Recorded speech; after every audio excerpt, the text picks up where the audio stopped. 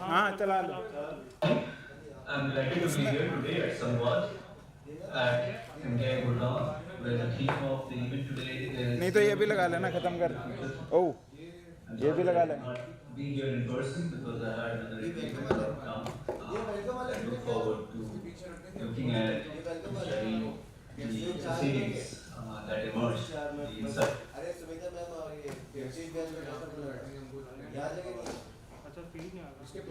Feed तो latency लेगी यार। मैं चले सो सुन रहा हूँ सुन वो वहाँ पर दे दे सही है कोई उठा के ले तो ठीक है अरे ये वहाँ पर रखवा ले मुन्ने तो एक बार दोबारा चला दो वो वीडियो चला दे, कुछ माइक में बोल रहा है।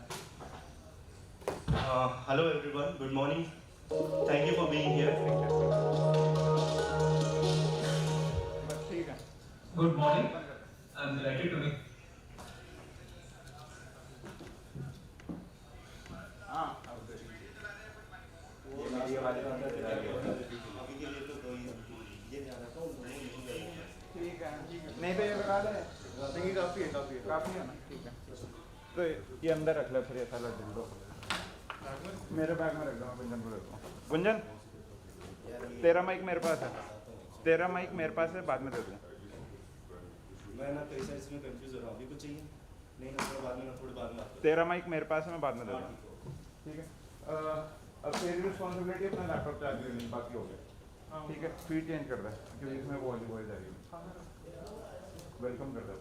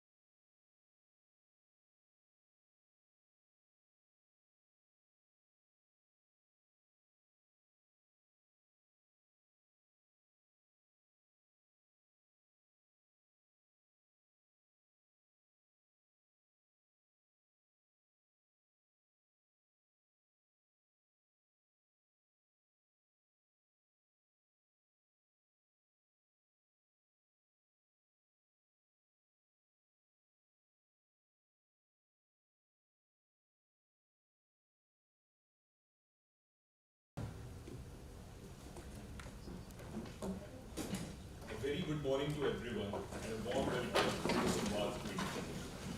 I am Akshay Jain and I'll be your master of ceremony today. Let me open with a few lines from Lord Tennyson's Ulysses. It may be that the gulfs will wash us down. We shall touch the happy isles. And though we are not now that strength which in old days moved earth and heaven, that which we are. Made weak by time and fate, but strong in will, to strive, to seek, to find, and not to yield. We as a country have grown leaps and bounds since we regained our independence. Be it in terms of economy, diplomacy, technology, we the people have come a long way forward. Throughout this journey, time and again, our tradition has brought thinkers, innovators, and philosophers together to hold conversations and discussions for the betterment of society as a whole. Following the same tradition, we are here at Samvaad'24, the 8th annual business conclave held by PGDM-BM at MDI, to bring the visionary leaders of today to one platform and guide us through next steps towards growth. With our core theme of this year, Innovative India, Shaping the Future Through Technology and Sustainability, we'll be delving deep into multiple perspectives through panel discussions throughout the 2 days. As we commence our inaugural session, we are honored to have luminaries from the industry and academia with us on the stage. I now request Dean Industry Connect, Professor Sumita Rai, to welcome our chief guest, Mr. Ajit Pai, by presenting him a sapling.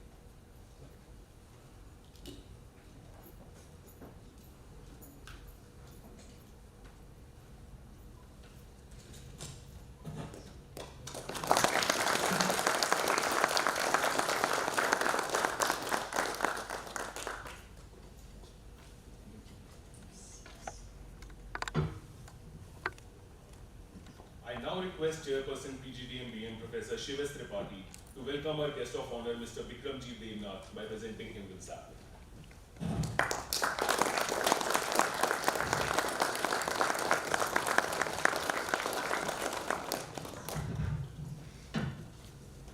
I request now all the dignitaries to kindly join us for lamp lighting ceremony.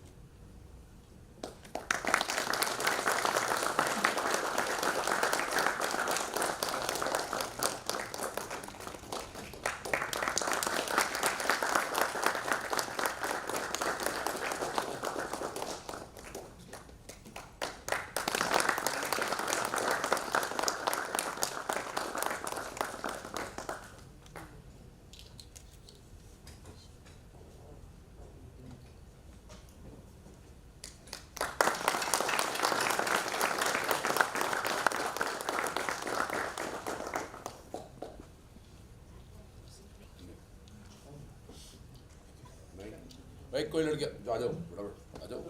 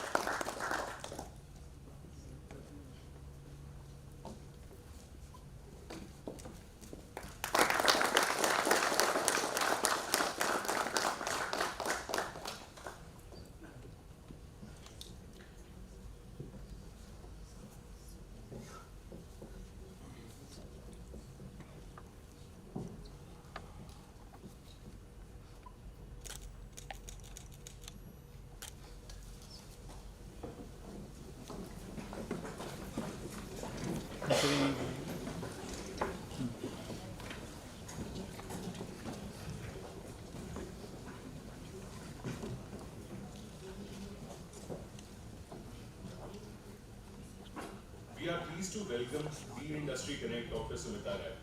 Professor Rai is an accomplished academic leader with over 17 years of distinguished service at MDI, where she currently holds the role of Dean Industry Connect. Professor Rai earned her PhD from the IIT Kanpur. She has taught at IIM Lucknow and IIM Indore. I now request her to kindly address the audience.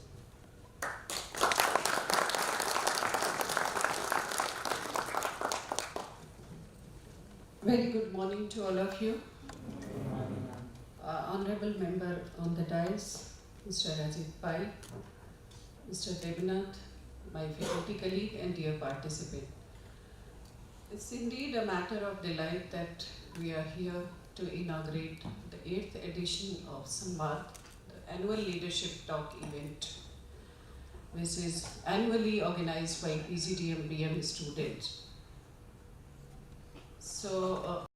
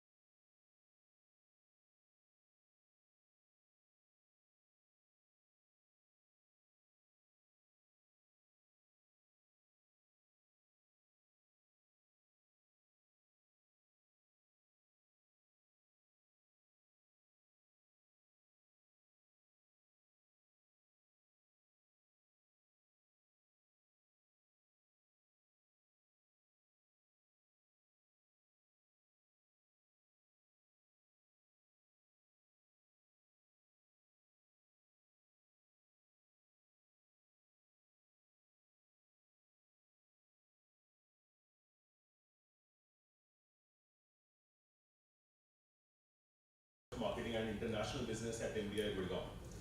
Prior to MDI, he served as faculty at the IIT Ahmedabad and at London Business School since his PhD in 1996 from the University of Texas at Austin. Dr. Sahai also advises top-tier organizations blending deep academic insights with real-world impact. Dr. Sahai was unable to join us live due to connectivity issues at his place, but he has shared a video recorded message for all of us.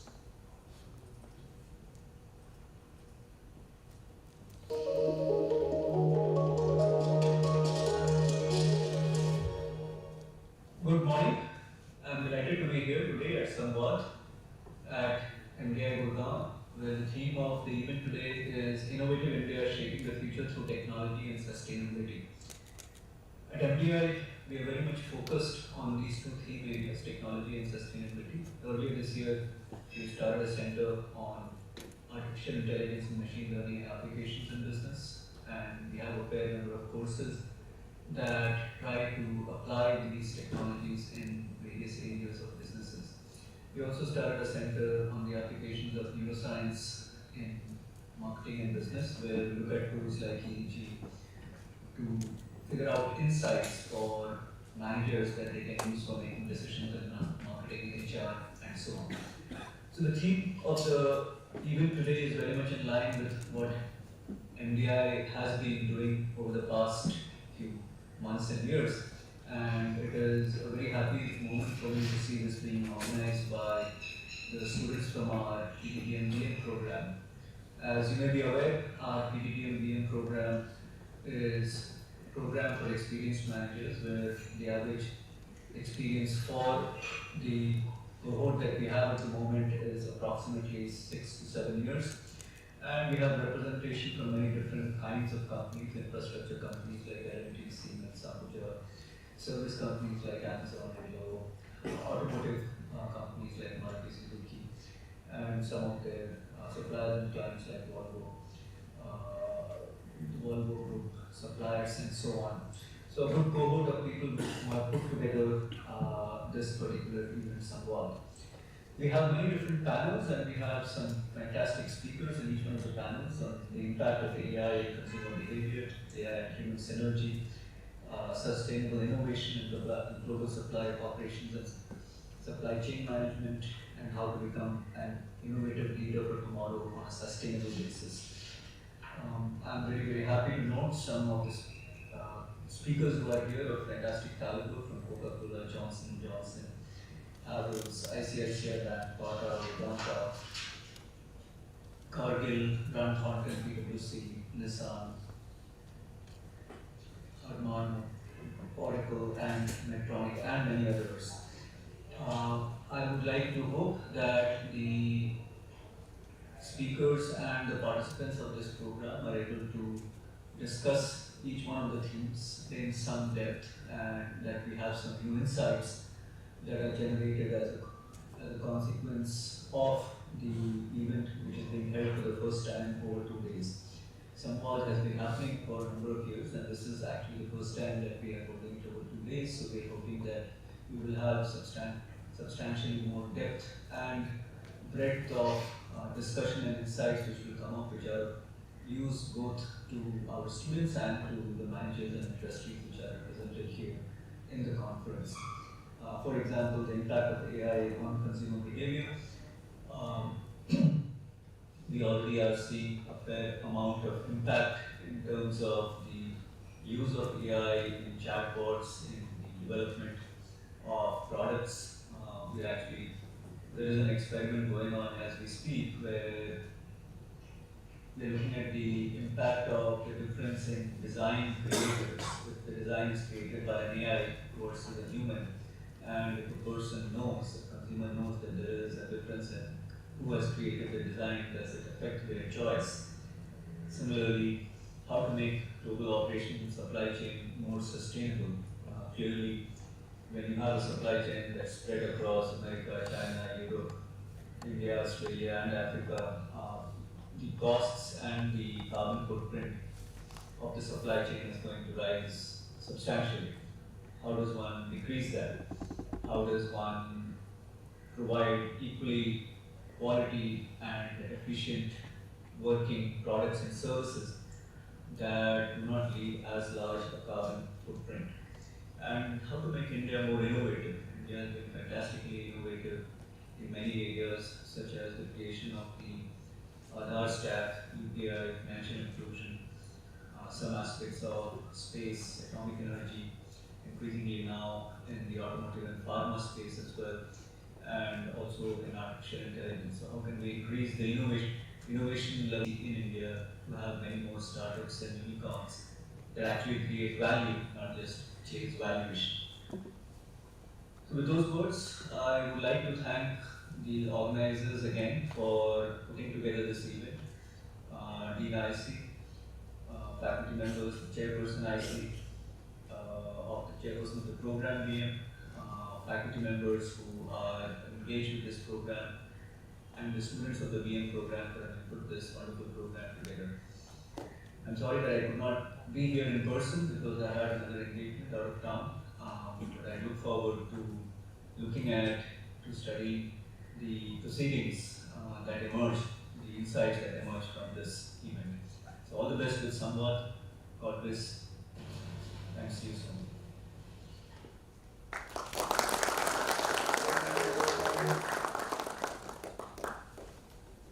Please join me in welcoming our guest of honor, Mr. Devnath. Mr. Devnath has been a prolific business leader with 20 years of rich experience in technology sales, strategy, consulting, engineering, and alliance development. Currently heading the Azure Cloud business for India and South Asia, Mr. Devnath has been with Microsoft since 9 years.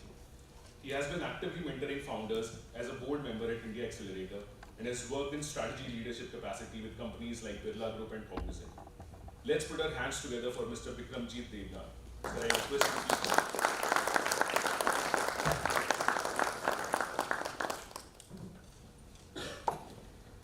Good morning. Good morning, sir.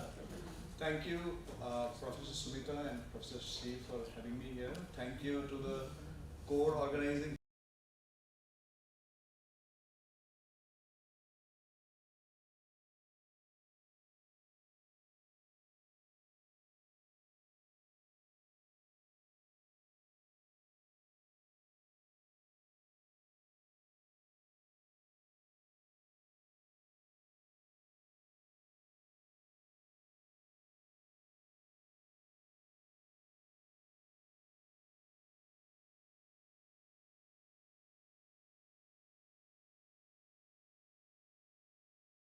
back to your professional life after this valedictory session.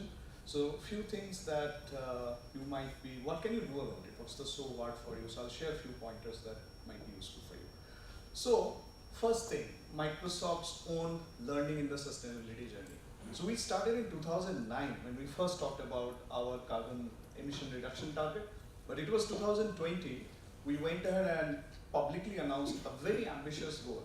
So we said by 2025, we will operate 100% on renewable energy, and we'll also protect more area than we use for our business. By 2030, we'll be carbon negative, we'll be water positive, and we'll be zero waste. And by 2050, we will go back and eliminate all our historical emissions. Not only that, we said we are going to put $1 billion in climate innovation fund over 4 years so that we can speed up the technology and the innovations around sustainability. And also we talked about setting up a planetary supercomputer, which will be an open cross-domain data platform, which will help us to measure, monitor, model the entire natural Earth's ecosystem. Now we made that announcement. There were 3 guiding principles that we had for ourselves as we embark in this journey, because this is very ambitious. It's like we have this goal, but we didn't know how to go towards that. It's so difficult to achieve. Because if you see our existence, next year we're going to be a 50-year-old company. And it's a wonder that we are still around and still relevant. And then we went ahead and declared that we are going to go back and eliminate all our historical emissions. That's a very bold target. So we had 3 guiding principles. Number 1 is that we're going to be data and math, grounded on data and math. And we're going to be absolutely transparent about it, whatever we're doing. If we're succeeding, if we're failing, we're going to be transparent about both. Then the second thing that we thought about taking was that we're going to take responsibility for our footprint. We're going to include all our employees in it, and we ourselves are going to be a customer zero. We're going to invest in solutions and technologies. And the third guiding principle was that we're going to empower our customers and partners as we are doing this journey for ourselves. We're going to help others. And we have a voice in this world. Microsoft is a big brand. So we're going to use our voice around all the climate-related policy issues around the world. So those are the 3 guiding principles we had. And then 2020 till now we're at 2024. 4 years into this journey, so I'm going to share 5 learning with you that we realized during this journey. 2 things happened in between that came as a surprise. First, COVID happened. That put all of us in lockdown. There were supply chain issues, there was constraints, so absolute challenging environment for us to do anything on that ambition. The second thing that happened was launch of generative AI. That started an absolute new paradigm about the hardware that we deal with and the data center architecture and the power consumptions. None of that we anticipated that's going to happen, but it happened in a very short period of time in this 4 years. So there were 5 learning that we had around cloud, around buildings that we manage, around the supply chain that we have, around our customers, and so on. So the first learning around cloud. We had our huge application estate. We had our own data centers, 2,000 applications. We moved everything to cloud. When we did that, we realized that when you move to cloud, that automatically helps you to reduce your carbon footprint. We reduced it almost between 40 to 98% because the data centers of the futures have much better cooling technology. They're much more efficient in managing power, optimizing water usage, and also handling waste. The second was around buildings. By the way, we have a lot of buildings. So if you go to Seattle, where our headquarters is, we almost run the entire town there. And we're also present pretty much in all the countries across the world. So huge real estate base that we have. So we thought of, we started this journey of making our buildings smarter with the usage of IoT, analytics, and AI. And as a result, we could reduce our energy consumption by 20%. We started optimizing our water usage, waste management, and not only that, we went even back further because we were constructing a lot of buildings. So we started monitoring the usage of carbon materials and it's reduced the inclusion of those carbon materials into the construction materials by almost 30%. Then the third was product. So we not only make software, we also make a lot of hardware. So we were intentional about how do we improve the sustainability of the products that we make. We started waste accounting. And because of that, a couple of things happened. Number one, in our packaging, we could reduce the single-usage plastic almost by 18%. We started making our hardware with a design principle that let's design the hardware keeping recyclability in mind, keeping repair in mind. You know, many of the expensive hardware you go to buy today, they're almost unrepairable, right? You have to take to the. So we thought of changing that, and as a result, the latest laptop that we launched, Surface Laptop 4, it is 93% recyclable. Xbox X, 97% recyclable, and so on. Then coming to the supply chain, because we can't do it on our own, it's only our emission, but what about our supply chain? So Microsoft suppliers today are mandated to report their scope 1, scope 2, and scope 3 emissions. 87% of the partners are reporting it, and we are helping our partner community with tools and trainings that how do they measure their emission and how do they reduce their emission. So it's a massive initiative that we're, because imagine if you're present across 200 plus countries in the world and the supply chain that we have, what's the impact, second degree and third degree impact that it can have. And the last part, fifth part, was customers.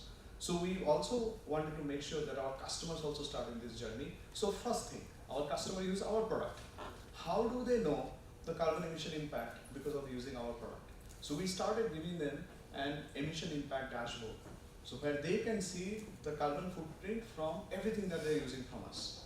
And then once they start getting used to it, we started showing them how can they do it for the carbon estate that they have. For that we launched Microsoft Cloud for Sustainability, and it's a journey, we are on that.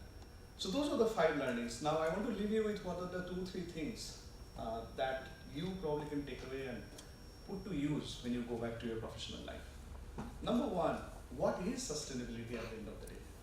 It is all about creating conditions where human and nature can coexist in a sustainable way for the present generation and future generations. That's all that is. But it also is an extremely good driver for business transformation, indirectly. Why? Because when we started this journey, we realized that in order for your organization to be sustainable, you need to develop capability to report, to measure, to report, and to reduce. And you can only do that. The only way to do that when you assemble data across multiple areas like environmental data, financial data, operational data. You bring it all together, then you apply data and AI on it to drive insight from the data. Then you use that insight to drive automation, to drive optimization of your systems, of your process at scale.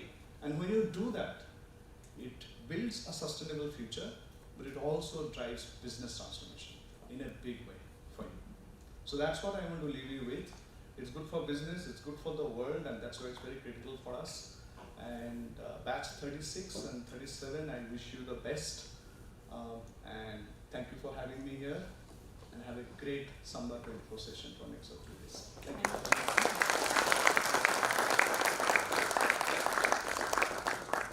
Thank you, sir, for sharing great learnings with us.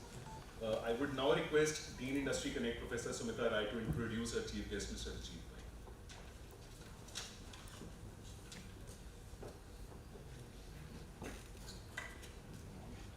It's a matter of great honor that I'm going to introduce our chief guest for Samvaad'24, Mr. Ajit Pai. He is head of policy Ola Electric Mobility Limited, where he oversees public policy, policy research, and corporate affairs for Ola Group companies, including ANI Technologies, Ola Cab, Ola Consumer, India's largest ride-hailing company, Ola Electric, India's largest electronic vehicle company with 40% share in E2W, and Ola predictive, which is India's leading India-focused AI company providing native LLM proprietary AI cloud services with hardware solutions including AI chips in the pipeline. Mr. Pai is also chairman Delhi Urban Art Commission. Prior to Ola, he was a strategy lead partner, government public sector at EY Strategy Transaction Group. He also drove EY unprecedented level of engagement at India's G20 presidency, while additionally being knowledge partner for financing for global economic recovery at the B20. Prior to that, he was distinguished expert with Niti Aayog where he headed economics and finance and oversaw public disinvestment and performance of central public sector enterprises.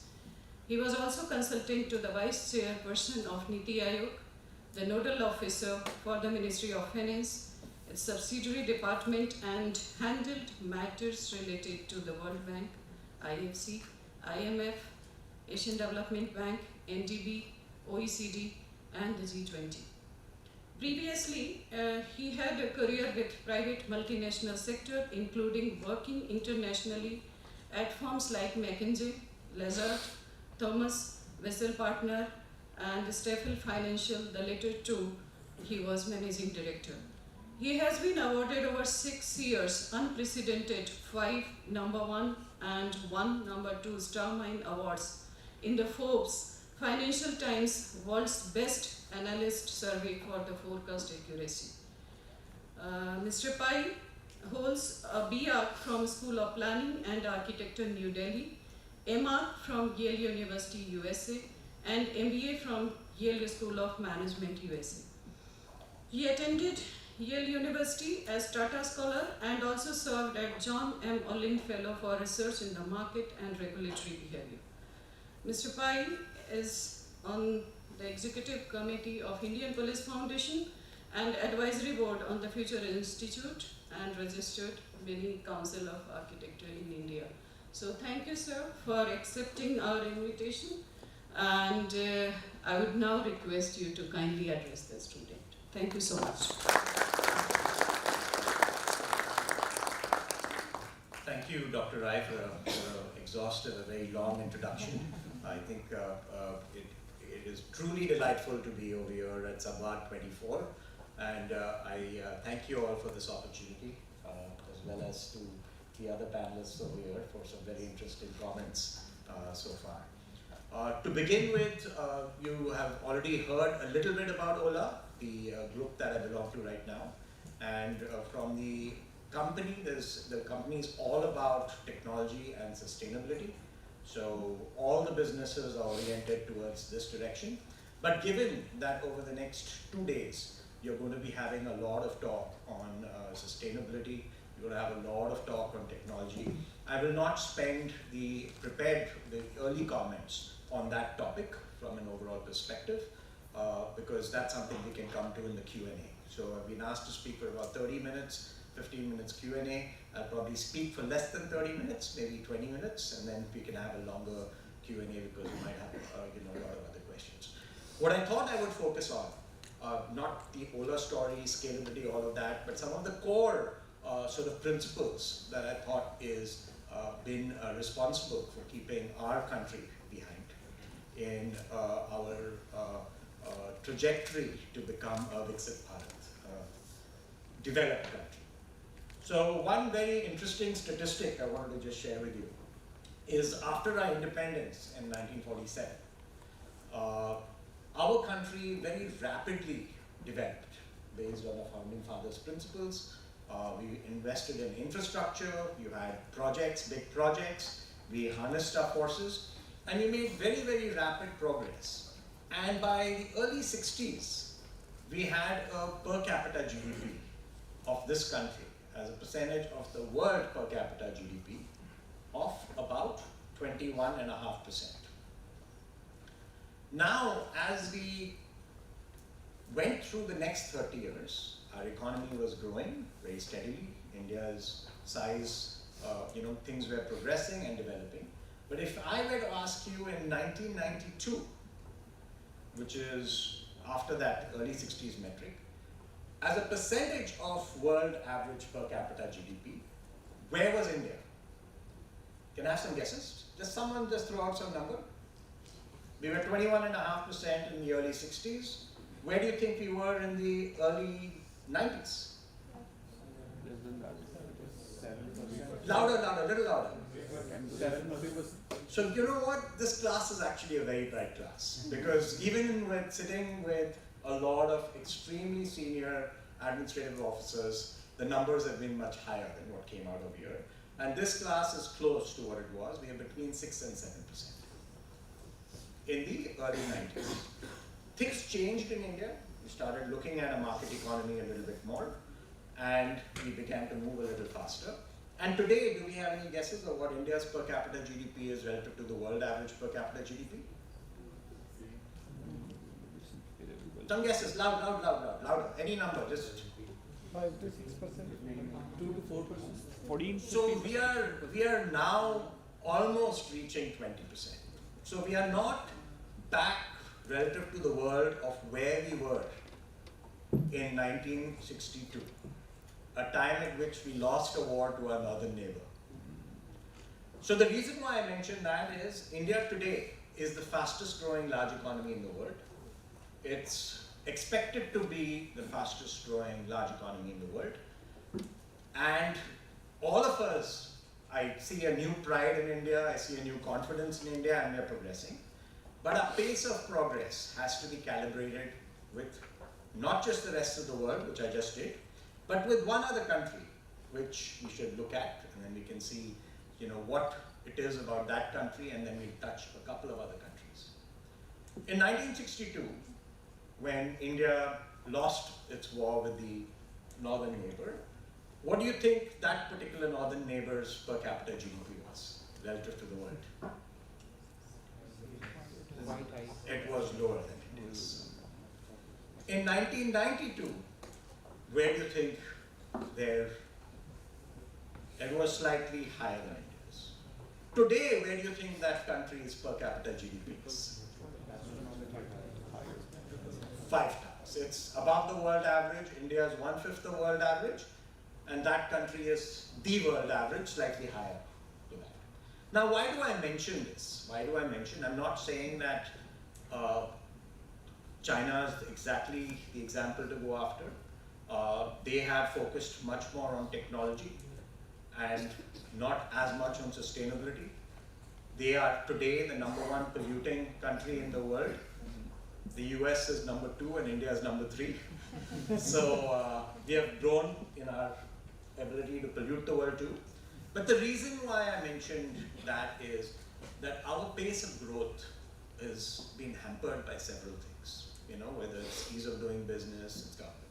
But I want to touch upon only 2 areas, which I think hopefully, because it is a leadership conclave, not just a skill conclave or learning about subjects conclave, and these 2 are what I would call relative scale of enterprise, which I think has been a big issue for India.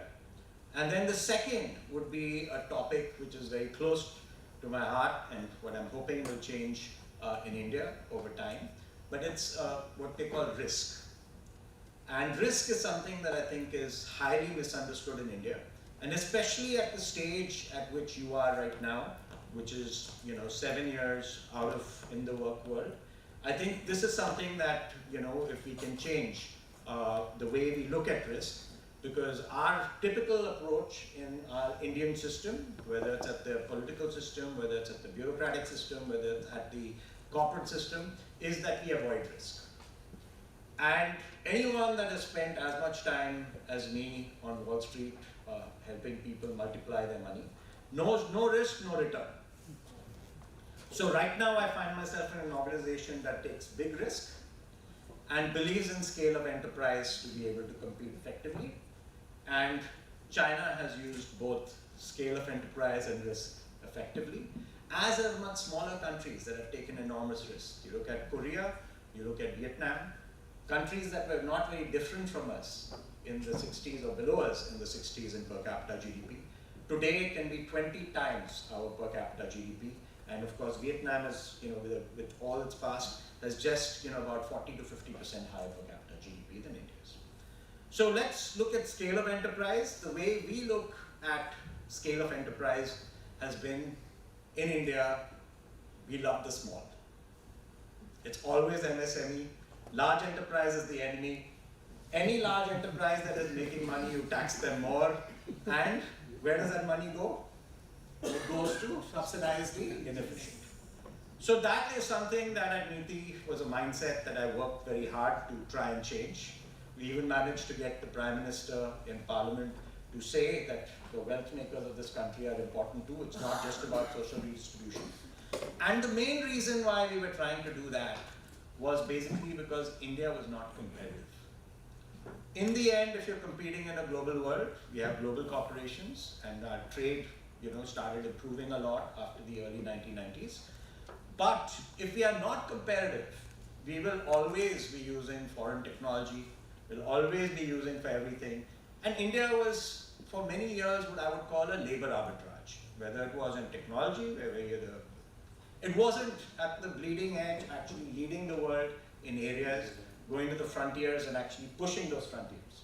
Some of it is the fact that we never got to competitive scale. There is a certain competitive scale we need to get to. A great example would be the steel industry, that the state, of course, early on in India, when we didn't have scale of enterprise, we had a company that was created by the government called the Steel Authority of India. That was a tremendous, tremendous boon to this country because it provided scale in an industry where scale mattered to bring down the economics and domestic steel industry.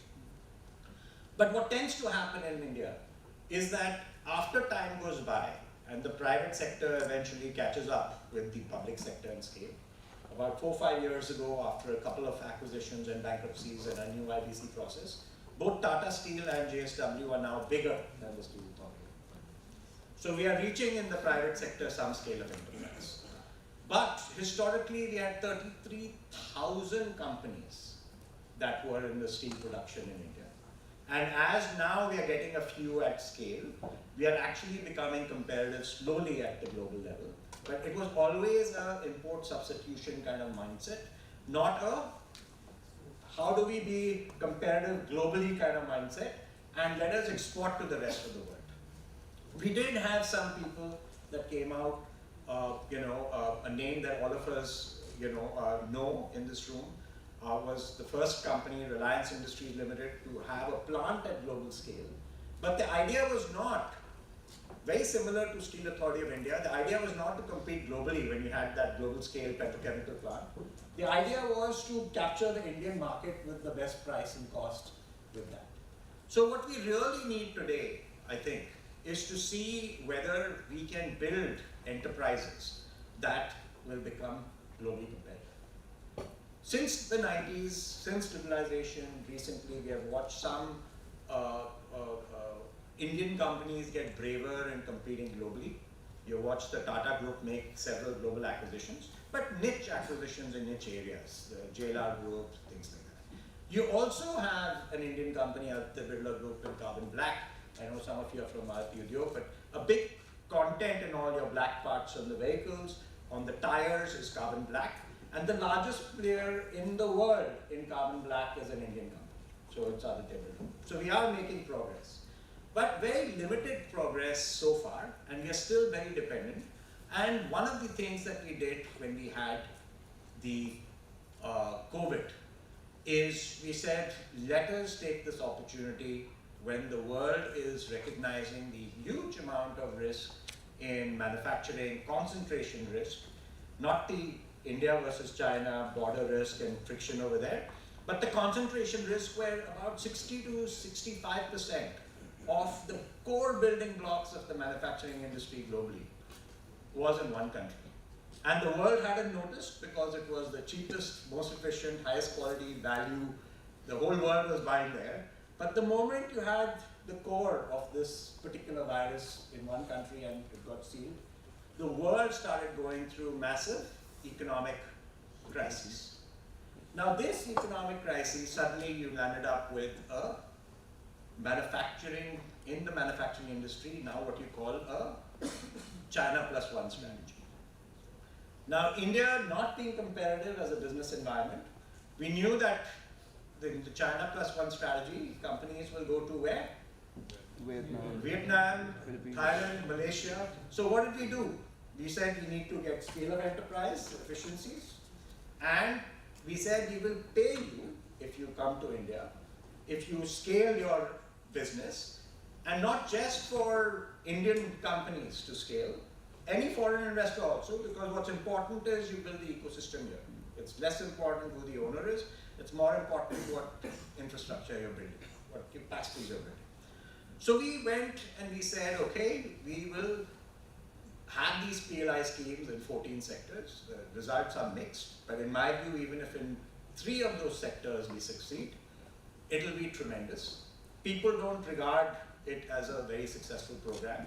In my view, they are too short-sighted, because even Ola, as a company, Ola Electric, is a beneficiary of 2 significant PLIs, and our payments are only just beginning. But we would not have put up these massive world-scale factories in India if we didn't have this incentive to go to the scale to share in the risk. But our thought with the PLIs was, in these sectors, we need to start changing the mindset to become more competitive in terms of relative scale. In 1990, Bangladesh was 1/3 the apparel exports relative to India. And about 3 years ago, at the time when before COVID came, Bangladesh was 3 times the exports from India, small country. The biggest difference, people say labor costs this, the biggest difference is that the average scale of enterprise for apparel in India, best practices Tamil Nadu, 70 people. In Bangladesh, what do you think the average production size is of a unit? 1,500. So what we are now looking at is trying to figure out how we can make industry over here more competitive. We are making progress. We are now the 5th largest economy. Another 2-3 years, we'll be the 3rd largest economy.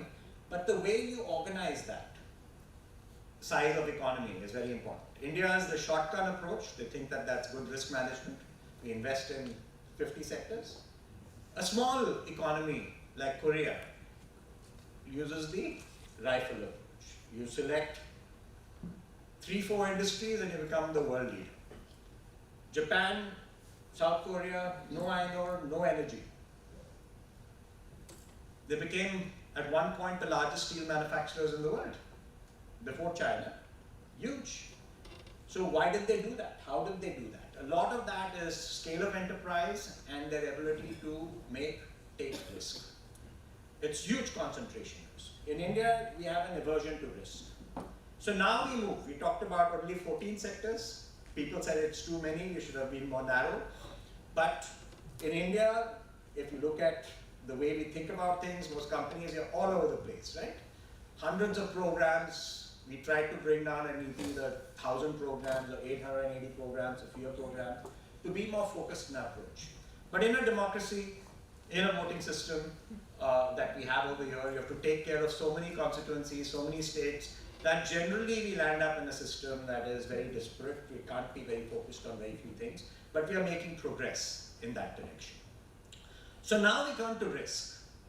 And risk, I think when you look at it in terms of technology and you look at it in terms of sustainability, the biggest risk is if you do not keep evolving. So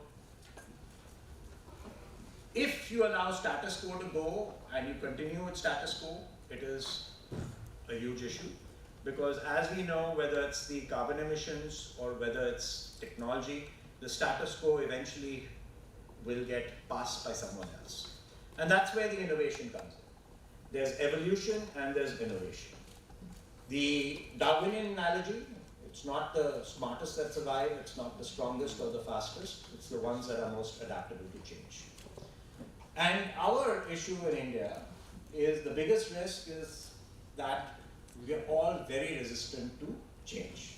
The government, the companies, the corporates, and as individuals, we are all very resistant to change. So those are areas which I think at this stage, at the 6 to 7 year mark in your in your work world, are areas where each of you can be an agent of change, of looking at things differently, at looking at your departments, your areas of responsibility, whether it's finance, whether it's in operations, whether it's in strategy, whether it's in any of these areas. It doesn't matter whether you're working for a multinational corporation, you're working for an Indian corporation, but building some of these elements of one, taking risk, not restricting yourself to the way things are always done, which is the safest. Because as we saw with India, between early 60s and early 90s, we did move ahead. But even after we changed, we have not caught up with where we were in 63 relative to the world. So that pace of change has to accelerate. We are working hard at the central government to change a lot of things. I think there's been unprecedented change in terms of infrastructure, in terms of thinking, in terms of paying for this relative scale, in terms of encouraging innovation, in terms of many things. But at the enterprise level, our businesses are also still very risk averse. Our businesses are not thinking sufficiently global. We are looking at the Indian market. We're not thinking about how India can be a center for much bigger. It's happening in some pockets, but not overall. And unless the whole ecosystem becomes far more competitive, the quality of workforce will improve very slowly, the quality of infrastructure. So we need to be demanding much more. We need to be taking greater risks. It is how you manage the risk that will determine how good we get, not taking risk. So we're not saying you take risk without thinking about it, making it measured, but you have to take risk. You have to look at change, you have to look at innovation. You have to, when you look at technology, not just looking at the technology that's prevalent and the safest, but looking at how you can change that. No technology that you try out is going to be free of risk. So Ola, you'll see very often people talk about the problems with an Ola scooter. They'll say that this scooter is, whatever. But when you create your own new product and you scale it very rapidly, if you had an ambassador or if you had a Fiat, I know that those analogies are probably not the right analogies to use for you, but they were models that for 30 years we stuck with. They were safe, they had few problems, but they were not overall very reliable. When you bring a new model in like this, you have issues. We sort out those issues very rapidly. And then finally, right when the issues drop down to very low single digits, better than best in class, we change the model to reduce number of parts, to become more efficient, to bring down cost. And then again, we go through a curve of unexpected, unforeseen issues. And then again, by the time it comes over here, we're ready to go to our third generation right now. Do you think there will be, no matter how hard we try with a new 4680 battery, first time in the world, done in India, only Tesla, had it out at the same time as us. We started at the same time, but we have a battery a lithium-ion cell done at our own facility that is 5 years ahead, right? 5 times more power than the vast majority of the developed world. Only have one company in one country.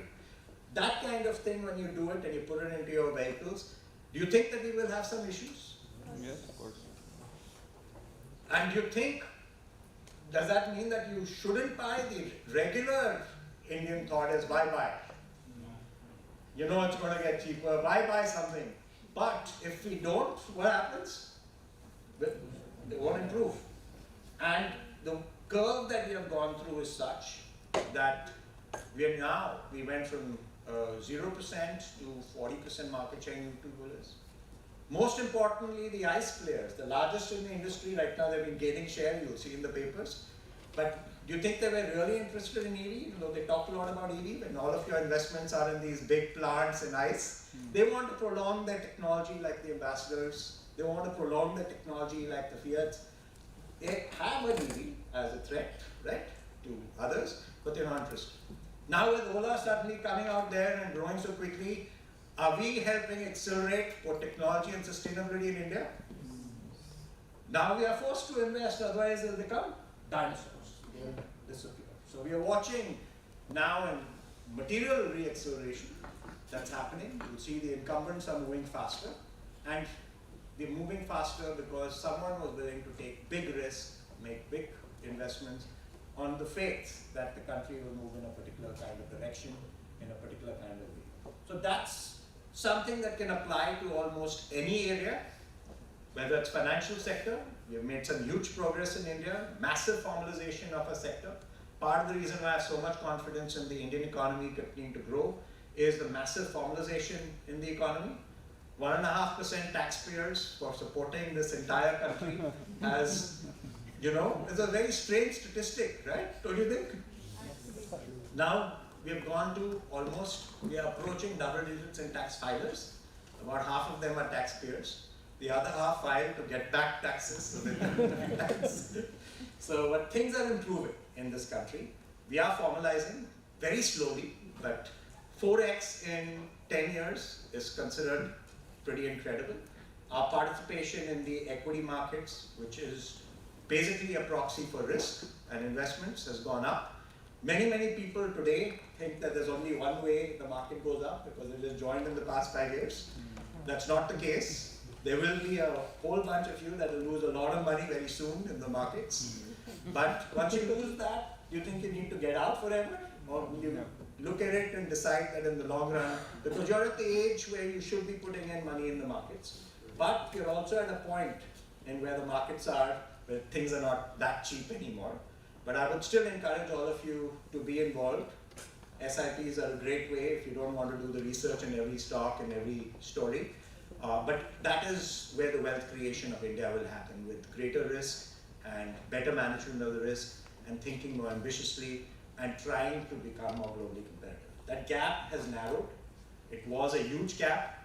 The fact that that gap is narrowed, we're only giving 5–6% of revenue, tells you that that gap in the PLIs, tells you the gap has gone from a huge gap to a narrower gap. And as we change the scale of definition by MSME by 50 times, because it had been stuck there to qualify. We are changing the labor laws so that people are not scared to reach 100 people because of all of that. I think that we have, don't look at how things have happened for the past 30–40 years. Please look at what is possible, what we can do, and think bigger. Think about what can change, what you can do. Don't be as scared of risk. I know that Andy Grove, the famous CMD of Intel, said only the paranoid survive in a comment. Not his comment, but he's the one who made it famous. So we are paranoid. You're always scared, Ola, about what could happen. We take the risk, but you have to go through risk of all the hundreds of things that could go wrong. And then we go ahead and do it, and sometimes what goes wrong we didn't even forecast. It's unexpected, which is what risk is all about, what market's all about. But I would encourage this particular class at this point in India's evolution, that when you're still 1/5 world's per capita GDP, we're still a poor country, there's a lot of growth ahead. We expect it to be the fastest growing large economy in the world in the foreseeable future for many reasons, formalization, all of that. This is the time to take risk. Risk is not when you're already the biggest slow economy, taking risk then. Taking risk in the time of war is dangerous. Taking risk when you have a lot of growth, this is the right time to do it. Right? So I'll stop with my prepared, sort of comments to this group now. It's been, 25 minutes, a little less than the 5 minutes less than the 30 minutes that we were planning on, and happy to take any Q&A.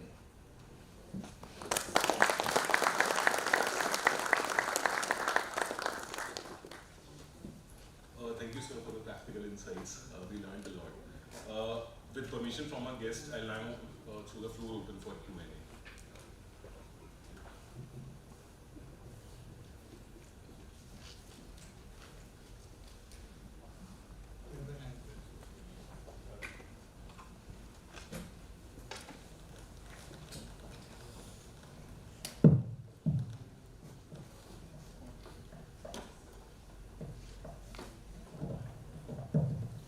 Good morning, sir. First of all, thank you so much for great insight. Like, I am a PGDM-BM student, not from this batch, and I just have 2 years of work experience at Wayne, but I'm really interested in AI and sustainability, and that is what I came here for. But the insights were very different from what I expected, and I am especially interested to know more about the scalability of operation.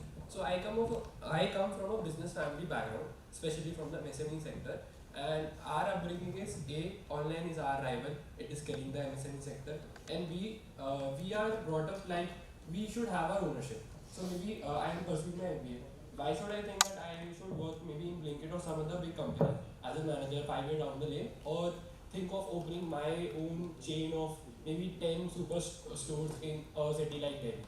So why should people or maybe youth like me go into a big business rather than opening their own businesses? So I think that's a great question, and one of the questions that have been asked before before and debated before. So especially in forums when you're dealing with organizations like the Swadeshi Jagan Manch. So I think the issue is not so much of you're starting your own business relative to joining a large company. The issue is more about what is the business that you're doing and what is your ambition for that business. So when you have a look in the example that you gave, it's a great example because that is one of the largest sectors, is the consumer. So you go back about, let's say, 5-6 years, right? And you will see that in the overall retail sector, you had the vast majority of the sector was the informal sector. Kirana stores, regular stores. You had a category that was called modern retail, which is the stores that you are planning to get into, which is the parts of the store that are out. And then you had the online retail 6 years ago that was in mid-single digits, 5%. So 50%, 5% or 10%. Now, among the wealthiest people in India is the format that you're talking about. But why is he one of the wealthiest people when you look at DMart, right? It's because of his relative scale.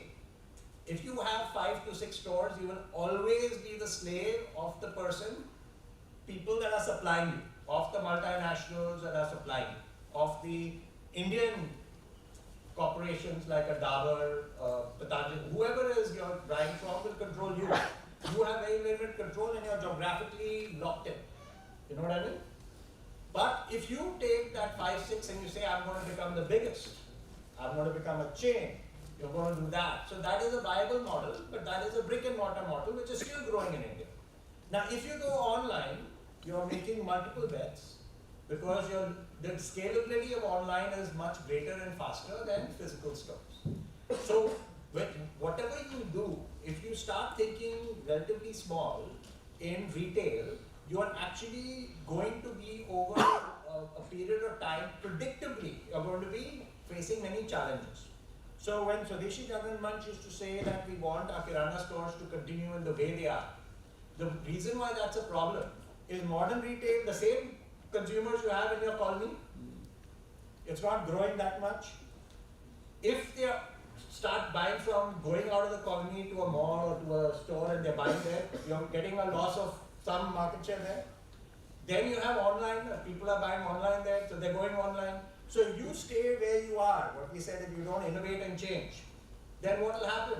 You'll just gradually lose share until you can't survive anymore. Now if that same Kirana owner decides to either expand, or companies like Metro, the German company that I think just sold their business, was trying to support Kirana stores and give them the economies of scale by doing pooling. You create a cooperative to get combined food. So there are various ways you can counter it. But if you think that it's your right to stay where you are and not change, and that your business will keep growing, it won't grow at the pace at which the other business. So I think entrepreneurship is a good choice. You don't have to work for a big company. It can help you to learn a little bit. So our founder worked with Microsoft for 2 years in the research side before he decided that he was going to disrupt everything. Today he's busy pulling business away from Microsoft and he's saying that we are going to produce it ourselves and we're going to sell it to others. But he did start off at a large corporation where he learned a lot. So it's your trade-off on what you want to do when you want. I hope that addressed that question suitably. So I'd like to add one or two things to that. Great answer. And I think one of the mindset change that this generation has to now bring in, right? One is it's not about whether it is your company or it is somebody else's company. The focus has to be about creating value. And whatever allows you to create value faster. In some cases, working for a large organization where you get the ability to create value, create more jobs, and that gives you that thing. And if you're not getting that freedom, that wiggle room, and you feel like you can go out and do it on your own and create value, let it be. I would share one example from Harish Mehta, who had been the founder of NASCAR. And he wrote an amazing book called Maverick. If you guys can read it, please do. This is one thing that India got right despite of all the drawback we had, which is the setting up the ITES industry and going there, the largest export. And he shared an example. He's Harish Mehta, he's a Gujarati, he's from Gujarat. And he said, despite of my 3 decades of effort in setting up the ITES business, one regret that he had that his community could not ride on that wave despite of one of the smartest business community in the country.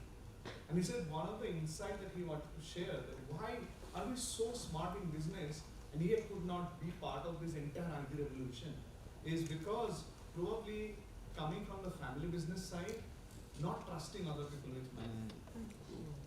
And always having other family members. And that is not scalable. And if you always remain within that group, then that DNA doesn't come, right? Raising capital, if you see, India is the best success story of conglomerates.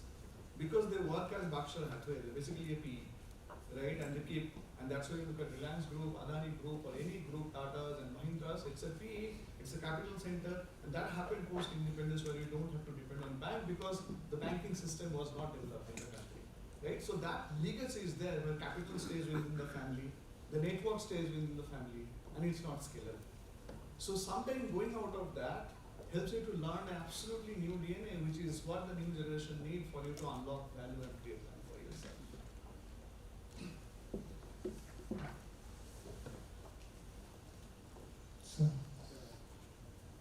Please go ahead. Sir, first of all, I want to congratulate you for listing Ola Electric in the primary markets. And my basic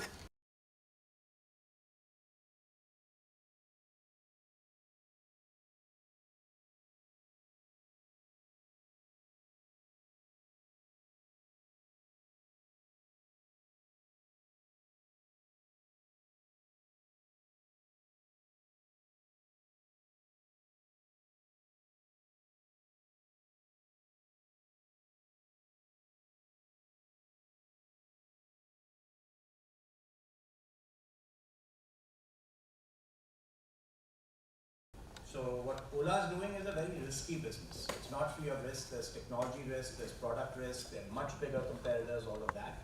But the public is believing that Ola will continue to execute in the way that it has. And there's no reason why it shouldn't continue to execute.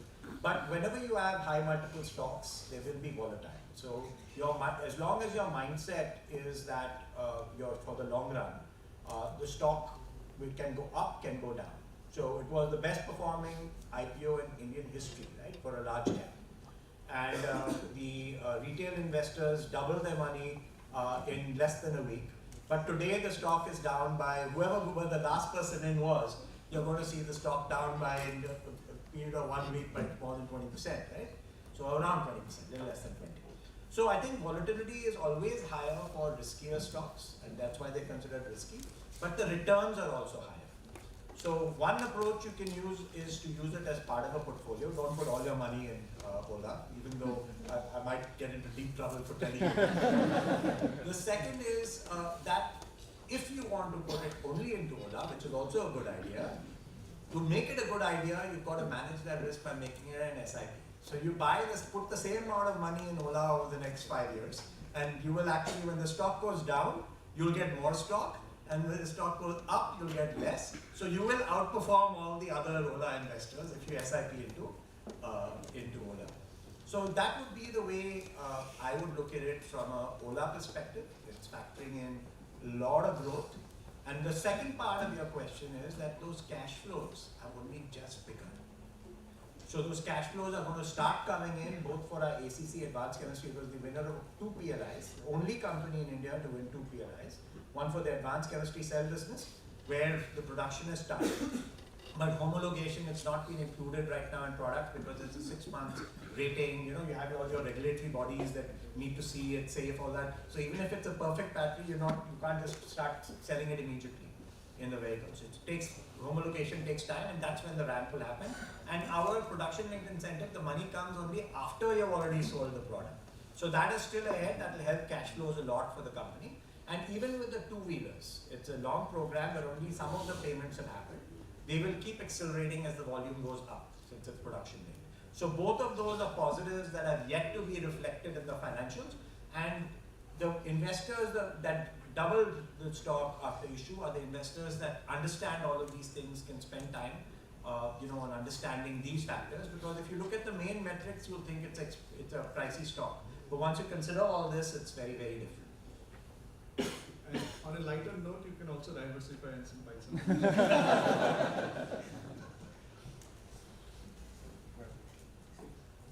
Yes. we understand that sustainability is important, and for the future generations to survive, we should take that responsibility and come up with things that are sustainable. But sir, the ultimate aim of business, like we have read that the business of business is business. So when we are investing in Ola, like electric scooters, the initial costing and investments are higher. So how can we make sure that to have that paradigm shift, like all other players also come together in that industry, and it does not turn out to be a facade, like we are like we get in a crossroad that this trend goes away and we have invested a lot, and then we could not like come out of it. So how can we ensure that the entire ecosystem changes? And there's so it's a very interesting question, but what's happening in EV right now is very interesting. At the premium end of the market, which is the four-wheelers, there is no parity. But where Ola is, so the slogan that Bhavish has is it's Tesla for the West and Ola for the rest. We are going bottom up based on NPV calculations. So the NPV right now is extremely high for our two-wheelers relative to any ICE vehicle already. But what we're trying to do now is even get it to price parity, which is that the actual two-wheeler. So the new motorcycles that we announced on August 15th, right now we are only a scooter company, so we just announced on the 15th of August at our Conclave motorcycle. They are coming in at a price point at the entry level that is equal to an ICE motorcycle. So that capital cost that you're talking about is there. But what you've raised is another question, which is that when you look at time value of money, which is business and business, from a time value perspective, the cost of capital in India is very high. Part of it is the global rating system. We shouldn't just blame ourselves, because they believe, as we all know, which is not true, but the S&Ps, the Moody's, and all of them, Fitch, they believe that the higher per capita GDP countries, because they have a greater ability to pay, should have a higher rating. So about two-thirds of the criteria that they have are a proxy for per capita GDP. So in India, we know that all the defaults on the banks, people who took the money were actually the wealthiest people. But globally, they think that that's not the case. But in reality, if you have a look, a country like Argentina, which had a much higher per capita GDP than India, defaulted 3 times in a row, and is able to price 100-year debt cheaper than India has done, and India has never defaulted in its entire history. So one of the things I think that we are working on, and I did at the B20 also, especially for sustainable development goals, I said there's no reason why we shouldn't, for what is a global common good, especially on the EV side, why the entire world? Because it's non-fungible, right? It's a global commons. It doesn't matter whether that carbon is produced in Germany or it's produced in India. Why should the projects in a developing country have a higher cost of capital to make it less viable? We should uniform. Forget about it. We should make it uniform, and there should be a global fund created, global SDG acceleration fund, which will take care of the risks so that anywhere in the world, the cost of capital should be the same. That country risk, etc., shouldn't matter for a push it further. But cost of capital is an important element, and developing economies, cost of capital is sometimes unnecessarily high, even if their track record is better. Right? So ये बड़े लोग पढ़ते हैं. आपका क्या assessment है इस पर? So my view is. आपने कहा defaulter है तो भाग के गए, उनके नाम बोलना नहीं चाहते, पर मैं जानना चाहता हूँ वो fraud क्यों करते हैं? अमीर थे वो तो. So I think you're absolutely right. That question should be. इस समय काफी भरा बैठा हूँ, इसलिए पूछ रहा हूँ. इसमें कुंदत है इस बात पर. उसके पास तो काफी पैसा था माल्या के पास. सबके पास अगर सर ये लालच है क्या है? नहीं, लालच के बिना हमारी इकोनॉमी बढ़ेगी नहीं. हमारे जो भावेश जी है, मल्टी बिलियनर है, अगर मेहनत नहीं करेगा और लालच नहीं होगी तो बड़ा कैसे होगा? मैं तो लालच लाने की कोशिश कर रहा हूँ इस देश में, ताकि सब तरक्की करने के लिए, सिक्योरिटी के लिए वो थोड़ा सा पैसा कमाए, ज़्यादा कमाए, थोड़ा मोटिवेट करना है इस देश को. तो लालच is not. It is the moral and ethical fiber of people that we should be looking at. Sir अमीरों का ऐसा अमीरों के साथ भी ऐसा नहीं, not just अमीरों. चोरी तो सब happens through. इसलिए आपने स्टेटमेंट में कहा अच्छा लगा सर. फ्रॉड सबसे ज़्यादा उन्हीं ने किए जो अमीर. बैंक्स के साथ, हमारे बैंक्स के साथ. Yes. तो वैसे वो सब जगह की स्टोरी है. Thank you. Due to paucity of time, we'll now conclude the Q&A session. I would now request our Dean Industry Connect, Dr. Sumita Rai, to felicitate our chief guest, Mr. Ajit Pai, with a token of appreciation.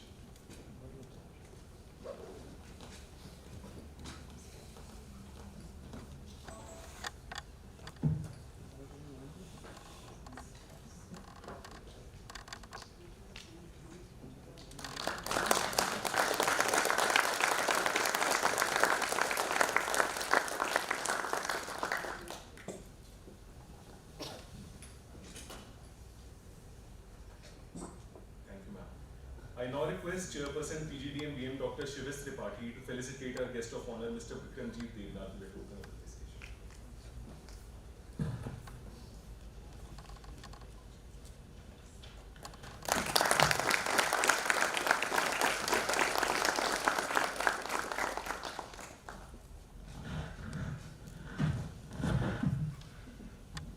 We are elated to welcome Dr. Shivis Tripathi for vote of thanks. Dr. Tripathi is an accomplished associate professor of strategy at MDI Gurgaon with over a decade of experience in academia and industry. As a PhD from IIT Kharagpur, his expertise and leadership positioned him as a key contributor to both academic and industry circles. Let's put our hands together for Dr. Shivis.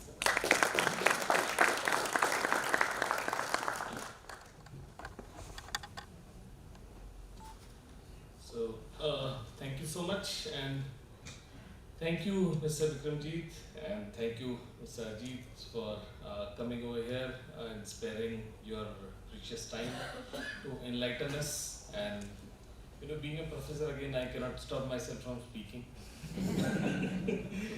Okay, so if I just summarize what Mr. Vikramjit said, or the theme of the conclave itself is technology and sustainability.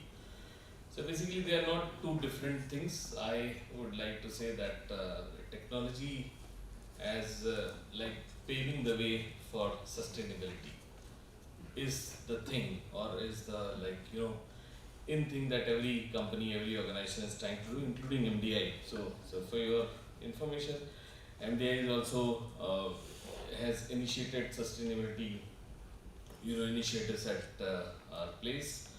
We did capacity building, and now right now we are doing a carbon footprint mapping through Greenly and the CIA tool, the two tools which are available to us, and we hope that very soon we'll have proper measurement, and then we can go through the journey. And if we talk about the discourse by Mr. Ajit, so I always love the historical perspective. So in order to understand the country, you need to understand about the history also. So I keep asking in my international business course the same question: how many conglomerate business houses India has created post-independence? So you can count them in your fingers and maybe just with one hand. Okay, so not too many. So this is the age of gigafactories, and this is the age of, as he said, the scale of the enterprise. So even if you are trying to become an entrepreneur, so again, I have my input in that. So in entrepreneurship, we have a value of depth, where from a prototype to a successful business, how does the entrepreneur jumps that value of depth? So I have appended the theory as the second value of depth. That is, when you have a successful business, how do you scale it up? And this is the major reason of failure of all our unicorns. So India became famous to have so many unicorns in 1 year, the largest in the whole world, but infamous also to shut them down. Because the people, today's saying is, our entrepreneurs get success first and they learn how to crawl later. So that is just the opposite, what used to happen earlier. So with this, and I also believe that under pressure only, probably, I don't know how will you take it, under pressure only Indians perform very well. Okay. So if we have tremendous pressure, for example, European Union has implemented carbon border adjustment mechanism, and we are going to have carbon tax.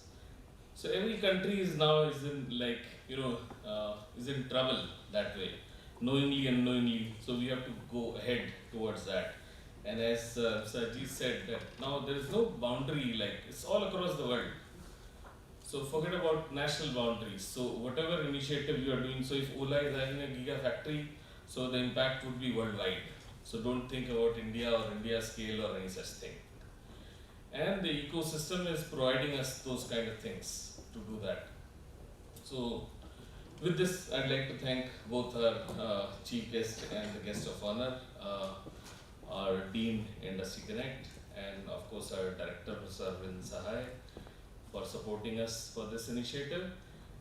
Team Samvaad', our faculty members, Sanya, Professor Panda, to come over here and attend this inaugural session. And I wish you all the best for the upcoming 5 panel discussions. And we hope like we'll have a heavy dose of inputs in these 2 days. Okay, put together, because putting up 5 panel discussions is again not easy in 2 days, and on very interesting topics with esteemed speakers. Okay, all the best. Thank you. Thank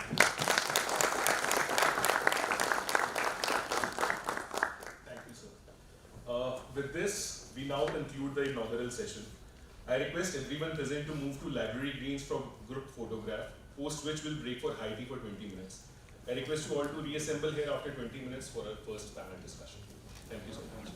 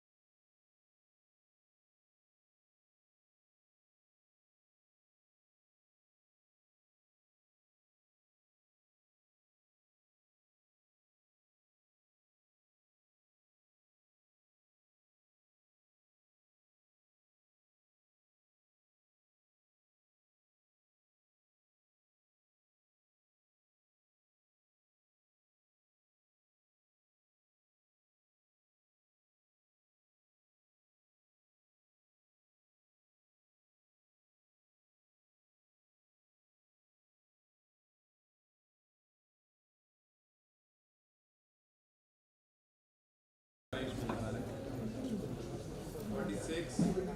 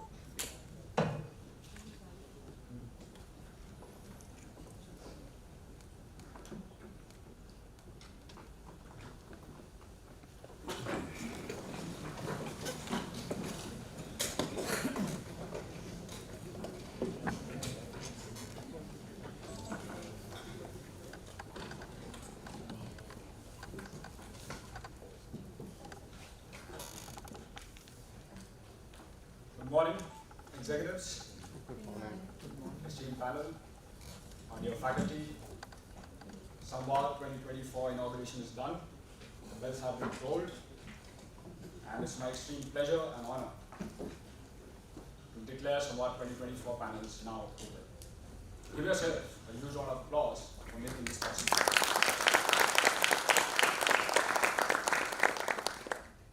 What better way to start than with the dynamic topic of marketing, especially that which revolves around AI. So our topic for today is how AI is impacting the consumer behavior. So to start this topic, I would ask you to think about your local shopkeeper. Your local shopkeeper knows you very well. He or she understands your buying behavior, your purchase history.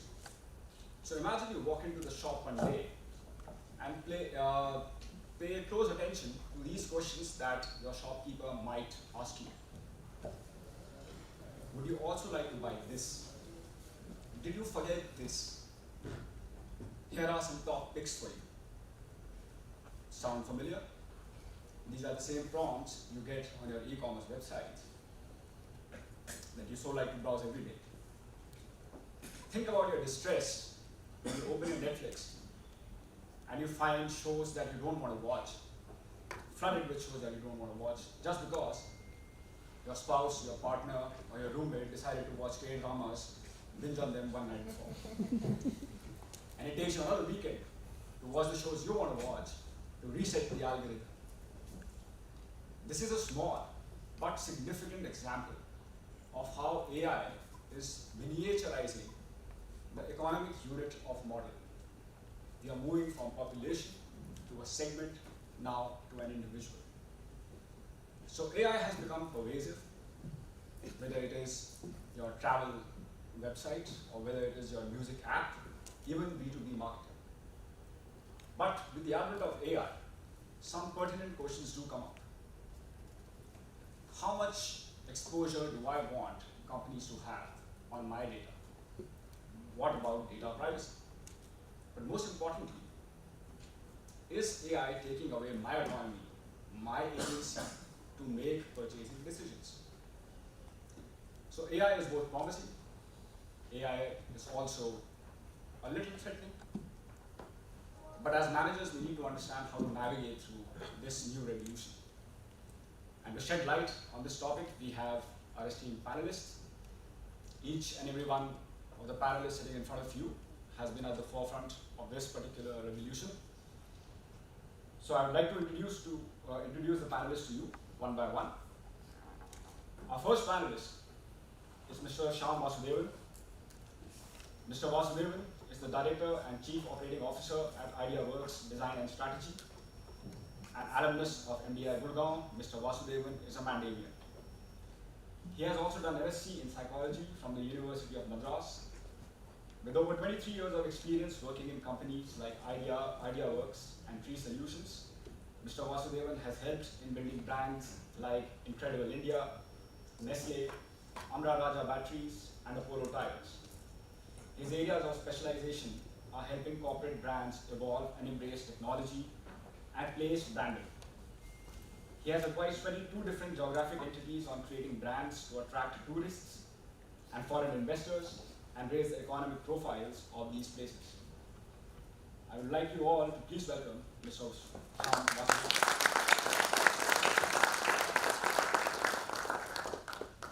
Our second panelist is Mr. Rohit Gulati. Mr. Gulati is the CMO of marketing at Johnson & Johnson Surgical Vision and an alumnus of IIM Kozhikode. He's a seasoned healthcare business leader with over 2 decades of diverse experience in sales, marketing, strategy, commercial leadership, including P&L responsibilities within the healthcare industry. He has worked in companies such as Bosch & Lomb, Becton Dickinson, Merck & Sharp, and Dorme and Karl Stores. He has led rapid revenue growth through marketing excellence, digital initiatives, and sales force effectiveness. Mr. Gulati is dedicated to building high-value brand and market opportunities to fuel rapid growth for both established and startup companies and creates strategies through brand building and acquisition. Please give a huge round of applause to Mr. Gulati. Our third panelist is Mr. Nitin Malhotra, Chief Marketing Officer at LivePure. Mr. Malhotra is a seasoned leader with extensive experience of 20 years in strategic business planning, marketing, product and brand strategy, new product development, and P&L management across the consumer goods industry. He is currently heading marketing for LivePure India, and in previous roles, he headed sales and marketing for American brand Tupperware and SR Telecom. Mr. Malhotra is a creator with an unyielding passion for wildlife, driven by a heart that beats for adventure and creativity. Please join me in welcoming Mr. Malhotra. Our fourth panelist is Ms. Kriti Arora. Ms. Arora is a seasoned marketing professional with 12 years of experience in the telecom, BFSI, and life insurance sectors. She has worked in companies like Airtel Payments Bank, and is currently the Vice President of Marketing at Max Life Insurance. With a proven track record of leadership and innovation, Ms. Arora has established herself as an expert in brand marketing, digital strategy, customer experience, and alliances. Her Her impressive career has been recognized with numerous awards, including being named a woman role model at Max Life Insurance and recognized as top 100 women in India by White Page International. We are thrilled to have Ms. Arora join us today. Please give a huge round of applause. Our fifth and final panelist is Mr. Navjeet Nath. Mr. Nath is an accomplished sales leader with around 13 years of experience in the digital advertising industry. His career includes roles at top ad tech platforms such as Flipkart Ads, Paytm Ads, and Network 80. Currently, he leads Bliss, a global ad tech platform headquartered in the UK, where he oversees a team of sales professionals and collaborates with leading brands and agencies in India. Mr. Nath is known for his expertise in digital marketing. Being a sales leader, he believes that a motivated and skilled sales team can surpass organizational goals. He's highly optimistic about the growth prospects of the digital revolution in India. Please join me in welcoming Mr.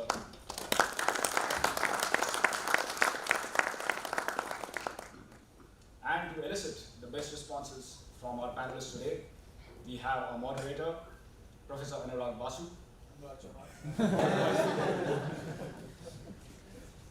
Sorry, sir. But you're as creative as him, so.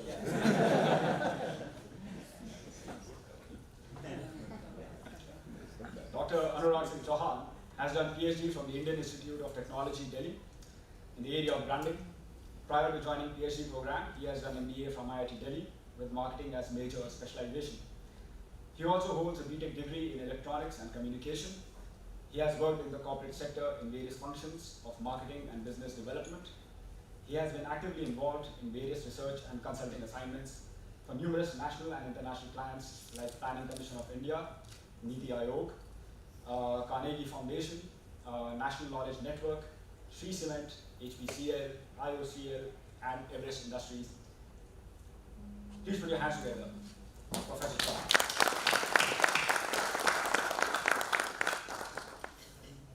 I'll give the stage to you, sir. Yeah.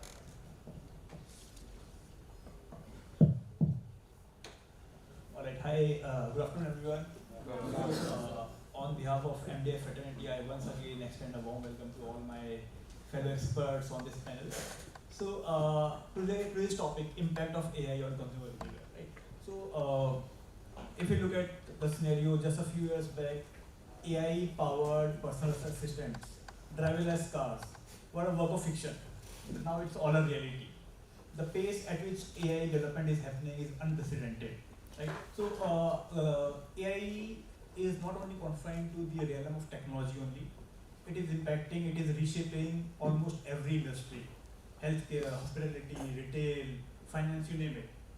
So more importantly, it is fundamentally changing the way we operate, the way we live, the way we evaluate and make decisions, the way we shop, right? So this is where I want my fellow panelists, my experts on the industry, to let us know in more detail primarily on three aspects. How can businesses leverage AI to have more meaningful connections with the customers? What are the risks and challenges involved in having AI-driven decision making at the organization level? And obviously, any AI discussion cannot be complete without the ethical considerations. So what are the ethical considerations that businesses should be looking forward to? So to start with, I'll request all panelists to share for 4 to 5 minutes each about how their businesses are have adopted AI into their practices, and the future shape AI is going to take in their businesses. So maybe we will start from Preeti and then we'll move on. Hello, am I audible?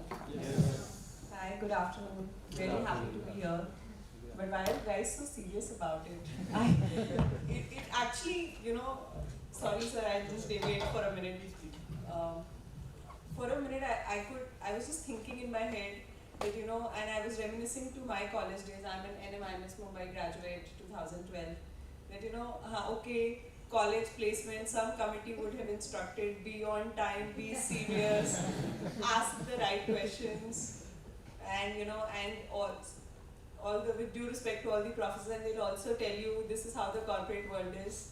Trust me guys, relax. we all will deal with it. It's not so tough. So let me tell you, and wishing you all the best for all the endeavors that you do. But it's not so tough. Just be at it. You will solve it. So on that note,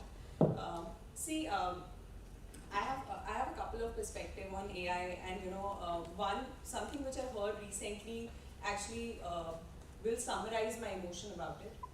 AI will not replace humans, but yes, humans who use AI will replace humans who do not use AI. So I think that's pretty much the summary of where we are today, and the way things are evolving. So if you want to really shut your eyes and to say, okay, I'll not know humans will write scripts, everything will be human bound, nothing can replace an emotion. I think it's time that nobody, and I'm sure amongst all industries, and that's where even insurance industry is heading, that you cannot close your eyes to it. It's not only about marketing, it's about any sector, it's about servicing, it's about prospecting, getting new consumers, any aspect of business that you pick up. It could be about recruitment. So you just have to accept the fact that yes, AI is real and you can't ignore that. Having said that, yes, there is evolution happening every now and then, and I'm sure while we've been called experts, even we are learning every day. AI is definitely evolving. It's sort of supporting what we do today. It's maybe enabling our lives. It's as simple as to say that can we imagine our lives without computers and laptops today? No. I think it's going to become as seamless as that. When computers were started, everybody said, okay, it's an exceptional thing, and it used to be a luxury for some people. I think that's where AI is.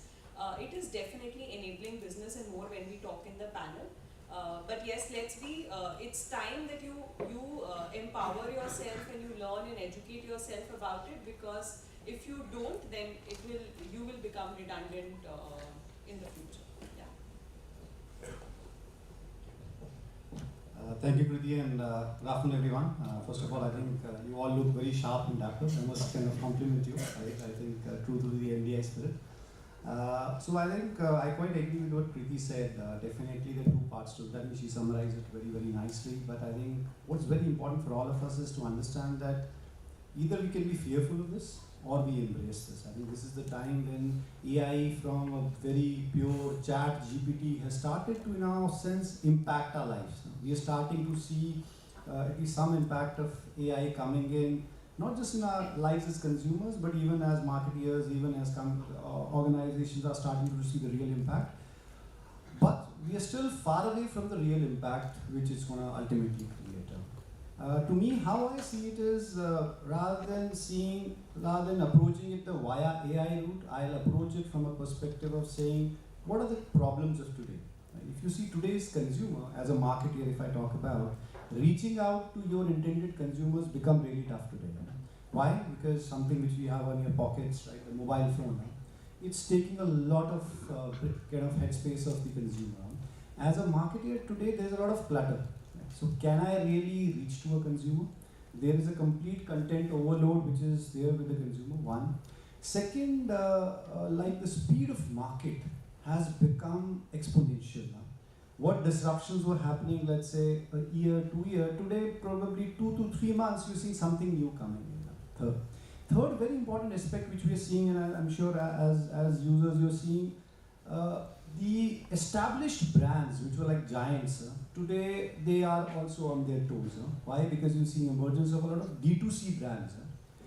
In earlier times, a brand was typically created offline and you used to take it on an online perspective. But today we have a lot of example of brands which were primarily created online, and to the extent that they have now become an offline brand and they've become a good mix of online and offline brand.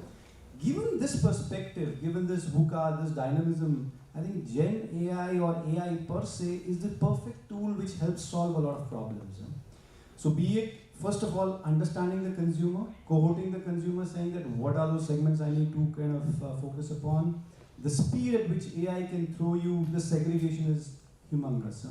Second part is, I've identified my consumer, but how do I target this consumer? Can I, personalization is a passe now, what they're using a word called hyper-personalization. I was reading an article, they're saying that today AI is going to be showing you an ad. For example, if you are an ex-sports brand fan, even the visual which the model is going to be kind of seeing is he or she's going to be wearing that particular brand just to resonate in your kind of mind space. So I think that's how the journey is going to happen in terms of identification, in terms of communication, and very important as a marketer, since we need to be responsible for the bucks which we spend, the measurement of it, and in a real-time basis. So all in all, I think we should see AI as a tool which is going to help all these classic problems which are staring us in the face. So that's my perspective, and as we move forward, we'll dwell into deeper. Thank you. Thank you. Good afternoon, everybody. I have spent Conclave in advertising. So I have a problem with this term called AI. It's basically a fraud. No, I'm speaking about my own experience and I'll just demonstrate. How many of you in this room have heard of a technology called CRISPR-Cas9? Okay, so CRISPR-Cas9, it's not as great as the name is quite complicated. CRISPR-Cas9 is basically using an RNA scissor to cut your gene at a specific point and insert it to your own chromosome. Okay? It took us 4 billion years to learn this shit. We just learned it in 2009. This is a fairly recent technology, but it's been adopted the world over. Today, human ears are being grown on rats and transplanted back into the human body. You will have those therapies available in 2030. So this is something we learned in the last decade, okay? This is something we learned from a tuberculosis bacteria, which has been doing this for donkey's years. Now, would you consider the tuberculosis bacteria actually more intelligent than 21st century human beings? It's a stupid question. It's just one thing. AI is a large data modeling and making sense of it. Those things work as sales tools. Okay, you can use that to augment sales. For example, IKEA and Google know how many of the people sitting in this room are going to get divorced in the next 6 months. Okay, I'm not joking. They have this. Uber was caught. You can search for this online for creating a behavioral pricing model by reading people's SMSs and figuring out how many of them had extramarital affairs. Okay? Now, AI is not capable of predicting extramarital affairs, etc. They're just looking for keywords. Another example is Google keeps reading your emails. It can predict your credit score. Why? Because Google uses a completely separate thing. They don't look at your credit score at all. They just look at the number of capital letters you use in your emails and what are the patterns. And it has a 93.6 correlation score with your credit score. And when they predict it 100 times, 93.6 times they correct. So AI can do a lot of things with data.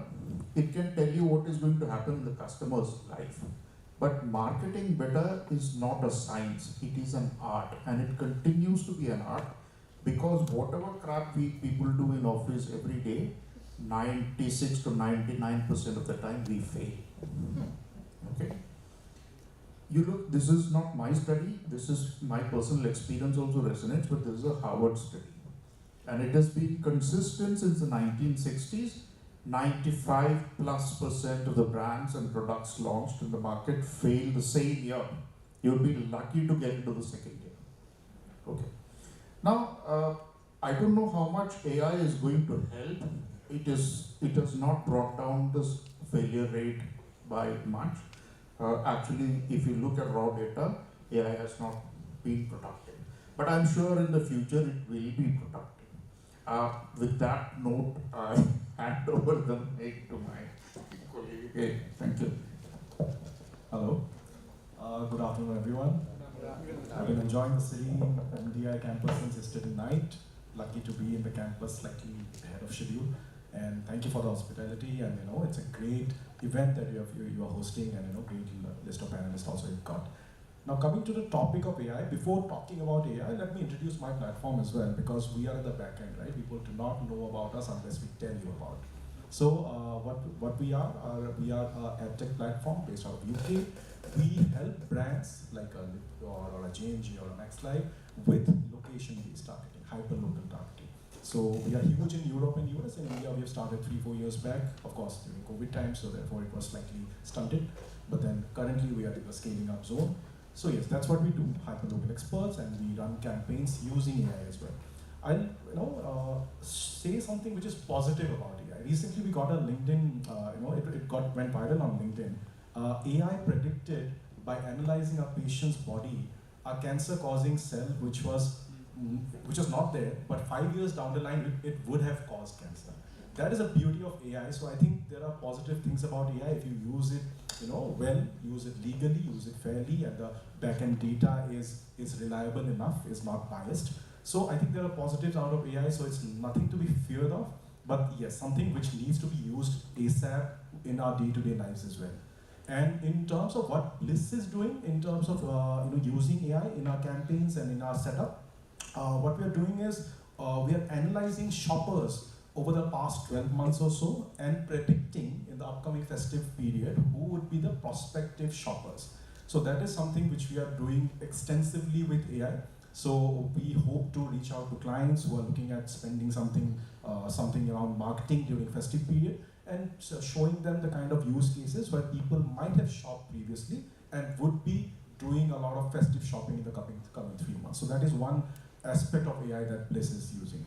Well, I pass on my mic and we'll delve deeper into AI as the panel goes along. Hi guys. Okay, so I was telling the panel and the professor that yesterday I was at SPJN and I was speaking on a similar topic. So last evening I spent my time with SPJN students on AI, and I talked about AI in healthcare, very specifically on healthcare. And as Kriti said, the group needs to relax a bit. The SPJN crowd was much more relaxed. Okay, so relax, breathe a little bit. So I'll start off with saying, and I'll give you both sides if I may. I'll end with a video. I've sent a video, so I'll probably end with a video which will give you a perspective of some of what the panelists have spoken, but I'll start with from a healthcare perspective, right? You must have heard AI is doing many things in healthcare. I think Navjeet also pointed out on cancer, right? So the first thing which AI is helping in healthcare is you can do remote monitoring. What do you mean by remote monitoring? So surgeons have a lot of equipment which we sell, right, inside the operation theatre. Now, when is that equipment going to go down? When is the operation theatre not going to run? And if the operation theatre is not going to run, that means a lot of money lost. That AI can predict. And we have machines. As I speak to you, we've already launched those machines inside the operating theatre. So I can see that AI is working in healthcare, but I'll give you the other side as well, right? Probably towards the end. So one is remote monitoring. Robotic surgery, we'll talk probably with the professor a little bit more on robotic surgery. So AI-driven robotic surgeries today are a reality, right? You can get operated. I think most of you must have heard that today robotic surgeries are picked up. There's a company called as Intuitive in India, which works on robotic surgery. In the future, all of us will get operated by robotic surgery, right? And there's nothing to fear about, but I'll come with the pros and cons there. Wearables. We all have wearables. What do they tell us? Right? They're taking real-time data, right? They're predicting health issues on a long-term basis. Yeah.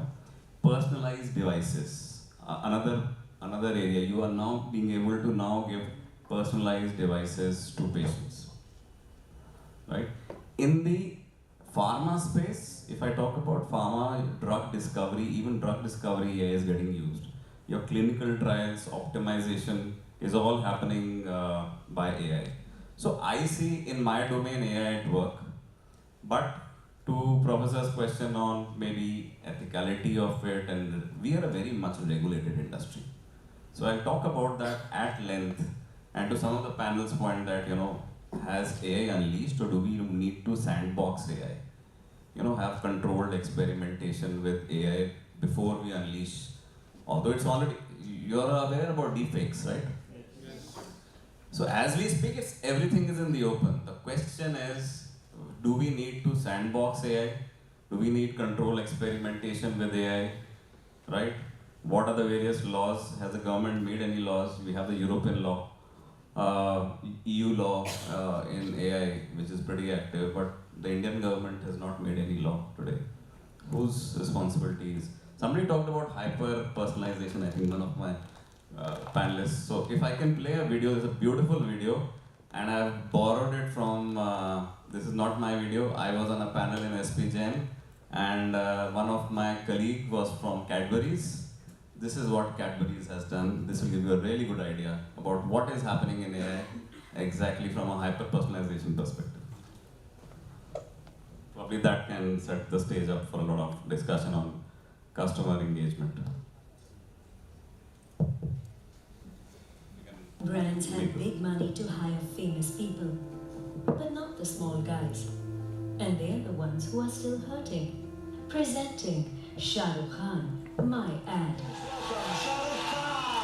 He almost certainly has more devoted fans than any other movie star in the world. Biggest movie star in the world. Forbes called him one of the biggest movie stars in the world. We helped small businesses by making Shah Rukh Khan the world's biggest movie star, their brand ambassador. इस दिवाली आप भी ना अपने पास वाले fashion emporium से ही कपड़ों की shopping करना। सिद्धि विनायक इलेक्ट्रॉनिक्स से लेटेस्ट स्मार्टफोन खरीद कर धमाकेदार सेल्फी पोस्ट करना। क्या कर रहे हो? मीठा लाई? We used machine learning to recreate Shah Rukh Khan's face and voice to take the local store names in the ads. आप भी ना अपने पास वाली चॉइस ऑफ फैशन से ही कपड़ों की शॉपिंग करो। रॉयल फैशन से ही, एनके क्लॉथ्स से ही, पास वाली लक्ष्मी कलेक्शन से ही कपड़ों की shopping. Different versions of the same ad with local store names were targeted as per the PIN code of the viewer, showing them only the nearby stores. But it is impossible to cover all the stores. So we gave the power to the people to create their own version of Shah Rukh Khan, My Ad. Any small business owner could promote their stores through their own social media networks like WhatsApp forwards and other social media pages. It is Shah Rukh Khan selling your store, man. If you're a small-time retailer or a merchant, what an amazing thing to have. Cadbury ad is an ad campaign that has gone viral. A new ad which stars Bollywood superstar Shah Rukh Khan is winning hearts all over social media. And what you're learning is that over 1 lakh local stores have already created their own ad with Shah Rukh as a brand ambassador. दुकानों के नाम इस celebrations के Diwali add में मैंने भी सोचा था कि शाहरुख खान मेरे दुकान का ऐड करेगा। Shah Rukh Khan, My Ad. So I think it's a superb thing, you know, what Cadbury did. And Cadbury has done something in Rakhi as well. And the guy was telling me, and as soon as I came out of the panel, I sent this to my team. We've got the right domain for you. Search the I sent this to my team and said, we need to do something like this immediately. Right? This is beautiful. So many wonderful initiatives across industries that are being taken up and are changing our lives day in, day out, right? So maybe we to probe further. I'll pose my first question to Nitin. Nitin, the way we have many Indias within India. We are culturally so diverse, right? So how is AI enabling to create a curated content, curated communication for these diverse groups that exist in India? So what will be the challenges and what are the current developments in that space? Sure. So Anurag, let me answer this from a context of the organization I represent, and I'll just give you a quick business background so that there is a context to what I'm saying. So I work for a brand called Behaviour, essentially, whose at heart the mission or the objective is to democratize access to purified water, right, or make it more inclusive. Coming out of a consumer insighting saying that a lot of people who typically don't buy water purifiers is on account of the high cost of ownership and cost of maintenance. So how can we solve that problem? The problem to be solved is how can I solve the issue of maintenance, one. Second, coming also from a trend especially very relevant with millennials, where people are saying that no longer I need ownership. I don't want to buy, right? Don't want to own, I just want to use. How do I leverage that? We started a service called water purifier as a subscription, which we call water as a subscription, which simply means that you don't need to buy a water purifier.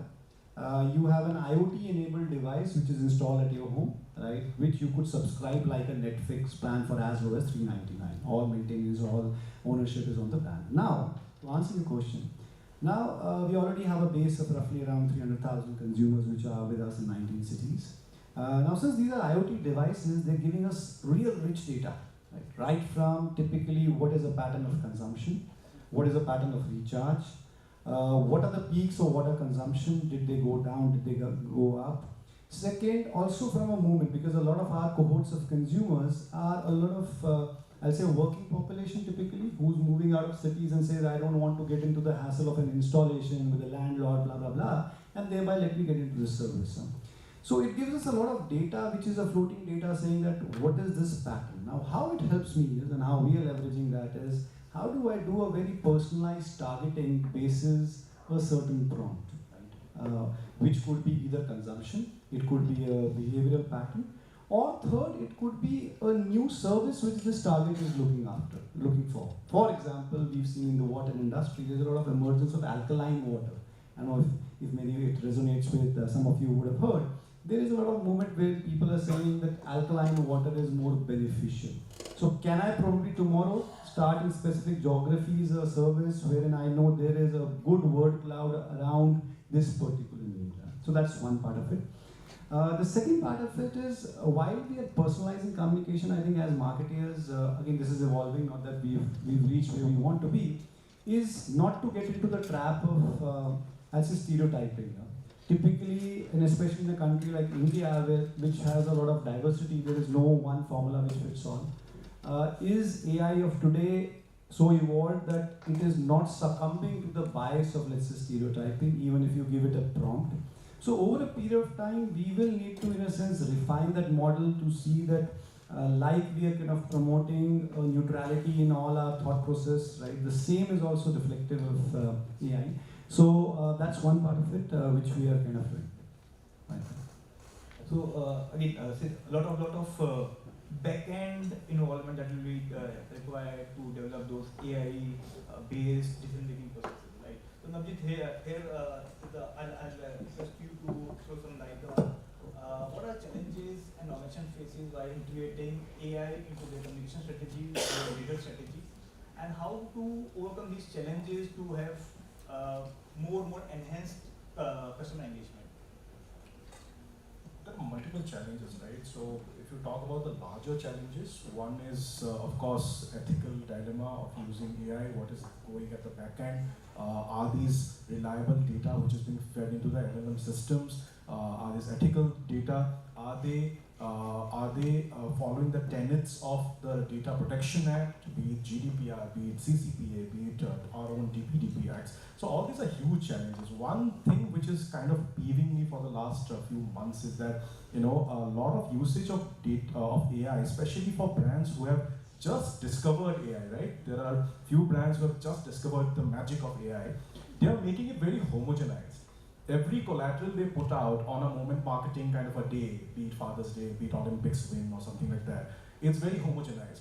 What it does is that they might feel that, okay, I'm using AI technology, I'm really advanced, but it creates a blind spot in the minds of the customer. So you're not thinking from a customer point of view, you're thinking that, okay, I'm using very smart technology now, and also a technology which is still growing, right? It's nascent still, 2 years, 3 years of, the sprout of growth that AI has seen. So that way, I feel that is one thing which is a challenge. The homogenized creatives that we are seeing as of now. I'm sure it will, as the time goes by, as the technology advances, it will improve, and we will reach a point where we will not be able to make out which is AI, which is not. And at that time, timestamps and some policies have to be there to make sure that we are telling the customers, okay, that this is an AI product and this is a product which is genuinely there. So I think this is one small challenge that I see usually happening in marketing. So organizations need to gear up to enhance customer engagement on these aspects, be it legal, be it technological, right? So Rohit, talking about your industry specifically, in certain industries, before customer engagement comes customer acceptance. right? So we have kind of touched upon it. AI-enabled robotic surgery. So how are patients kind of approaching it? Are they willing to undergo a surgery which is device operated? How are the hospitals and companies kind of getting up for getting them on board for such surgeries? Yeah, I think that's a great question. The number of robotic surgeries in India have grown, as I mentioned. The areas where robotic surgeries are used is generally now prostate cancer. You must have heard about, and all our anatomy is very different. So robotic surgery actually comes into the picture where when you lay the patient on the table, right, and you open the patient, your anatomy and my anatomy will be very different, right? So there are 3D structures at the back where your hand cannot go, where a robot can go and do the surgery. So what we generally do is, and these companies do is, they train the surgeon, right, for many years. It's not that the surgeon is just going to operate on the model, right? So Intuitive, for example, will train the surgeon outside and these are hands and foot gestures. Surgeon needs to sit. So what we tell the surgeon is that, sir, you have to sit and operate. Ergonomically, आप थकोगे नहीं. It's a long surgery. आपको 2 घंटा operate करना है, 1.5 घंटा operate करना है. आप थकोगे नहीं. You don't need to get tired. You have to just sit and operate. Hand movements, as I said, 3D structures inside the body. Sometimes the surgeon is not able to see what is there. And while doing surgery, I have been in the operating theatre. I cannot spill the beans, but there are issues which happen inside the operating theatre, even with the best of the surgeons. And that is where robotic surgery comes and saves you, right? So that is the pitch for the surgeon. We say, ki, sir, aap ergonomically nahi thakoge, you can go behind these structures and do the surgery. What is it there for the patient? For the patient, the blood loss is minimal. We tell the surgeon, sir, only there are 2-3 things which will go inside the body, right? Very 1 to 2 mm pricks, right? And you can easily go inside the body. And since it is less amount of blood loss, so the recovery will be faster for the patient, right? Patient is very happy. Meri recovery jaldi hogi, cosmetically, my body will not face a lot of problem. It's not a long stitch. It's not an open surgery. So robotic surgery has actually replaced what we call as laparoscopic surgery. There was a time of open surgery where we started, then came laparoscopic surgery. Today is the era of robotic surgery, and it's very safe. Now the third part is cost. Now these robots cost a lot. So the hospitals take a time to buy these machines. What do we do there?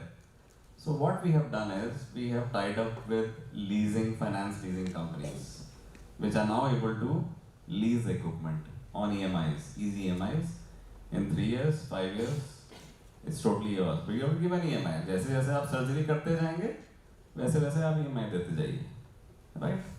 So the surgeon is also happy, the hospital is also happy. But as I mentioned, there is a learning curve. We generally train the surgeons on hand bionics, and it takes around 6 to 8 months, right? If you ask me, will I get operated on robotic surgery? 100% yes, in the near future, right? But the question is, now I'll give you another flip side to it. And this is a daily example, a real world example, because you guys need to know real world examples, right?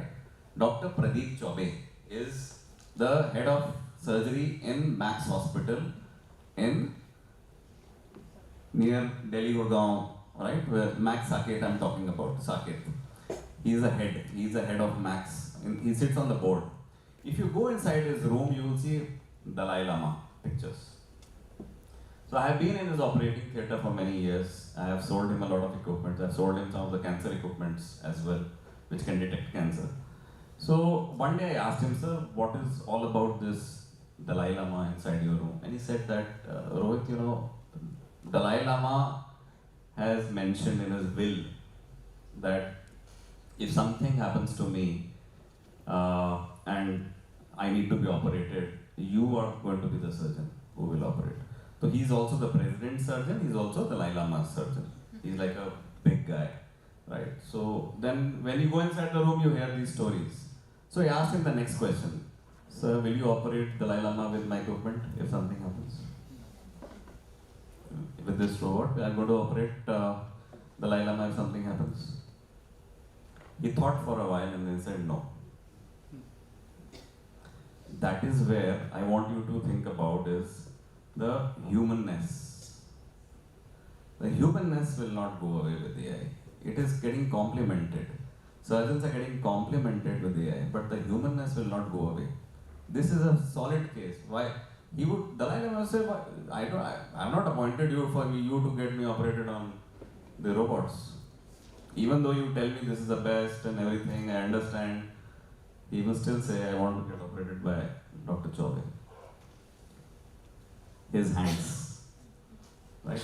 I hope it answers both sides. That wonderfully explains how the future gonna be, especially in the healthcare business, where say the life is at risk, surgeries will matter, right? So obviously there's a way to go in the future, right? So all that is given, organizations are becoming tech savvy, they are adopting AI. But quickly, if we talk about businesses, say on ground their performance, ultimately it all boils down to conversions and customer satisfaction. Yeah. So how is your organization say mapping or plan to map AI-driven customer satisfaction? So actually, so I'll just give an introduction of what life insurance is, right? We were just in the green room, so-called green room, and professor was saying that sabne ek din mar jana hai. So that's what life insurance is, right? You buy and you buy life insurance because you accept the fact that someday you will die, and in case that was to happen before you had planned for, your family's financial future should be taken care of, right? Apart from all the stress that you may have, at least one part of is sorted. So that in a sense is what life insurance stands for, and in India we saw a large shift during COVID times where there was this sudden realization of people to say, okay, death is real. And before, I'll just answer that question also. I just wanted to build some context, and that's why I wanted we do a survey called India Protection Quotient. If you Google it, you'll find a lot of research. And COVID is when a large shift in life insurance happened. We still stand at a very mere penetration of 3-4%. But earlier when you ask people that why you buy life insurance or why you don't buy life insurance, the answer to that was Bhagwan hai. So the faith is so strong that people in India don't want to talk about that negativity. I think COVID brought that realism into picture, and that's when the life insurance industry saw real growth during those years, and I think it's an upward mark or an upward trajectory which would help. So now coming to customer satisfaction, and again hearing different aspects of the way healthcare, where it is benefiting or where it is not, I would say that it's an evolving stage. Right now, I don't think that AI has reached a stage where you can actually reach that output metric conversation as much. We are as much in the input metric, and what I mean by that is that from a D2C brand perspective, and we are also a very large direct-to-consumer brand, right? You see an ad, you go, you click, you buy. That's what pretty much a direct-to-consumer brand stands for, right? There are 2-3 parts to what marketing is.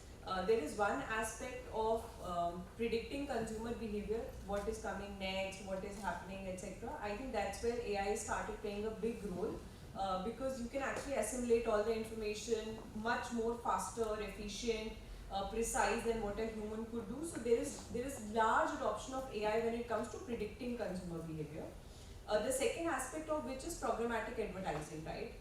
As Nitin mentioned that for all direct-to-consumer brand is that are you reaching the right consumer or not? So today, lot of AI, and you Google about also a lot of direct-to-consumer brands will depend on platforms like Google and Meta to advertise. All of them have their own platforms called ASC, advertising, shopping, and advantage shopping campaign, etc., which are very, very focused AI built. They show to the consumer where your behavior is coming, right?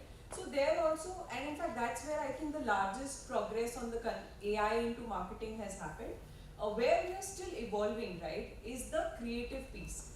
Where you would have made some progress on doing some prompts and creating creatives by mid-journey, etc. But again, as I think somebody was mentioning on the panel, it will become so common that the human eye will spot, everything will look similar, etc. So creative is one field where we're really evolving. Is it that there is no overplay of what creative, no overplay of AI? There is, but yes, there is journey to that. So now with all these inputs put together on the marketing front, or even from a business acquisition standpoint, we continue to measure these metrics, and I'm sure Net Promoter Score is one of the metrics which most of the organizations will be using, right? How many people are satisfied? So Net Promoter Score is what you go and shop on website, shop on any company, quickly get a message, how likely are you to rate this purchase on a scale of 0 to 10. So it's just a calculation of how many people rated them 9 to 10 percentage minus 0 to 6, that's pretty much. So we continue to monitor customer experience. Obviously, AI is adding to the efficiencies of what we do. It's predicting models like for a life insurance category, okay, this person will renew, there is limited cost, so it's adding to the cost efficiency aspect. But has it like drastically changed? I think too early to comment, I would say. So yeah, that's where it is. Right. So again, taking you from what you just said, and Shyam, what you mentioned in your earlier introduction, what is the maturity level of AI currently in predicting market trends, in predicting consumer behavior? The way we are talking that AI is taking over, have we reached that stage yet or not? What to expect in future? Many of my clients believe that we've reached that stage, okay? But I beg to differ. We've lost business also because my boss is also an old man. I am also an old man. I'm 46 now. I started with advertising. I started with the Taj Group actually. Then after 6 months, about a year, I figured out that this is not my scene, so I moved on to advertising. See, you need to understand these things basically. AI is a wonderful sales tool. Okay, it's a brilliant sales tool.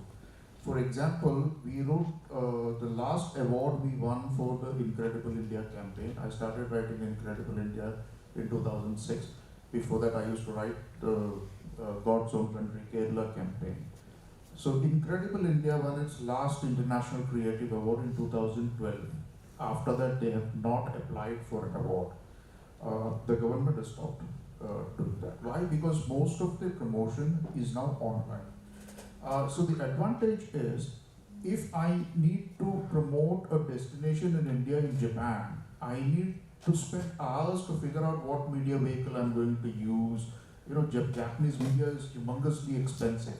So you can't just go in, spend $10 million, and then when the secretary asks, "Bhai, paisa ka kya hua?" So, it becomes a problem for everyone to answer. But now it is online. You just go to Google, within 10 minutes you know how to promote India in Tokyo, kisse baat karna, you reach that audience, and you come back. Okay, that is, there are AI platforms that do it in terms of sales efficiency. But in marketing and consumer behavior, it is very difficult. See, behavior, you need to distinguish between behavior and drivers of behavior. Behavior is observable, okay? Psychology is a study of human and animal behavior. Okay, you can't analyze drivers. Why are people behaving in certain ways? If you understand that, the world's problems will be solved. For example, I did a serious study. I interviewed about 83 people who have joined ISIS. Okay, I did not find them out. I had the opportunity to interact with people who were captured after they worked for ISIS. Professor Kapil from MDI, we were writing a case on it also, but he passed away. My friend joined ISIS, okay? He was my school junior. And that gentleman is a dentist. He was working in Dubai. His parents had filed a man missing complaint in Dubai because he just disappeared one fine morning. And then they figured out that he was killed somewhere in Syria, okay, a couple of years later. So why did that guy go and join ISIS? Nobody knows. Because he was an absolutely perfect human being. You look at his posts on Facebook, Twitter and all that, he was absolutely there. I mean, his behavior, there was nothing in his behavior that indicated that this is going to happen to him. And it's the same about each one of us. Okay? So I'll just give you a small demonstration. If I throw a stone from the podium into this audience, all of you are going to get shocked. Okay? That stone is going to hit one of you. But all of you are going to feel the pain. That's something called mirror neurons at work. In our brain, we have mirror neurons. That gives us empathy. Okay? We make out each other's feelings from their facial expressions. Okay? We have emotional connect, we have language connect, and we have social connect. We have 3 levels of connect. Now, AI, if it can analyze my behavior, okay, my purchase behavior, what I buy is something that AI is visible to AI. But what I think is not visible to AI yet. There are wearable devices in Japan. I just read a paper in Nature. I mean, it's still here in your library. You guys can read it. It's in the latest edition. There are a couple of Japanese neuroscientists who can now scan your brain and tell you what are you thinking about. So those kind of technologies are evolved, but we are not there yet. And it is very difficult to invest in something which you're not sure is going to work. I've experienced it. I have brands which are working on it. For example, Apollo Tires has an app in their, they're now putting chips in the tire to understand how the customer is driving. Okay, technology is available. Is it ethical? I don't know. I worked in several different countries. I think only Indians speak about this thing called ethics because we believe in rebirth. Actually, rebirth hota nahi. So if you are an American in this room, he will tell you about ethics. But when he goes back to America, he doesn't believe in ethics. Okay, there is no ethics. So ethical concerns, aisa kuch hota hai, mujhe nahi pata. I work in marketing. I have never faced this problem before. Okay, it's only when I did my MBA that there was a dilemma. No, I mean many people are not concerned with it at all. So if you think, is AI adding to the problem? Definitely yes. Because there was a period, my grandfather's younger brother was a cardiac surgeon, just as doctor said. He never shook hands with anyone. He was trained in the UK, and for a surgeon, his hand was everything. He would always say namaste. No, he'd keep away from all kind of social gatherings and things like that. To him, if you say robotic surgery mein kar do hai, to wo bolega ki beta thank you very much. Okay? Look, there's a generational shift. Today, doctors are willing to do robotic surgery because the patient's benefit, blood letting is small. But if you actually look at it, medicine is also doing a lot of fraud. If you have an insurance policy of 1 crore and you walk into a hospital, they'll bill you 90 lakhs for something which should have happened at 10 lakhs. Okay. The government is now building a large data model to protect insurance fraud. They are now analyzing bills from hundreds of thousands of hospitals. They're already doing it. They're working on, making the model better. So a company like Max will tomorrow, understand which of the hospitals are doing the fraud or more likely to do the fraud. They can just delist them.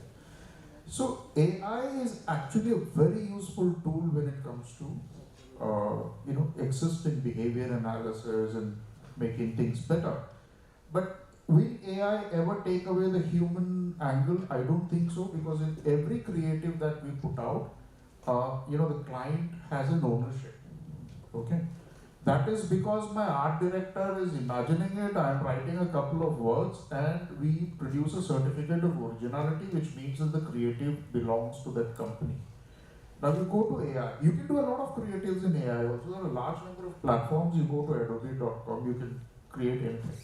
You just have to tell, I want a monkey on a bike with a helmet. You'll get an image, 100%. A graphic designer cannot make it as perfect as that. But you cannot patent it. she will also get that image, I will also get that image, Professor Chauhan will also get that image, but it doesn't belong to anyone. I'm sorry to interrupt.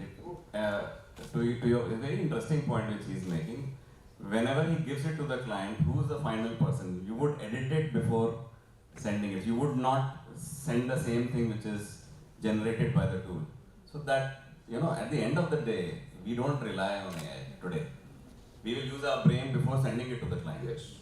So who takes responsibility for the failure? It's my boss. Not me, because I get there. When it comes to the board, I'll sit and give my gyan, but ultimately it's my boss. Okay? These are ethical concerns. There are a number of cases where people have relied on AI, they've got egg on their faces. Across Europe takes ethics seriously, you will lose your job. Okay? And it's such a small market, you won't get another job. It's unlike India. The problem again with India, what we face as marketers is, India has 19,500 functional languages. 19,500 languages. This is census data. Okay? In Europe, you may not have more than 1,000 languages, working languages. India is 28 different markets. Okay? 28 different markets. That was what was taught to me in my 20s, because the newspaper editions used to come out of those places, so we used to think of it as a homogeneous unit. Now, how do you work with AI in that market? Probably somebody like Abjit would explain. AI is a wonderful sales tool, I must tell you. It's a bad marketing tool. It is an even worse tool when it comes to understanding consumer behavior. I'll just stop with a small example. You must have seen the grills of the Mercedes-Benzes and BMWs these days. They're very aggressive. And they came out of an observation in a Chinese home by somebody called Martin Lindstrom. You can do the Google search for Martin. So Martin is one of the highest paid small data experts in the world. They go and live with the customer for maybe months at a time. And every day they'll click a picture of the fridge, they'll look at what kind of conversations happen at the morning breakfast table, etc. Martin Lindstrom was hired by the Swedish company called Volvo. Their cars were not selling well in China. So he went to China, he lived in a Chinese house for about 6 months, and he figured out that the Chinese use a lot of toothbrushes. The average life of a Chinese toothbrush is 3 to 4 days. Okay, for India it's about 21 days. Then he figured out that the Chinese have actually take out all their aggression in the bathroom, because the bathroom is the most private space you can have in your house. So he went and told Volvo, so he made millions of toothbrushes, pictures from across Chinese homes, and he went and told Volvo that if you make an aggressive looking car, the Chinese will buy it. And he was spot on. Okay? They made an aggressive looking car, so much so that the company was bought by a Chinese company. Volvo was sold to a Chinese company. It was that successful. Mercedes and BMW all ape the same designs. They have brought it to India now. I think by 2016-17, the grills in India start with the Chinese one. Now you can't look at AI. You can't ask AI how do Chinese people use their toothbrush. It is a human insight. And human beings are not going to be replaced from the marketing scene. Sales is different. Sales is where companies seek efficiency. AI is going to do wonders there. Okay, for the Shah Rukh Khan ad also, it is actually a simple thing in technology to do. Because when you pronounce a word, you only pronounce, your lip movement only syncs with the vowels. So if you sync A, E, I, O, U in any language, you make those 7 visuals. You can get Shah Rukh Khan to pronounce any name. It's an animation trick. It's been there for so long. But somebody had the imagination to get Shah Rukh Khan in the place of Tom and Jerry and get that trick done. But they've created a revolution, that you have to be creative, and that is human creativity. That is where I told you that AI doesn't work. There's a limit to what AI can. I think wonderfully explained, and so we know that AI has its own capabilities and limitations, right? beyond a certain limit, we need a human intervention, someone who can make sense out of it, right?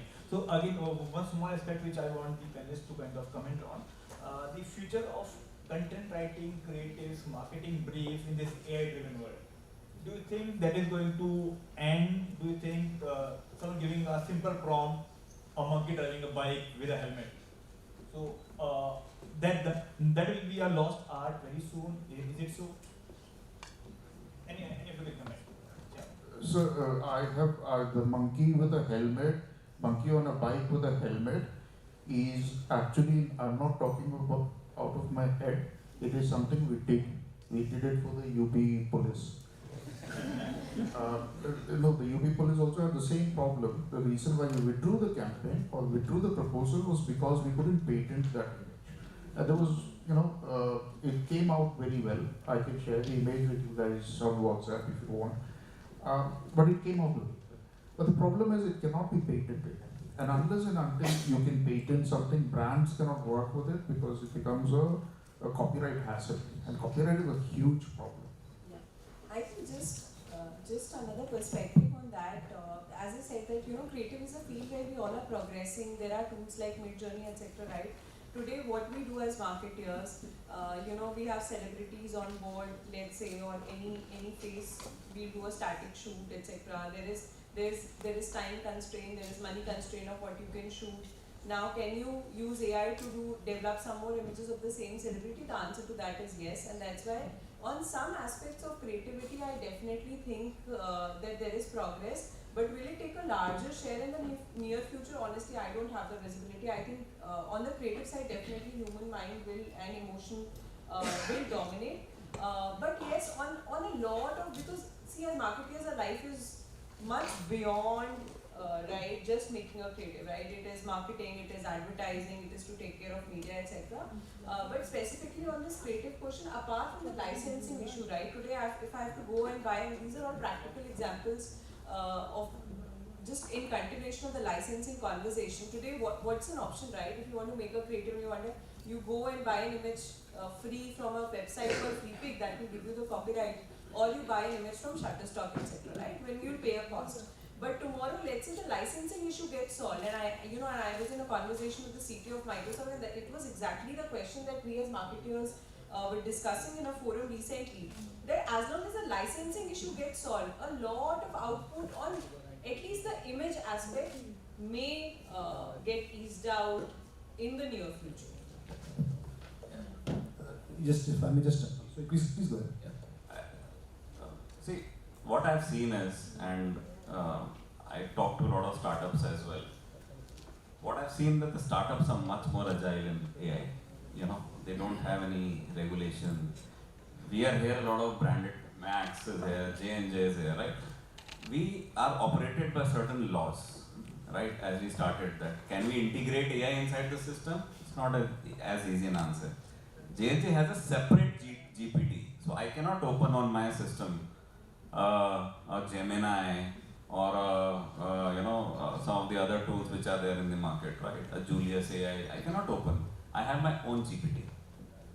But a startup is today more agile. That is where you will see a big basket of growth, a delivery, for example, doing a lot. Delivery, if you see, they're doing a lot of AI, right? But are we seeing it in some of the bigger brands?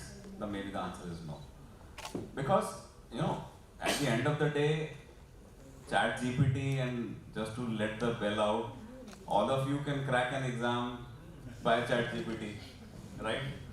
So a person who has worked the whole night, and I'm very sure the professors would be struggling at the moment. We have stopped having online evaluation. Yes, because at the end of the day, everybody is able to get the answers today, right? So what is the difference between somebody who studied, the whole night versus somebody who just puts it on GPT, right? So content will be there. Content can be easily be generated today, but the question is, as Shyam said, can it be patented by big companies, right? The answer is no.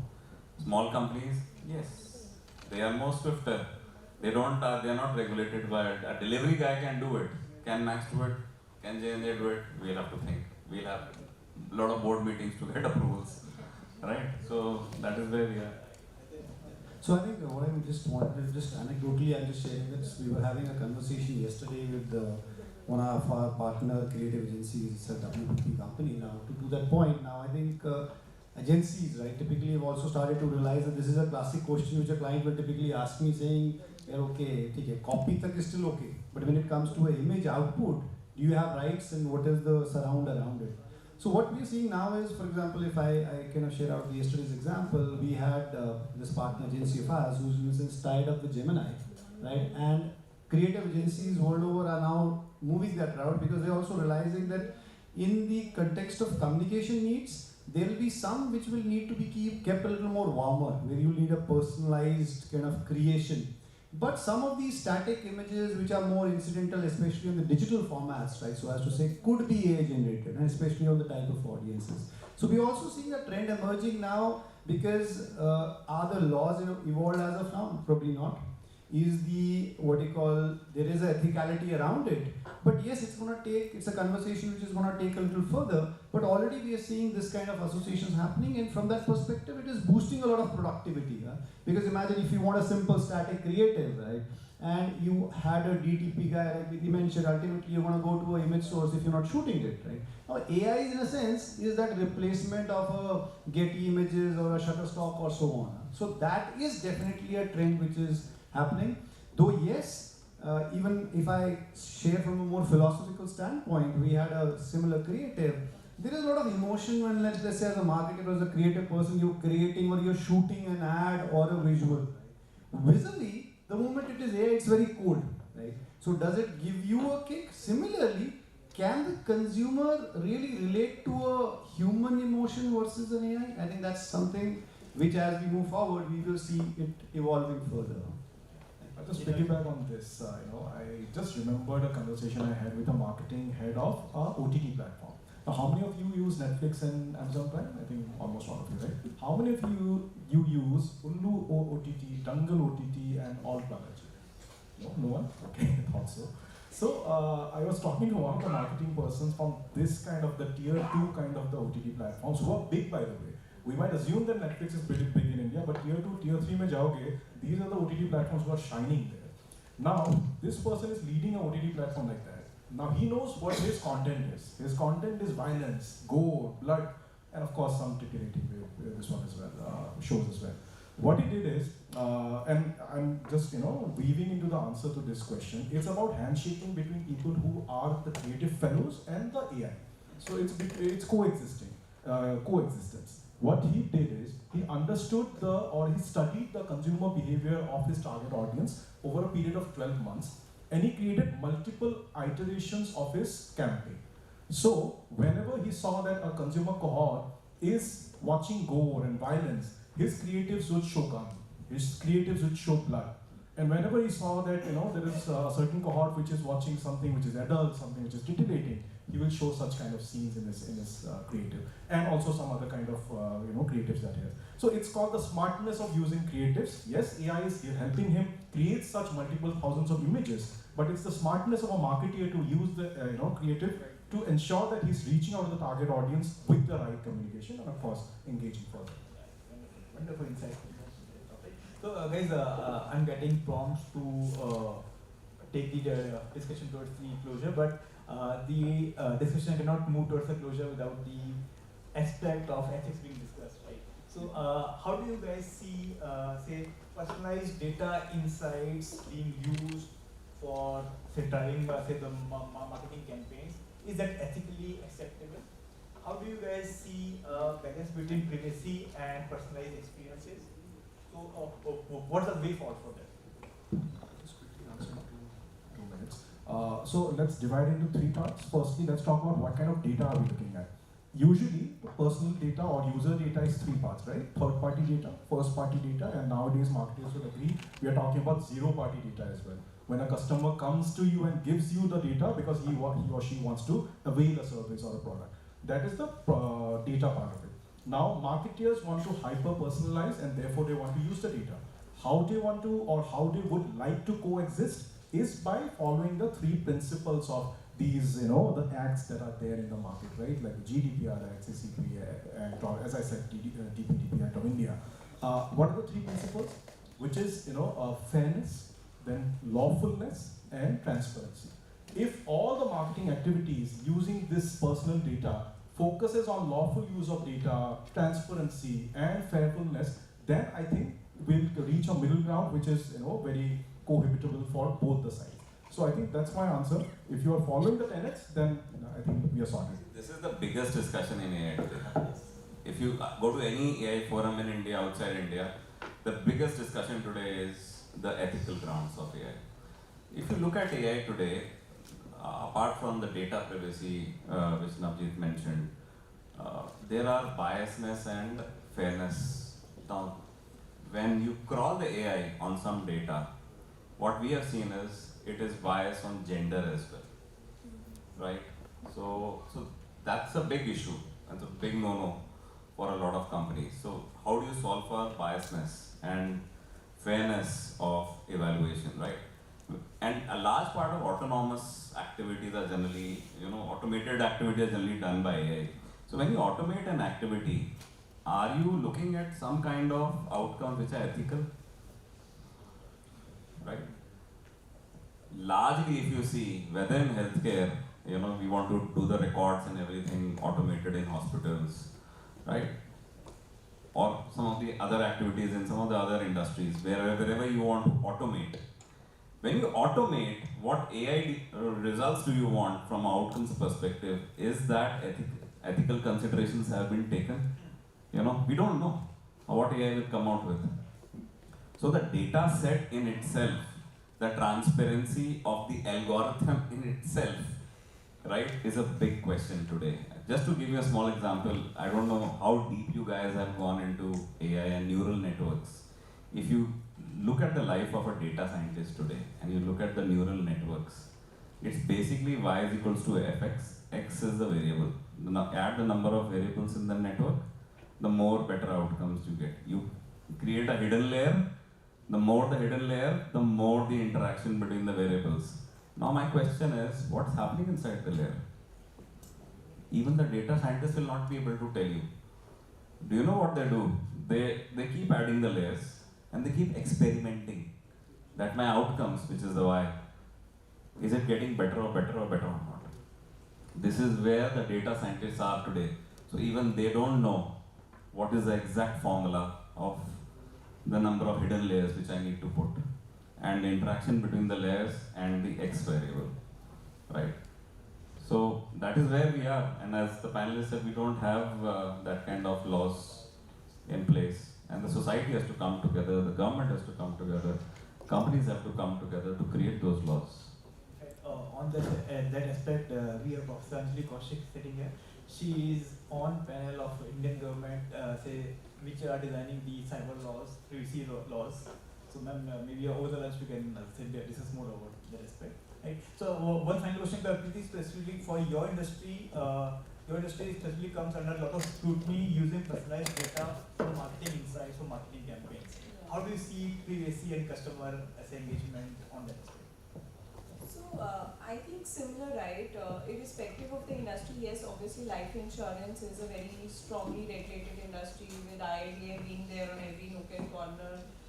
In fact, you'd be surprised to know that as recent as couple of months, every creative that you used to use or make as a marketer used to get filed with IIDA, they used to review it, and we used to get feedback on copy, like, oh god, this is how. So we are very, very regulated industry, that must say, but marketers are creative people, we find solution to every problem. So we pretty much are able to find solution to the problems. But yeah, I think when it comes to AI and the regulatory aspect of it, we are very mindful because what we deal with day in, day out is very sensitive, right? We are dealing with people trusting their policies with us and making sure the claim happens at the right time, etc.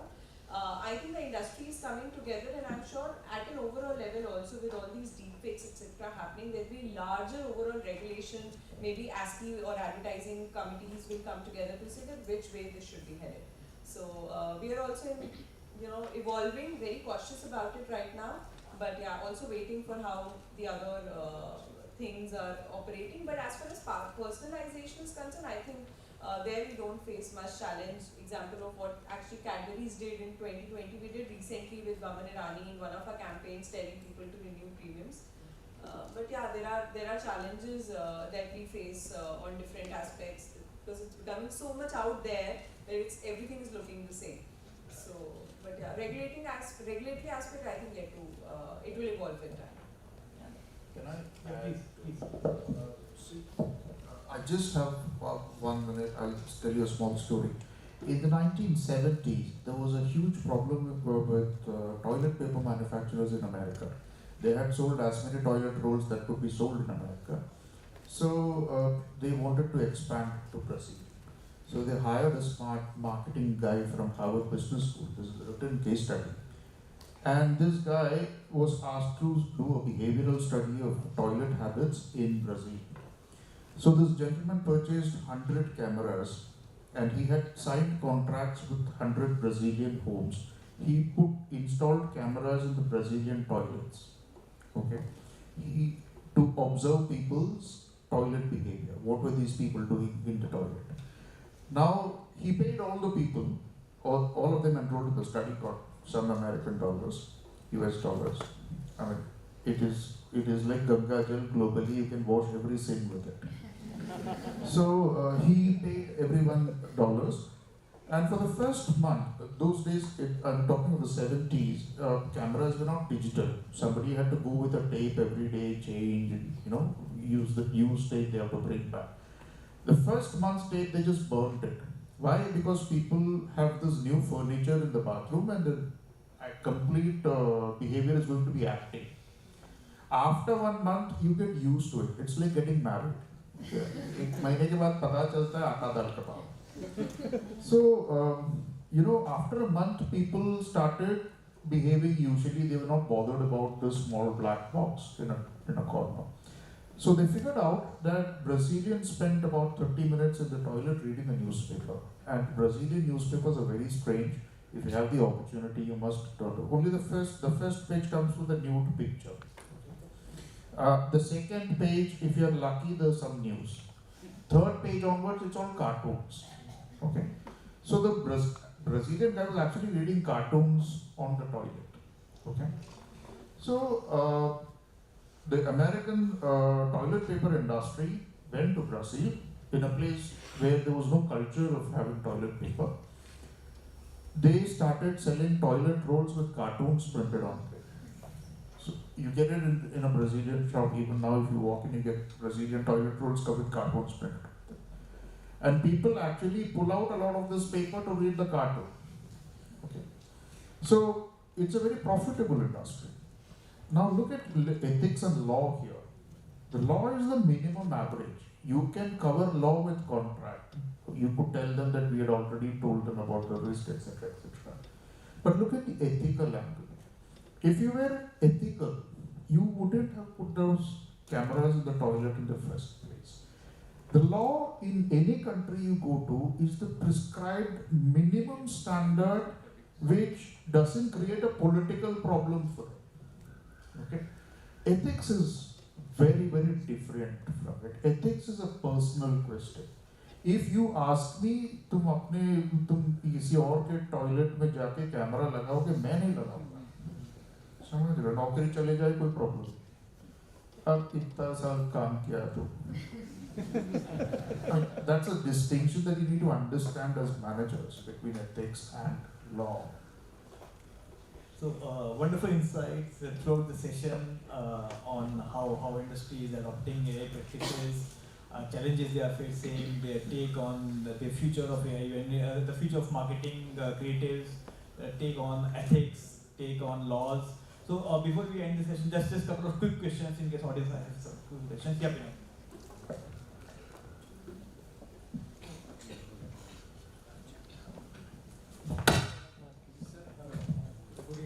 Good afternoon, everyone. So we were talking about data and privacy side. So I have another perspective. So we were talking about hyper-personalization. So in a way, we are feeding people what and how they want, like more of what and how they want. So aren't we creating secluded, anti-social, individual bubbles? Like we are moving people away from that societal part.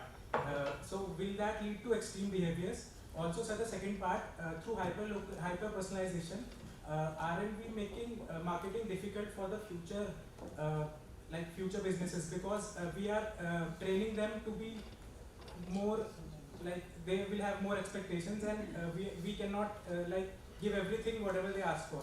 So these two parts I want to ask.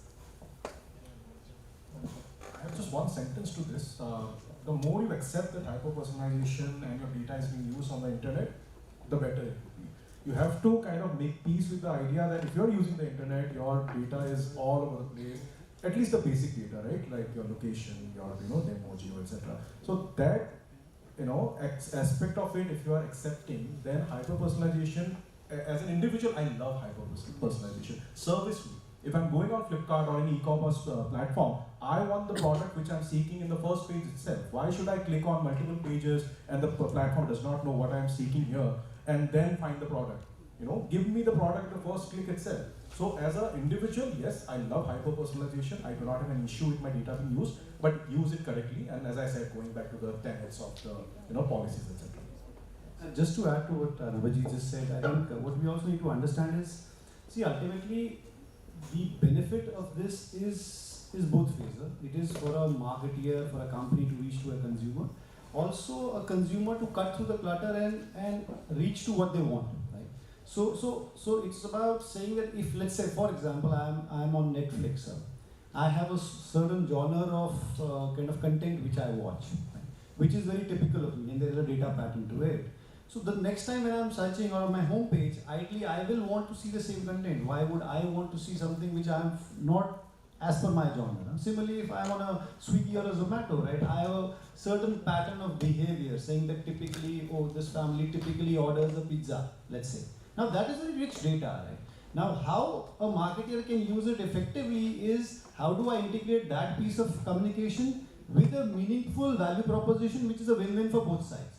But again, keeping the tenets of saying that it is not too intrusive, number one, and it's not, in a sense, repetitive over a period of time, also since probably the same algorithm is also available for a lot of other people. How do I still create a differentiation while I'm kind of creating that personalization? I hope that answered. Yeah, just to add on to him quickly, is hyper-personalization is here and will be there. So, it's not going anywhere. Rama Bijapurkar, who's IIM Ahmedabad professor, said, and she started in a book, if you read her books, there was an era of marketing, spray and pray, right? That means you spray your marketing efforts on the entire community and pray कि आपका consumer or आपका target audience देखेगा, right? I have done multiple FM in healthcare, but the problem is my patient listening at the time when FM is being broadcasted, or that message is being broadcasted. Then came the segmentation, the marketers said in FMCG and other companies, targeted, take out your TG and then have innovative ways of targeting and differentiate their product. But with hyper-personalization, with the persona, I have a different persona, he has a different persona. He will get a different ad, I will get a different ad. Maybe if I must also add one point which is I think very relevant in times of today. From the earlier time wherein the primary vehicles of reaching a consumer were, let's say, TV and print. Right? Yeah. Today, the complete channel has evolved. So today, what is very integral to our lives is probably, let's say, booking a cab on a Uber or a Blue Smart, to a Swiggy, to a Netflix. So definitely you have a newer choice of vehicles, and thereby, let's say, if you today go on a Blue Smart, there's probably an ad which is basis your hyper-localization. So we'll also need to be cognizant that even the media vehicles of today have changed from what they were, right? Which bring in a lot of possibility of personalization. You have heard about omnichannel, right? You guys must have read about omnichannel. It was not there earlier. Today you are bombarded offline, online, everywhere. We want to make omnichannel journeys for our customers, right, today. This is a different discussion. The system of behavioral targeting. Targeting has now changed. It is behavioral targeting. I have one more final question before we end. Anyone? Go ahead. I don't know if I will phrase it correctly, but usually when you're going for a product and people get reviews, usually the reviews when people are writing is usually when they're frustrated about the product or not. So when they come, when they are here, when the AI, the web crawler goes to the reviews, and now the consumer is directly going to the chat GPT and saying, like, lift your what it requires, is it good or not, or something else. So the reviews compilation would definitely be negative. So like how as a marketer you think is gonna affect the business, and how should you push for the positive content, like what the strategy should be? Actually, Nitin should answer that, but I'll just give some context. So there's something called, and as you progress in a journey of marketing, is called ORM, which is online response management. And I'm sure all companies who are there are digital, and almost now every company is there digital. So I think the assumption of the question is wrong, because today there are efforts by the organizations to drive positive sentiment online. They could be paid efforts, but the surprise part is that consumers are also very vocal about positive experiences. So to assume that there is only negative sentiment out there, I think that's not real. And I'm assuming so because even a category like life insurance, when an advisor calls and is in a call center executive, says, sir, aap ek baar jaake Facebook pe likh doge kya? And if you go to even Max Life and search, you'll find so many people. I spoke to Akash, he was really good. So if in a category like ours that can happen, I'm sure it can happen in a category which are much more engaging and much more day to day. So if I could just add to that, maybe I'll just take a quick 2 minutes. I know we are running out of time. See, I think at the essence of it, and especially I come from an industry which is a very service intensive industry, right, and very critical. If your water stops, obviously help excludes. So at the core of it is definitely service, right? If you can't say that, oh, I have a super ORM team, but I have a bad service. So where it starts is, first of all, you need to pull up your service. Today we have tools like a NPS, right, which is the Net Promoter Score, which is a good measurement of how satisfied your consumers are. Right? Then, since we're discussing AI is getting integrated very nicely, because today you have social listening. Yeah, you have a tool called a sentiment analysis. So today I go on a AI tool and I just say, give me a sentiment analysis of my brand. It shows me all the conversations, be it positive mentions, be it neutral mentions, be it negative mentions. It shows me the funneling, right? It shows me a specific incidence. It shows me Twitter is the one which is taking most, or Insta is the most. So one, as a marketer, it gives me those reasons. As long as I am leveraging that information well, and I'm using it to a meaningful use, saying that, oh, I realize there is a lot of negative sentiment. And what is that negative sentiment around? Let's say if I am a service company, is it around my service? Is it around the charge which I take? Now that is a meaningful insight from me, which I leverage. That's one part of it. The second part of it is, within marketing also, the terms of ORM. I'm distinguishing ORMs. There are two ORMs. One is the online ratings management. One is the online response management. Now on the ratings front, with the emergence of marketplaces, Amazon, Flipkart becoming primary tools of selling for many brands, and a consumer saying, "Acha, this product ki 25,000 4+ ratings hai, it's a definite." For a marketer, can I not miss that? So today, most of the companies will have a very robust system of generating these ratings, which are measured on a daily basis, which means a lot of proactive calling. We are using a lot of, let's say, bot calling now. Right? So if I was having a productivity of, let's say, 40 calls a day, leveraging a dialer and a bot, I can go reach out to 100 consumers today, which gives me that quantum of scale. But yes, at the essence of it, the service is critical. You can't just be managing this or window dressing it. Ultimately, you need to have a good service to kind of support that. Right? So maybe we'll close the discussion with story. Go ahead. An excellent story. So this story was told to me, and this is in context with it. I just remembered it because that discussion was going on. This story was told to me by in-person Shiv Kumar. How many people have heard about Shiv Kumar? Yeah, he was ex-PepsiCo, ex-Aditya Birla. Today he works in another area. We were in a small CMO forum with him, and he said, and this is on digital marketing. He said, let me give you a scenario, okay? And then I will ask you the question which he asked all of us, okay? So let's see how you guys answer that question. So the scenario is as such. This is Amitabh Bachchan in IIM Ahmedabad. Amitabh Bachchan in IIM Ahmedabad. He has been called for a talk, right? He gives the talk while talking in IIM Ahmedabad. And please remember, this is the time when Amitabh Bachchan was the brand ambassador for PepsiCo India. PepsiCo and Coca-Cola have their brand ambassador, keeps changing, right? So he was a brand ambassador of PepsiCo, and this is a real story. He, in his talk, he mentioned, my family and I myself stay away from carbonated beverages. Okay? It is not good for health. As soon as he said that, I am Ahmedabad students below the desk started on Twitter. Okay? Amitabh Bachchan, who is the brand ambassador of PepsiCo India, saying that he and his family do not prefer carbonated beverages. Hashtag PepsiCo India. Hashtag PepsiCo India. By that time, half an hour, everybody was putting it in social media and everybody was putting in Twitter. You have a cascade effect. By the time, and social media works like this, there's a snowballing effect, right? If you reach that stage, then the digital marketing head of PepsiCo comes to know this is happening. Shiv was the managing director of PepsiCo India at that time. He called an emergency meeting in the boardroom, right? And you are the question is, you are the digital marketing head for PepsiCo India. What will you do? Give me some options, what will you do? And then I'll tell you what he told us and what did PepsiCo India did.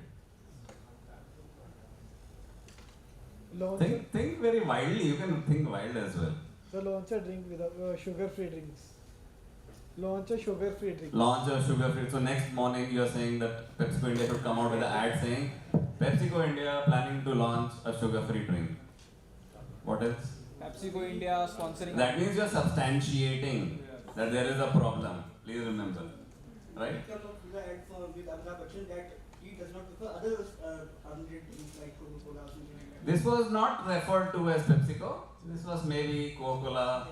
Is that a valid? Think about it.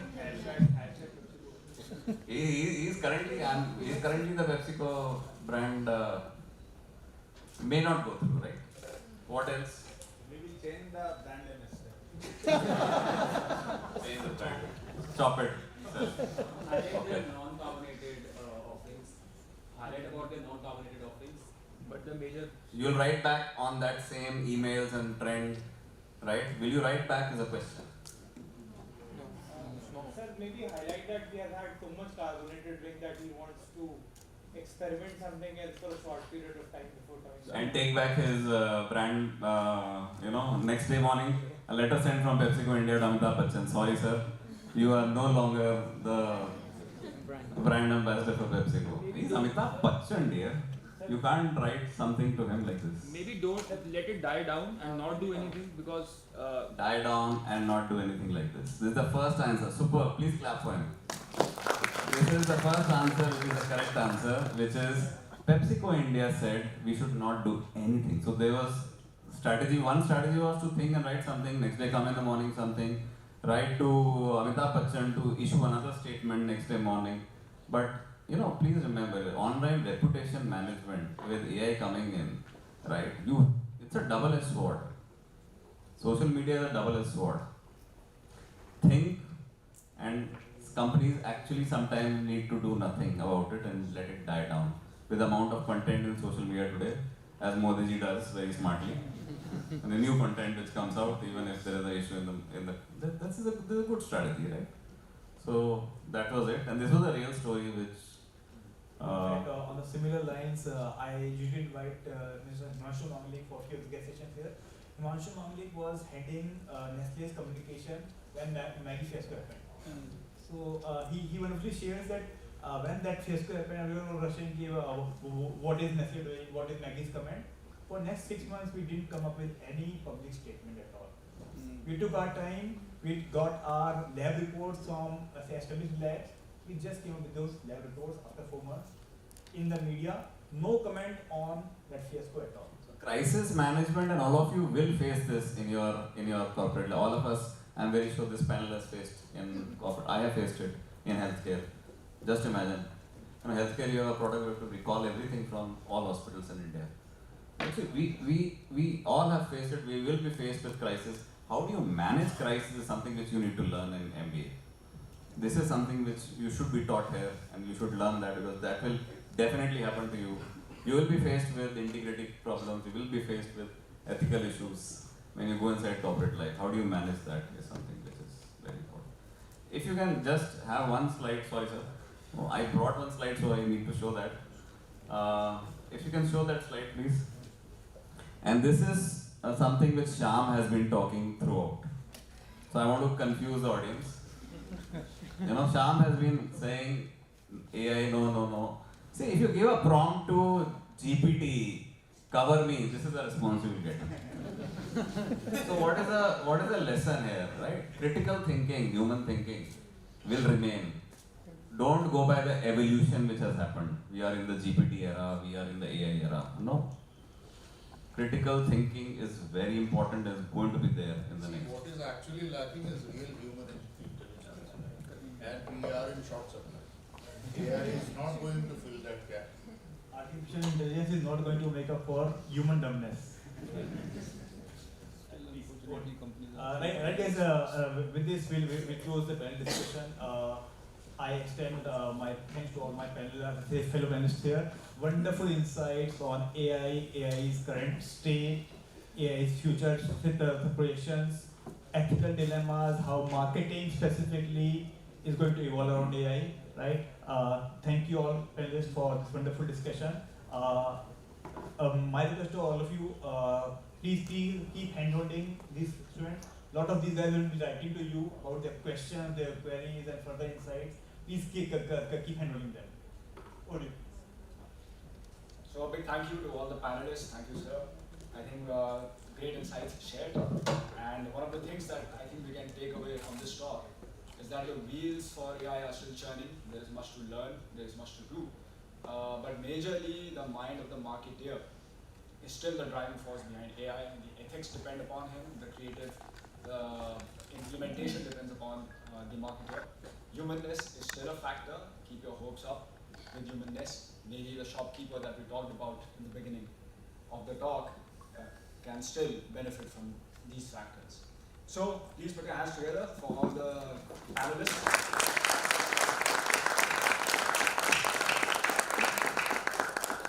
So I would now request sir to felicitate our panelists one by one. I'll be calling the name. There are a lot of things we have to hand over to the panelists. So I request that one person, please, when you give it to the panelists, the other person takes it away. We can later give it to them.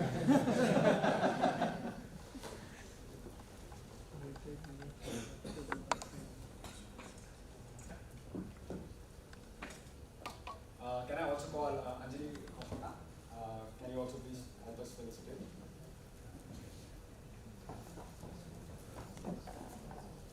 Right. Mr. Rohit Gulati.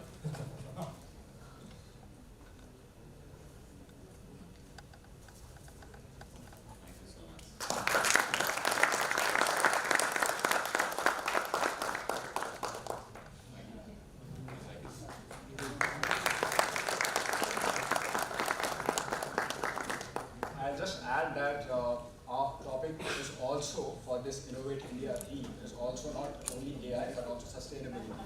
So what we've given you, sir, is a certificate. We've planted a tree in Yoni, and to each guest we'll be giving this certificate. On the stage at which the tree is. Excellent. Mr. Navji.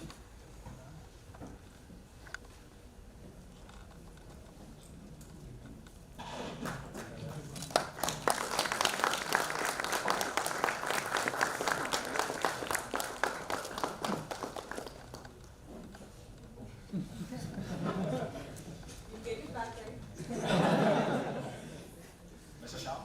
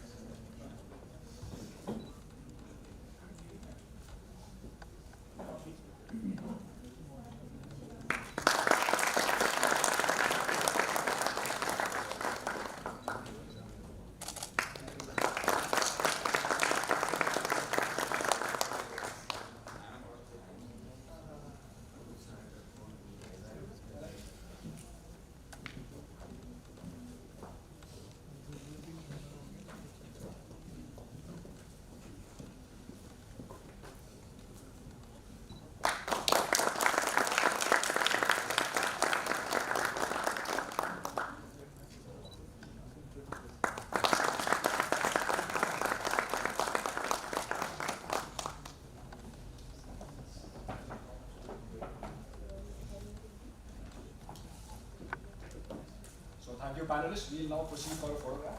I will request you to please come to the front.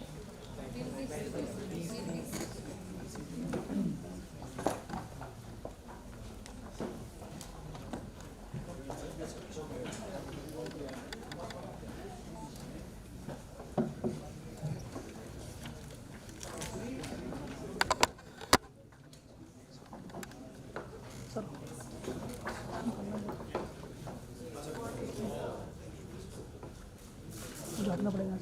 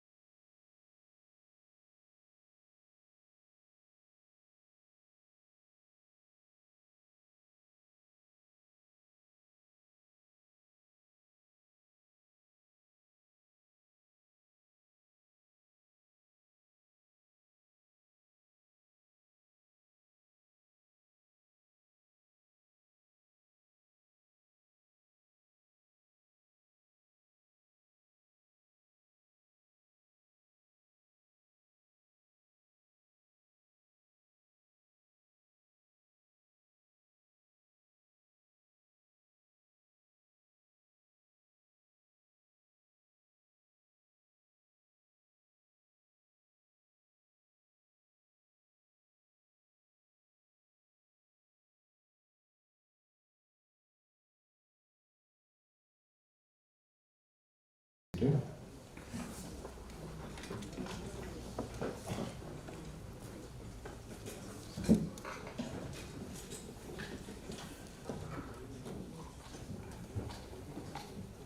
The future of work lies in the seamless collaboration between human ingenuity and artificial intelligence.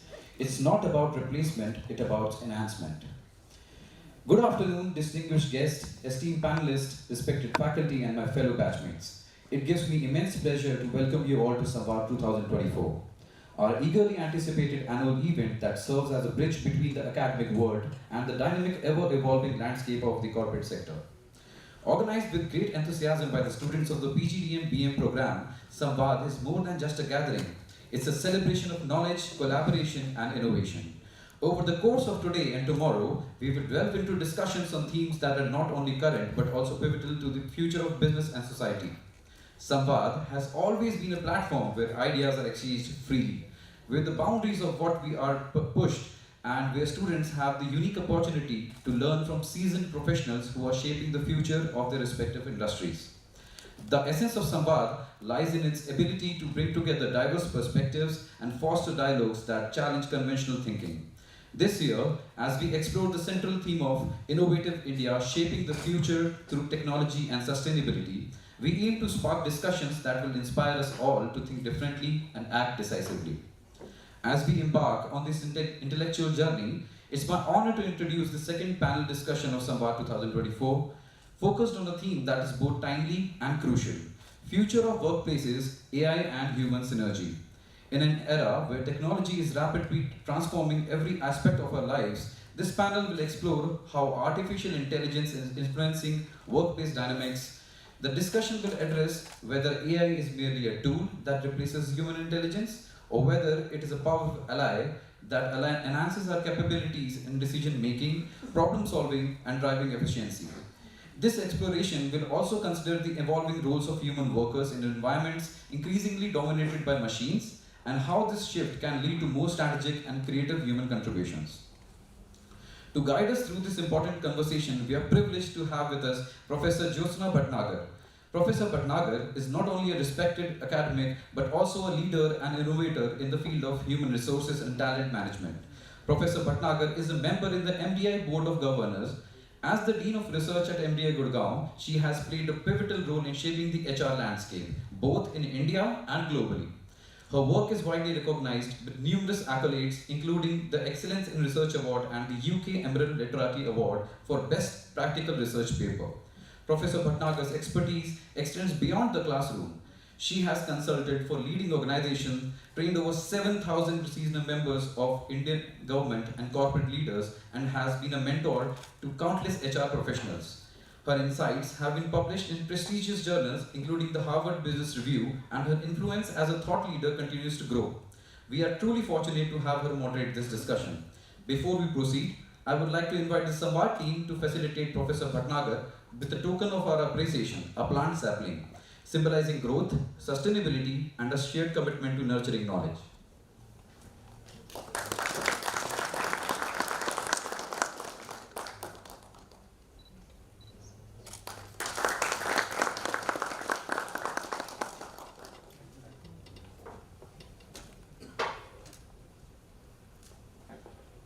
Now, it's my pleasure to introduce our distinguished panelists, each of whom brings a wealth of experience and a unique perspective to today's discussion.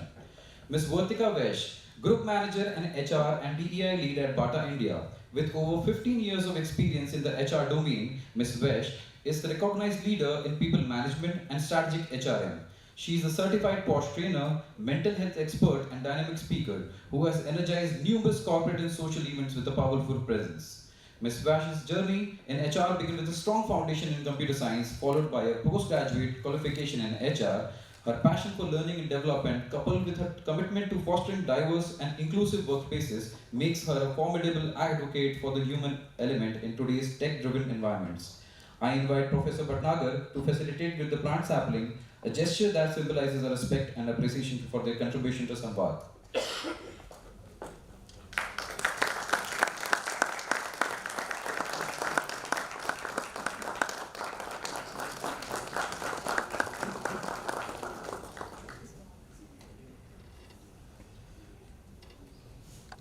Mr. Madhav Goyal, Senior Director and Regional Rewards Leader for India, the Middle East and Africa at Marsh McLennan. Mr. Goyal's expertise lies in the intersection of human resources and technology, with a deep focus on reward strategy, compensation design, and HR technology platforms. Over the years, he has consulted for organizations across various industries, including financial services, engineering, and telecom, helping them navigate the complexities of compensation and benefits in a globalized world. His insights into how technology can enhance HR practices, particularly in the realm of rewards, will provide us with a valuable perspective on how AI and human intelligence can work together to create more equitable and efficient workplaces. I again invite Professor Bhatnagar to facilitate them with the plant sapling.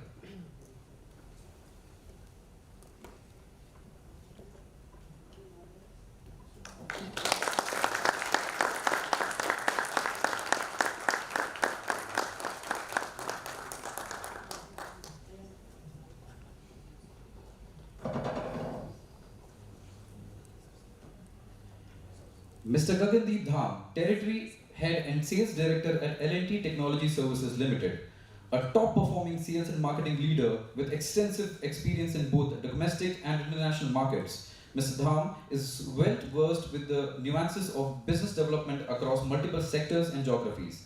His engineering background, combined with his expertise in sales and marketing, positions him uniquely to discuss the role of AI in driving business growth and innovation. Mr. Dham's leadership in integrating advanced technologies into business strategies will offer us a glimpse into how AI can only streamline operations but can also open new avenues for market expansions. As a gesture of our token of appreciation, I invite Professor Bhatnagar to facilitate them with the plant sapling.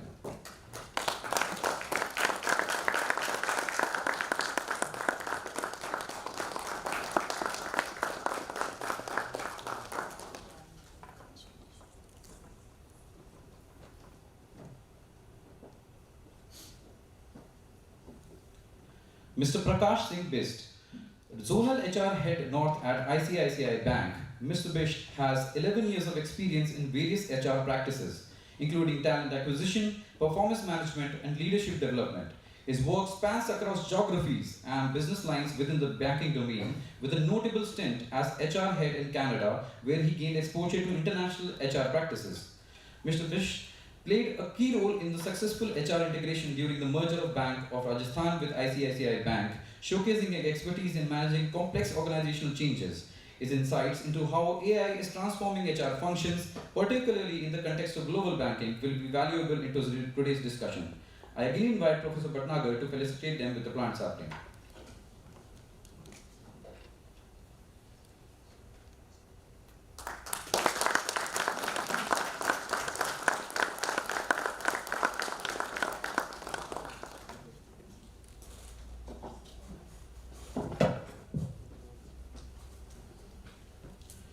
With our esteemed panel now introduced, I would like to hand over the session to Professor Bhatnagar, who will guide us through what promises to be rich and thought-provoking discussion on the future of workplaces and the synergy between AI and human intelligence.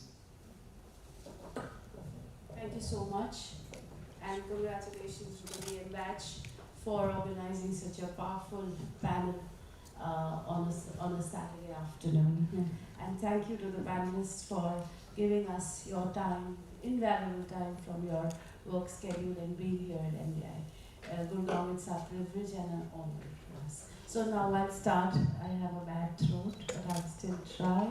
And I'll start with Gagan, and then go to Madhav and Priyanka, and then to Prakash. Yeah, and I have your questions with me here. So, Gagan, in what ways AI has improved the efficiency and productivity at the workplace? One, and for corporates, manufacturing and engineering especially, and how success has been measured using AI. Thank you, Professor Bhatnagar. First of all, let me thank MDI for inviting us. I'm quite privileged to be with the panel of wise people and some great young minds who would be the future of this country and probably the planet Earth, I would say. So going forward, the question that Professor Bhatnagar asked, see, I would like to start, the topic is artificial intelligence. So Albert Einstein said the ability to measure intelligence is the ability to change. And that is the quote that you see, ideally in nowadays in the corporate, taking focus, because if you don't change, then you are out. Now the question is human brain more intelligent or is artificial intelligence more intelligent? This is the question that would come into everybody's mind, because we're talking a lot about AI, and the question was how it is basically productive in the corporates, in the manufacturing, and how do we measure the success. So ideally, I would say the artificial intelligence is a product of human brain itself. And there's a lot of fear in the industry also that they will take a lot of jobs, they will replace a lot of employees in the clerical work, secretarial works, translations. I think it's a misnomer. Probably everybody can relax, and this quote is not coming true. There was a lot of fear within the industries, and I used to talk to a lot of my batchmates and colleagues, and we used to discuss long hours in the evening. So coming to the point, that is not the case, because you will probably, whatever you put into the system or into the machine, whatever you put the input, that is the output. It is your brain which is more and more intelligent. AI is just a metaphor. It's just like a repetitive task. It learns through algorithms and simulations and some codes. It doesn't have any emotion. So if I give you an example, since we talked about manufacturing and corporates, we are working on a product that detects any obstacle when the train is running. So there are different simulation models. In India, it doesn't see at the back, but in international countries, there's a simulation that you also know what is happening at the back of the train. Now, the AI model would certainly, if, for example, in country like India, you will have a lot of even animals, intrusions, cats, cows coming in. The model would be fed with the images of an obstacle, either a cat or a cow or a dog, but actually doesn't know what a cat is. The human brain does. So it is learning through what you feed, and I think you guys with great minds would have heard of the experiment that was done by the name of Chinese room. I don't know how many of you know, by John Searle. Is anybody aware of this experiment? Okay, I'll just take a minute. They did an experiment, and in a closed room, John Searle is an American philosopher, just to give you the background, and there were 2 slots. So they were given 2 cards, and they had some symbols, Chinese symbols on it. So when you put one card, so you had to set up the sequence of the sentence, and you don't know Chinese. So a person was given that card, there were 2 slots. He had to put those cards in the slots, and there was a light which would come as red or green to give you a confirmation that your sequence is right. So that person eventually learned, he put 1 card, 2nd card, red, green, and eventually learned the right sequence. Suddenly he was given a 3rd card with a different symbol. Okay, obviously took it as a challenge. He started again, 2nd card, 1st card, 3rd card, light was going red, green, wrong, right. Eventually with 5 minutes he learned the sequence, and he was starting, putting the cards in the right slots where the light was always green. Now this is the way AI works. Even without knowing the Chinese, he could get the right answer. So that is why AI is a metaphor. That is one. Number 2, on the corporates, on the manufacturing, on the vision, yes, there are a lot of benefits. You guys would be tomorrow going to the markets, to the industry. Obviously, you have to work in the environment because the world is changing.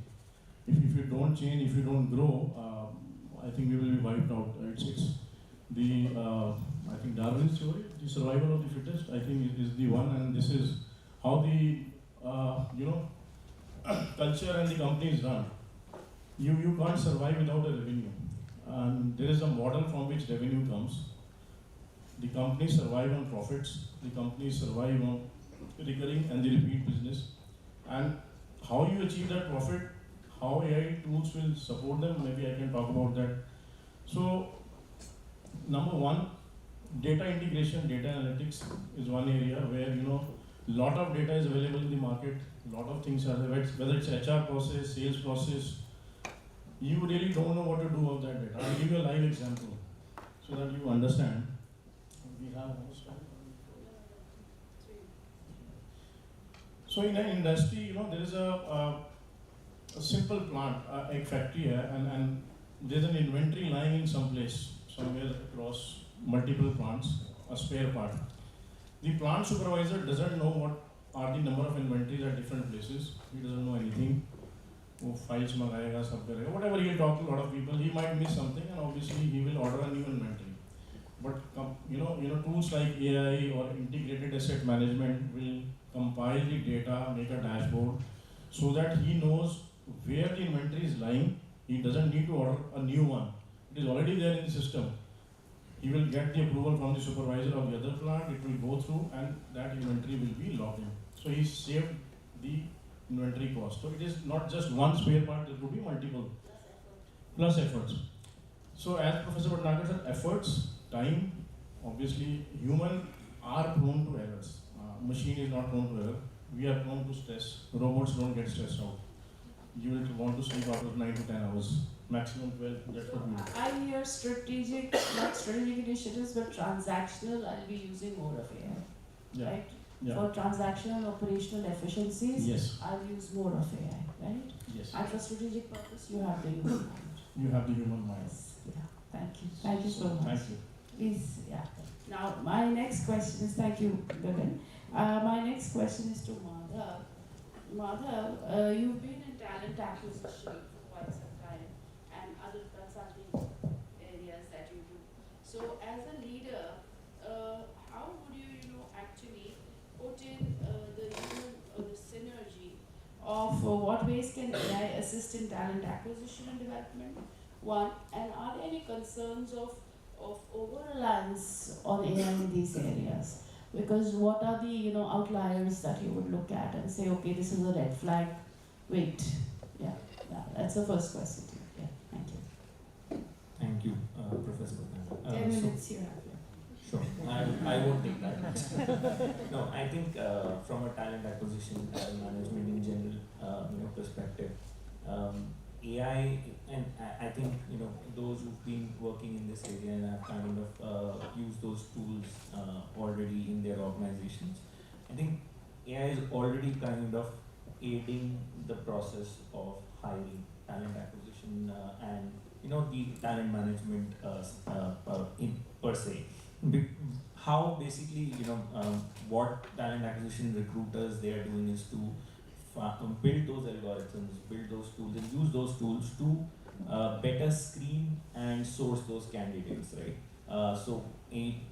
For a person who's working in a shared services environment or a telecom or an FMCG organization where thousands of people, are employed, many hundreds leave every day and are, rehired. Every month you would have probably 200-300 people. For every person that you hire, usually you would look at least 15 to 20 CVs.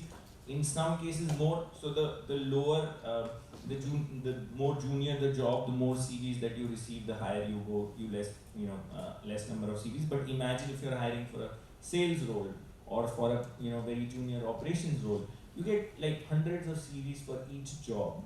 The time and effort to screen those and then to achieve some kind of efficiency, to achieve some kind of accuracy and validation, it requires a lot of effort. Now AI, based on its algorithms, based on its based on historical data, what kind of skill sets that you're looking for, what kind of skill sets that are available in the market, it can do that work for you effectively. It can do it much faster. It can produce the right matches much better than an individual person can. Now, obviously, no work that AI does, and I think Gagandeep made a very important point that it cannot replace the human mind, right? So it does not know what a cat is, and the example that he gave is a very valid one. Now, AI can find you a 90 to 100% match to the skill sets that you're looking for. Now imagine a scenario you asked the question about what are the risks or the things that we need to be careful about, right? So imagine a scenario where you are looking for 10 skills and there is a candidate who has probably 12 of them. the AI would reject that. I was coming to that because we were, talking to Infido.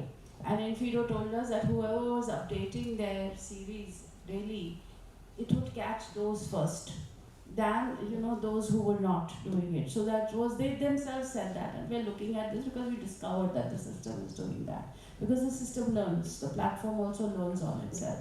So if I have 12 skills, then I may lose out because you require just 10. And the mapping and the matching is right, yeah, but then efficiency is also there.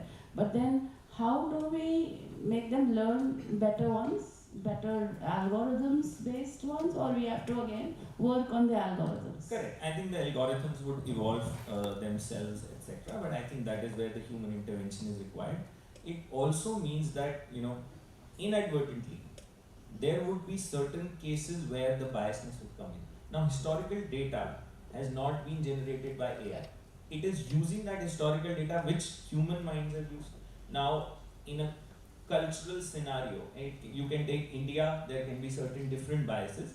US or Western cultures could have different biases. But it is still based on that biased data which is present. It's learning from a biased data. Now, the biggest risk is that the algorithms are producing a result based on biased data. So when it is screening certain CVs, and Vartika can speak more about the diversity and inclusion, but I will just touch on that topic that it can produce a more inclined result toward a certain gender, race, towards certain demographic groups. It could be anything, right? And that is what is the biggest risk that AI would have in terms of hiring or talent management. Yeah, so that happened with Google itself, that Google questioned why are you only recruiting male engineers. He said the data was only of male engineers, suddenly are there no female engineers?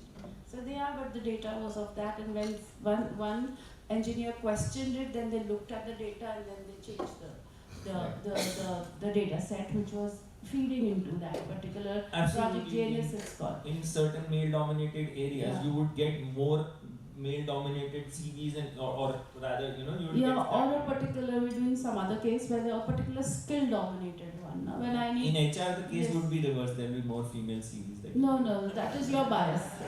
It's both ways. It's both ways because we would have 50-50 there. But then it is there because you're also in HR. She's also in HR.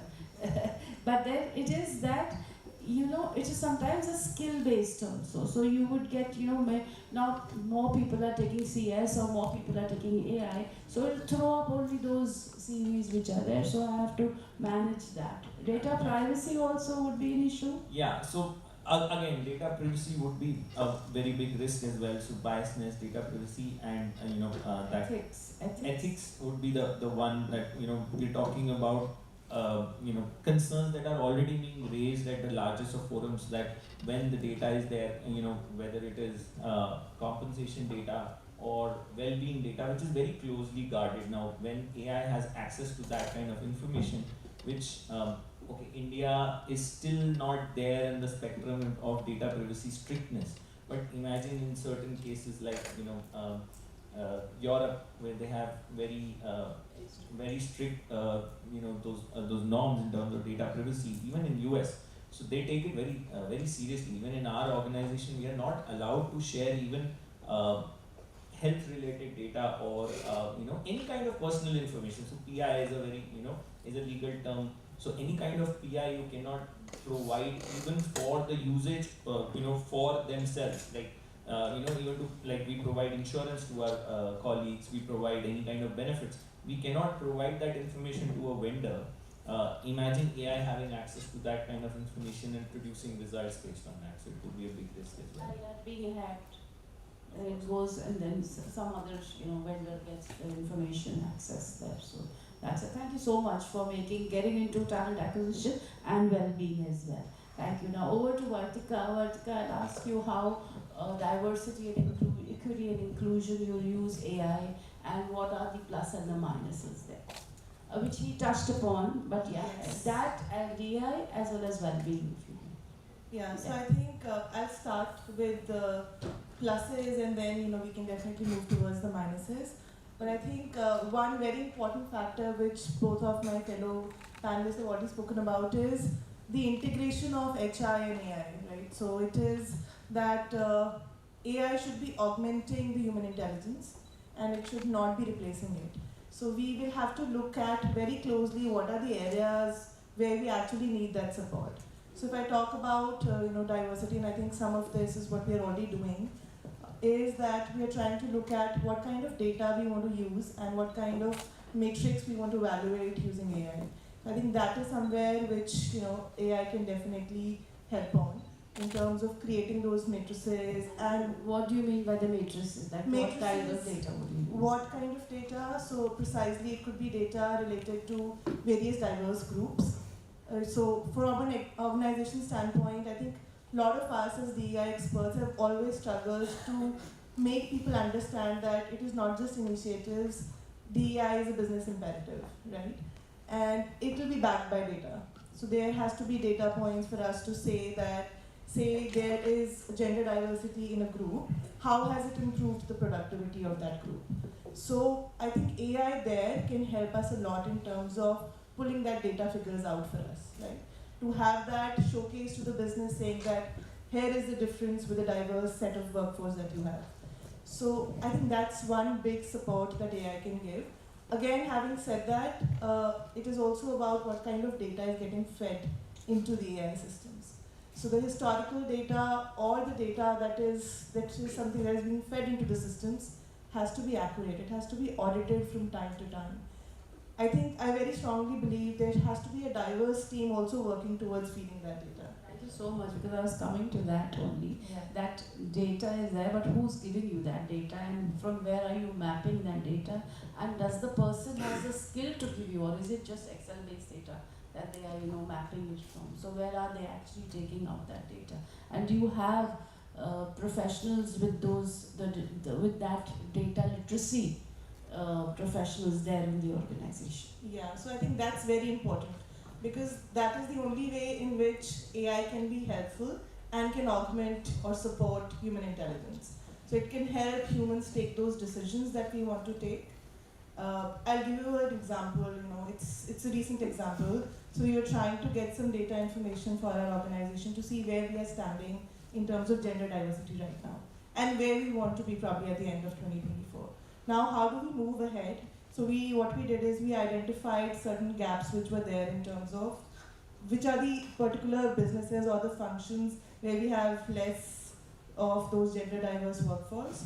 And then again, showcasing that how has the productivity going down or it is being impacted, the absenteeism is increased, how is it impacted? So we were able to give those business cases in terms of convincing the business managers that this is why we need it. So I think that is where AI plays a great role.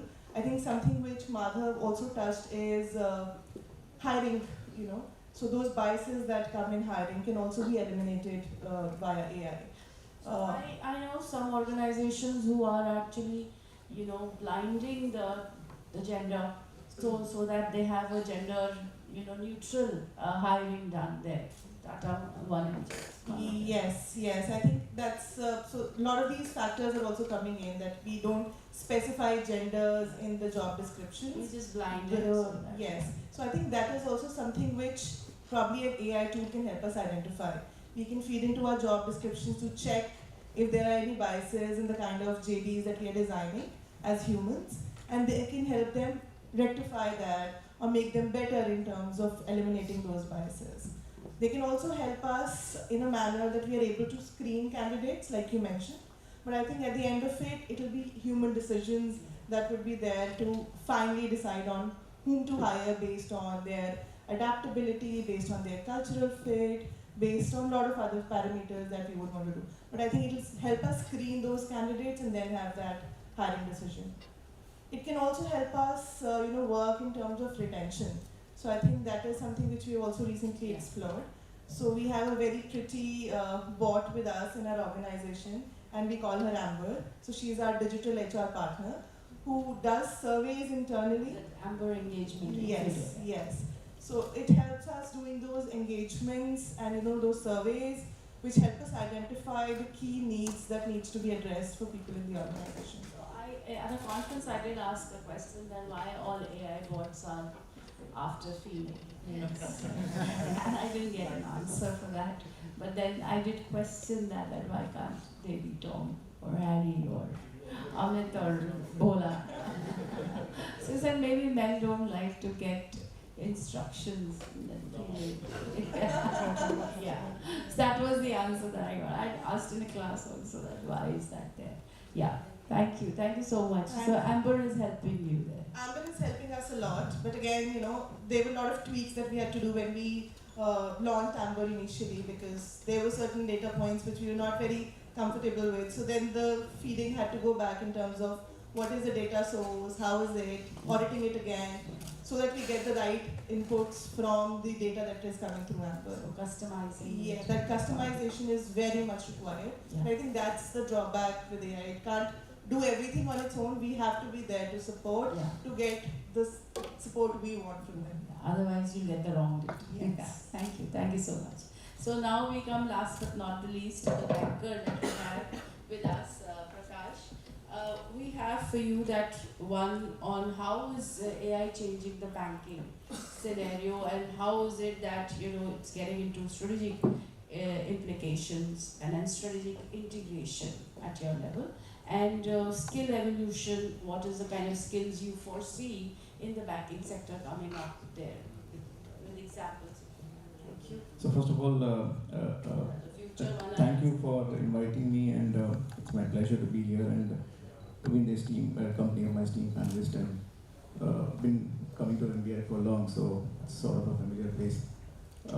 So coming to the aspect of banking, right? So a lot of AI usage naturally yields itself to the nature of business. Now, a fundamental unit of an AI, what you need is actually data, right? And as a bank, we have a lot of it.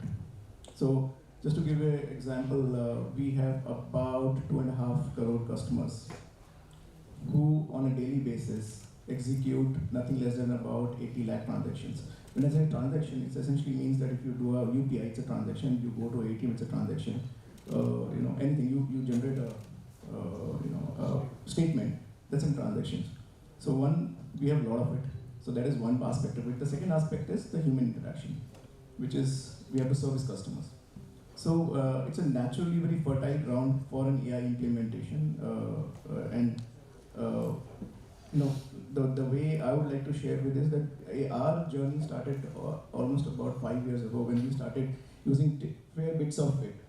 And some of those who use ICICI, you would see. iMobile app is using it? Yeah, iMobile, but okay, so I don't know how many of you have noticed. So when you do a particular transaction of transferring money, at times it will ask you one authentication, at times it will ask you another authentication. Right? If it finds that you are logging in from the most uncommon IP and you're doing a transaction, it will immediately trigger a second authentication, second factor authentication. So those are very small examples. But just coming to the point, and like Professor said, I'll give you some use cases on banking, and then I'll come to HR.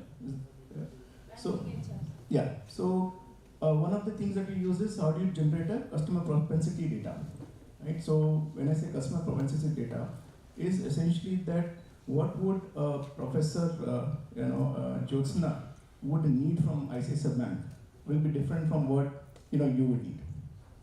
So if I pitch to a customer exactly the same products or services, it won't work.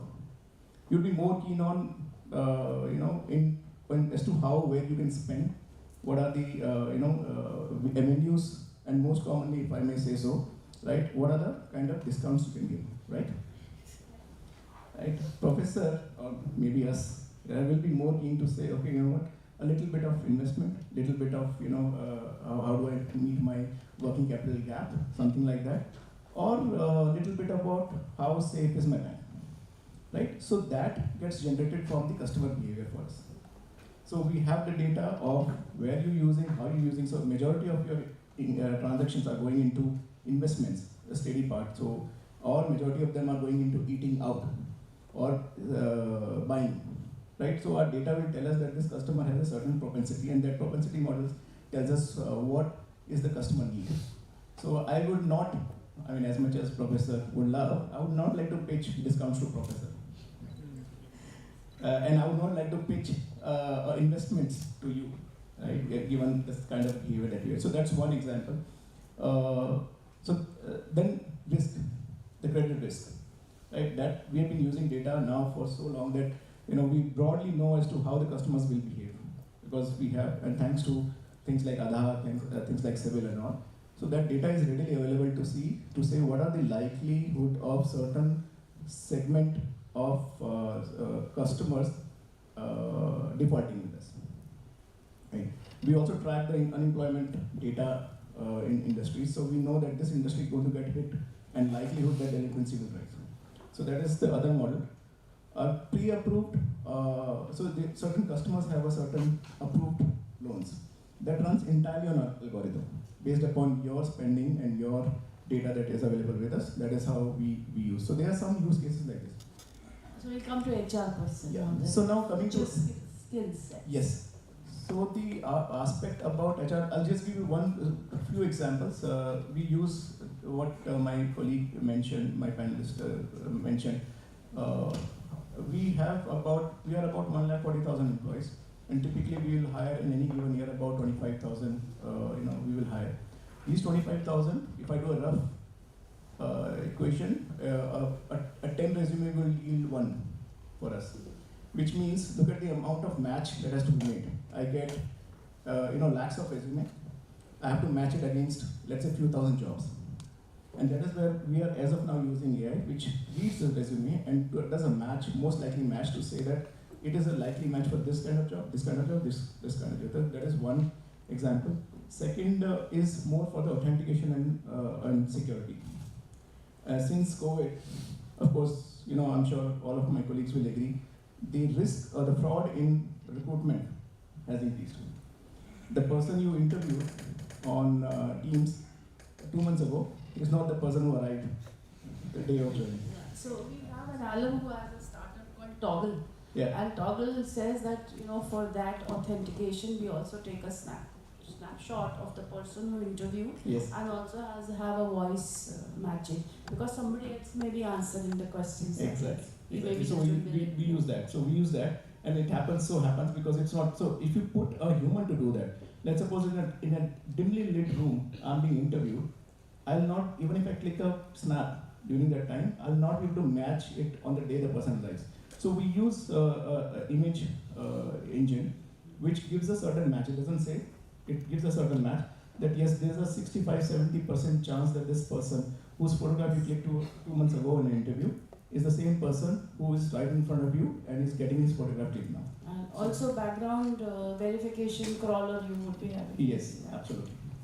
Through AI, yeah? Yes. Because many times background verification, you cannot do it from the employer, because then the employer will know that you are about to leave, right? So the person would not want the BG to happen, the background verification to happen. Yes. So you may have to do it when the person is in the system. Then how do you manage it? Because then if you get a mismatch, then what do? Let them go, no? Then you have to ask them to leave. Which is a difficult one. Yeah, it's a waste of money as well as time as that. So yeah. that AI has not been able to solve. We're working on a particular. So last one, we have not yet reached a generative AI space. Generative AI is slightly more difficult. We have reached it to a point where our bot is actually now generating chats, not from templated repository, but certain self-generating, but it is still under the test. You mentioned generative AI, so Copilot of Microsoft you're not using as yet. You're using? You're using? Yeah, thank you. We have a tool within Mars McLean which is called LenAI, which is used for generative AI kind of tasks. A lot of individuals and employees have started using LenAI for various purposes. I mean, it could be to create basic level presentations for a management report. It could be for just writing emails. It could be for those, creation of JDs. It could be for matching skill sets between 2 JDs. And recently in our experience in my team, We are embarking on a benchmarking study with a consulting firm.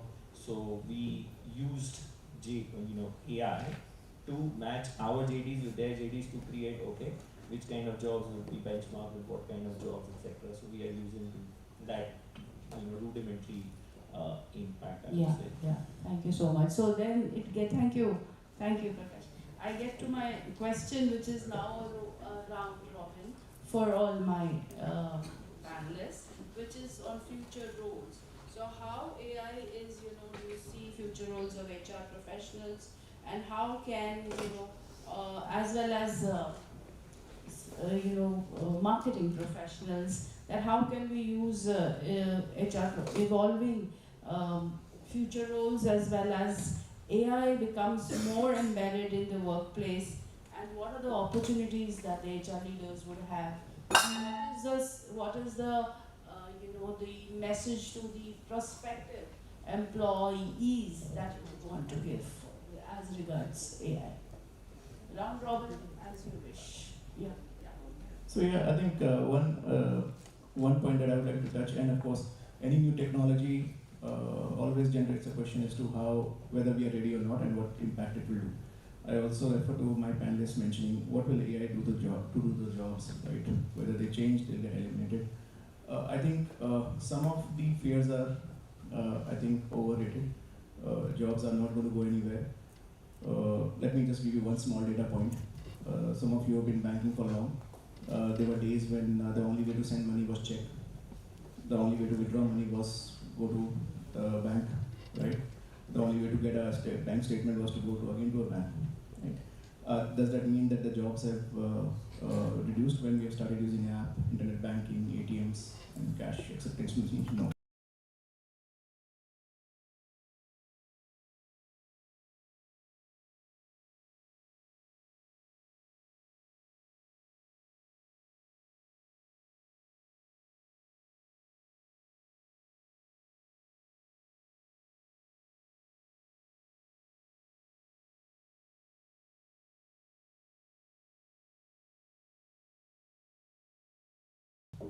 Job loss and obsolescence are two different aspects, right? So, and if I may use a term, right?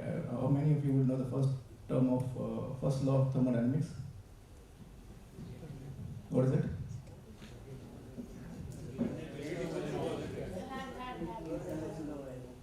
Go ahead. No. So energy cannot be created or destroyed; it has only be transferred. Same is the case with the work. Work doesn't get created or destroyed, it just transforms from one. So the person who was up till now was doing his entry in the register, now basically makes that entry onto the computer and less. So the jobs are not going to get reduced. However, the level of skill which is required, that is going to certainly change. Right? So that is the part. And which is what we have to get ready for. Which is what we have to get ready more as a for the employee, and also the users of AI, which I'm sure you are likely to be. So that's I think that's what I can share as far as the future of jobs. Very interesting point that he mentioned about the work transfer, etc. Right?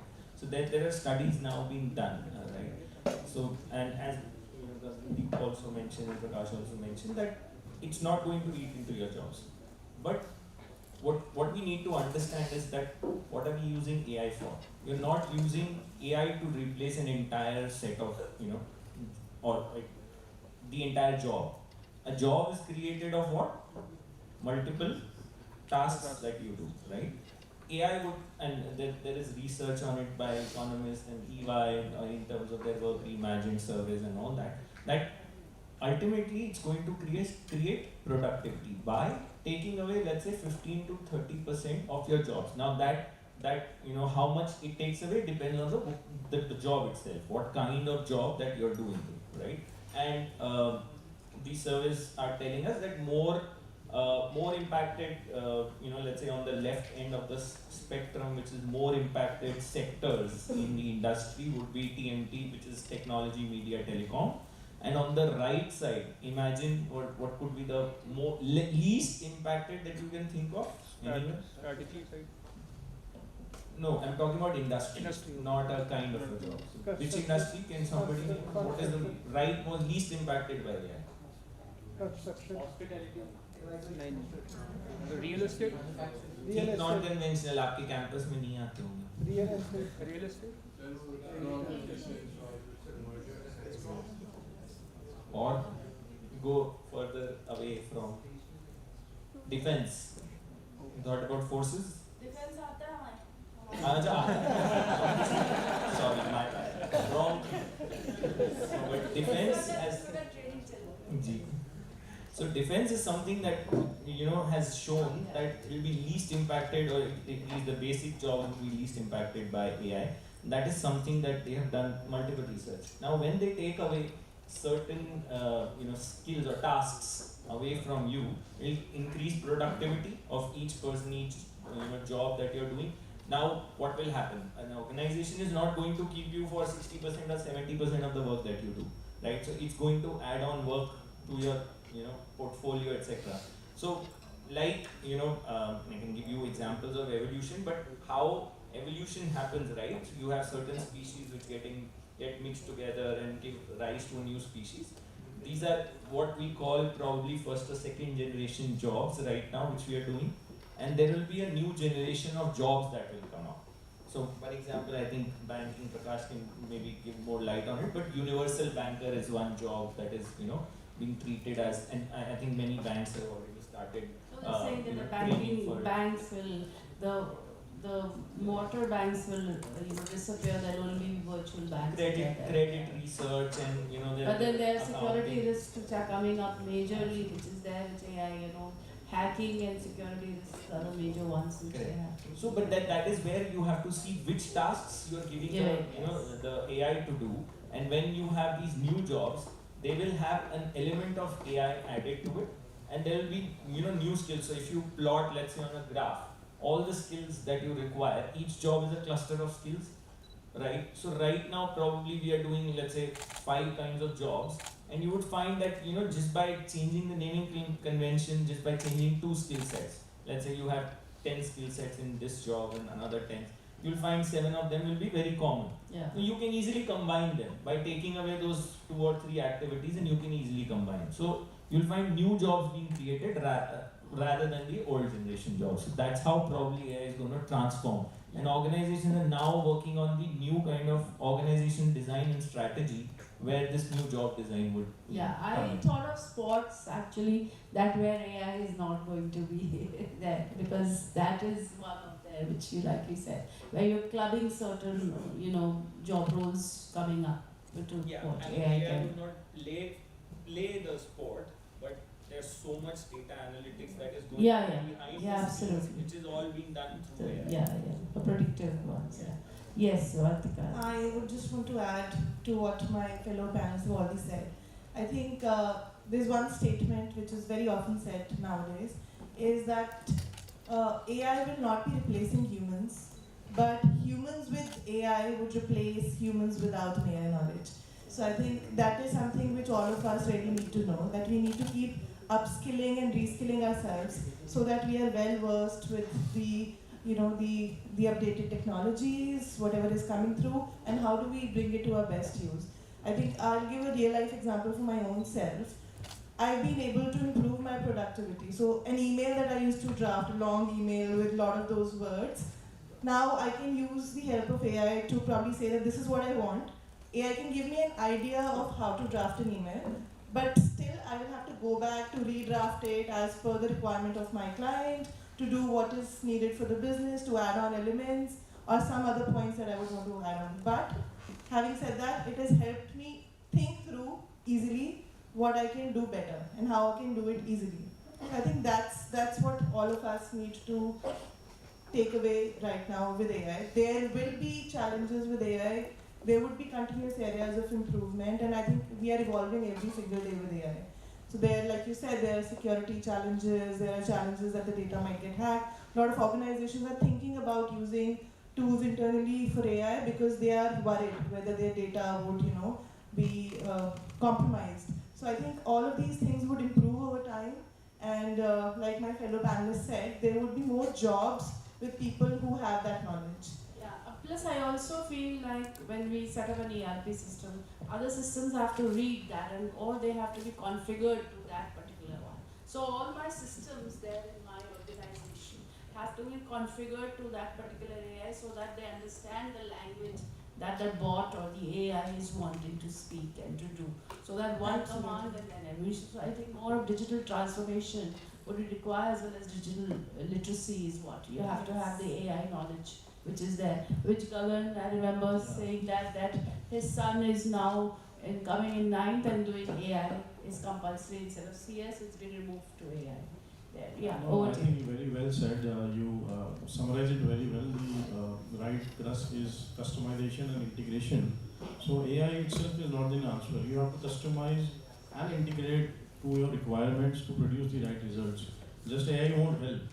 And there were risks earlier also, now also everything comes with the pros and cons. So I will end with 3 A's. It is, the AI starts with automation, then comes augmentation, as my fellow panelists said, and the final is adaptability.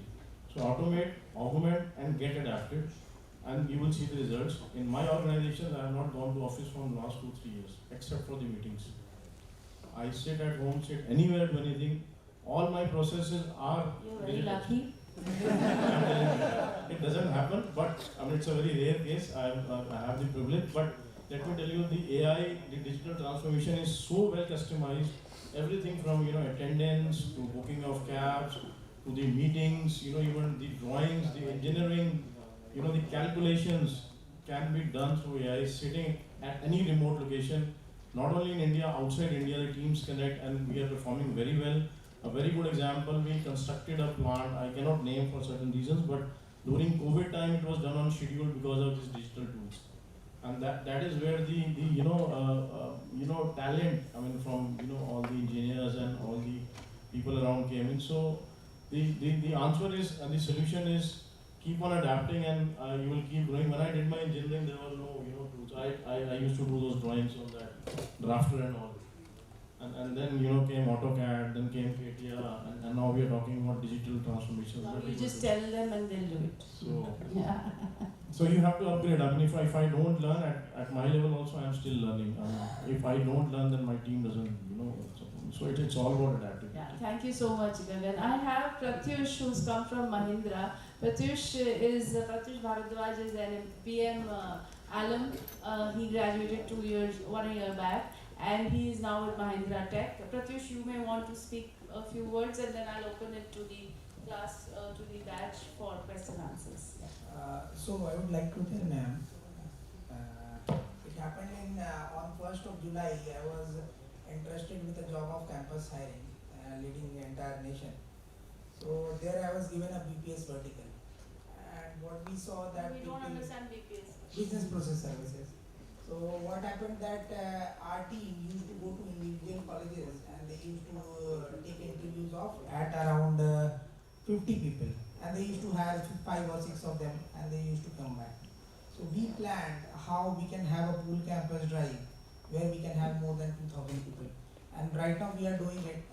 We went to Jharkhand. There were application of more than 8,000 people, and we hired around 700 people from there. But the major concern was that I faced and the entire team faced, that we had to manage a team of 20 recruiters who were sitting online. And for this only, this is the basic thing that we did. But there is a guy who is also alum of MDI. His name is Rohit. He is having a startup called Open Interview. So he is right now working with me.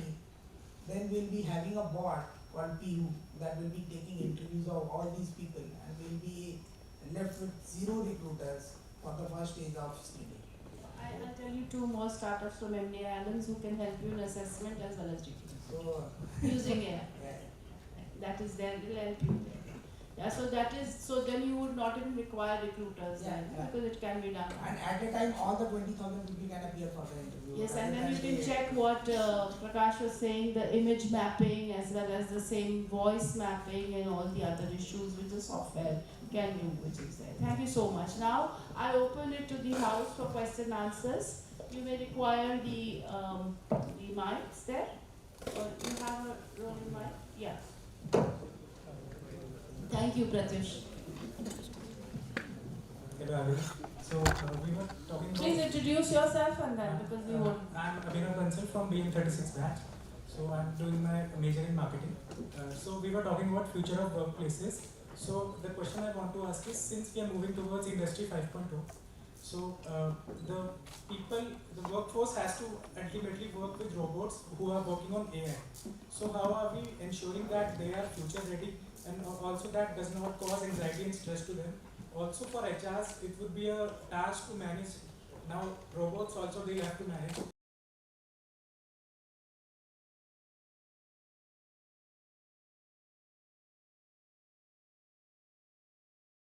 And just to start, any change that comes, it comes with a lot of stress, right? So if we are asking our workforce to change for good, that will also come with a lot of stress for them in terms of how do they upskill themselves. So I think one thing which we all spoke about is continuous learning and continuous improvement. We all need to ensure, and that's what a lot of organizations are doing right now, is trying to work out tools for the upskilling of their employees, so that there would be people with different generations. There would be also people who are in their late 50s as a part of the change that is happening, right? So how do we help them? And of course, customizing these learning programs for them so that it is easy for them to understand and they're able to get through there. Well-being, of course, it always remains, a heart of anything that an organization does, and it will continue to be there. So with these customized learnings, one, the well-being is taken care of. Second, that's where the human intervention again comes into action, right? While your AI tool will help you identify or analyze the data that's there in place, the human intervention will help solve for well-being issues. So I think that's the second thing that I would want to add on, and I think something... I'll add on to what you were saying, Abhishek, right? Abhinav. Robots have already been in the workforce. For example, Hero has robots working on their supply chain with the human intervention. So they work with it because they check for quality and they check for, so it's a hybrid workforce where they are working with the robots. So robots are helping them for efficiency and effectiveness both.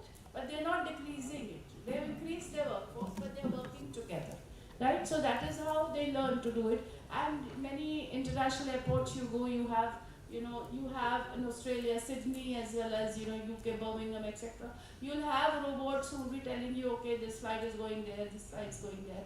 But then a major one is there that Microsoft, that thing happened that day. The entire world was at a standstill for 1.5 days. Yeah. So then that affects both the humans as well as the robots. So it's a thing that is there. We have to work with drones, we have to work with robots, we'll have to work. So transactional part will be taken away, and the quality ones which have to be there, that will be taken away by the robots. Yeah. You would like to?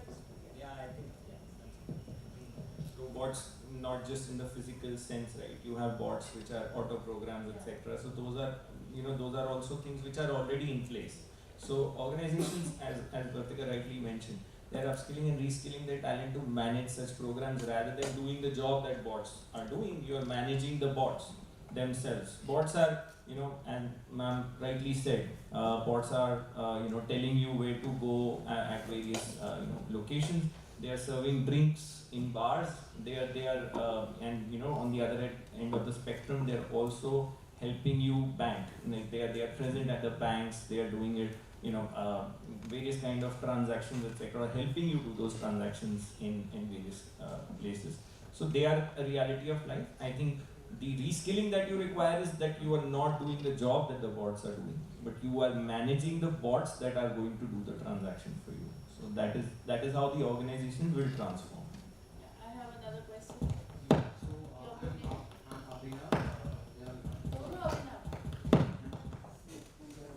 My question is,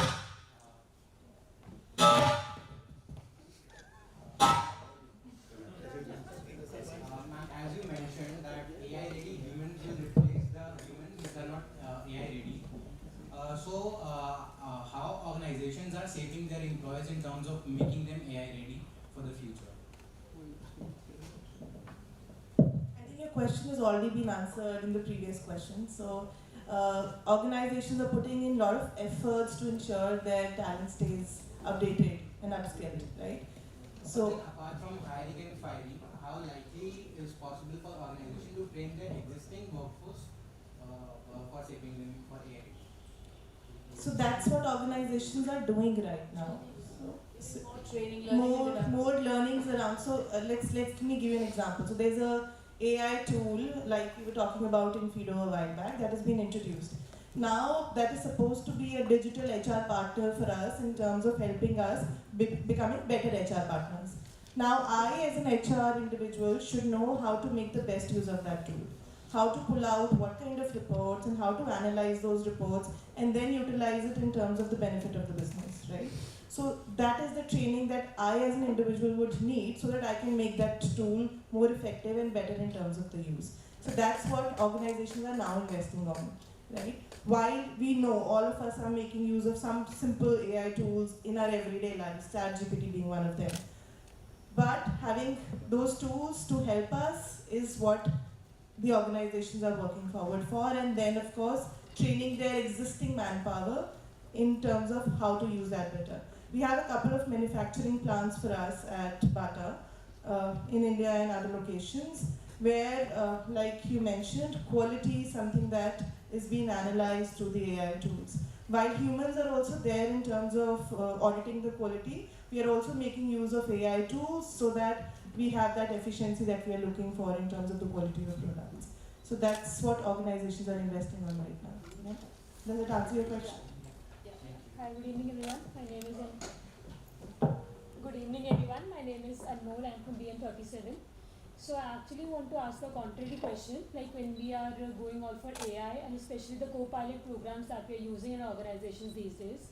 So is it that it is going to impact the human thought spectrum? I mean, co-pilot is like it gives you ease of access and gives you quickness. So the coming workforce is anyway is going to be most of the Gen Z workforce that need things quick and time saving. So is it like for every little thing, the first thing that would come is not think but to go and just type the right prompt? So is it going to be like that?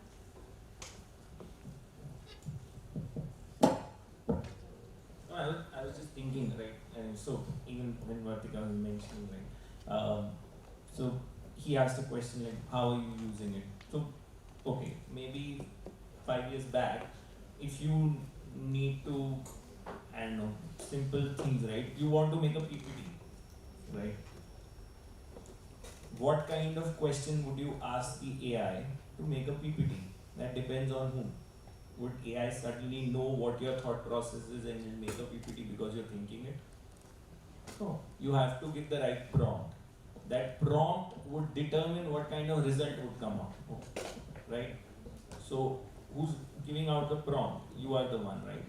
It's your thought process, it's your strategic thinking, it's your critical thinking which is going to get the result out of it. When you're writing a code as a programmer or in Python, in Java, whatever you want, right? It's not the code that matters anymore because the AI can write for you, right? But what you want the code to do is dependent on you, right? So the right kind of questions that you ask AI, the right kind of thought process, direction that you give AI will do it for you, it will not think for you. So this is kind of making us AI dependent, right? I mean, the more time we are using in thinking the prompt rather than thinking... Sir mentioned very nice thing about your drawings and all. See, that is why it is called artificial intelligence. It's not real, huh? You are the real intelligence. See, it will not consume time, it will save time. A very simple example. Olden days, truck बढ़ते थे उससे, हाथ से, आज forklift लग गई है, काम easy हो गया, it is very easy. So he will have some software even sitting around, even a robot is there, he can do that job.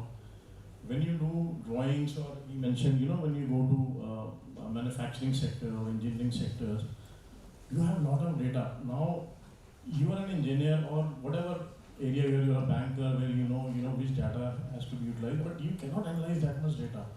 And then obviously these AIs are error-free. They are faster. I mean, the way they work, human brain is much faster, I would say, but it doesn't biologically sync. I mean, you would still, even if you do a abacus or something, I mean, you would still think to do those calculations. calculations, वो immediately उसमें AI में आ जाती हैं. So ideally, if you are doing a model, if you are doing any kind of engineering, it will reduce the errors. Accuracy will increase. If you are stressed out at the end of the day, I mean, I can 100% sure you will make calculation mistakes. Nobody is a very strong robot here. So this will certainly help you out. So as I said, you have to augment. Both humans and AI have to grow. I mean, you cannot just rely on AI. Second is customization, as Professor Bhatnagar said, to your organization, to your needs.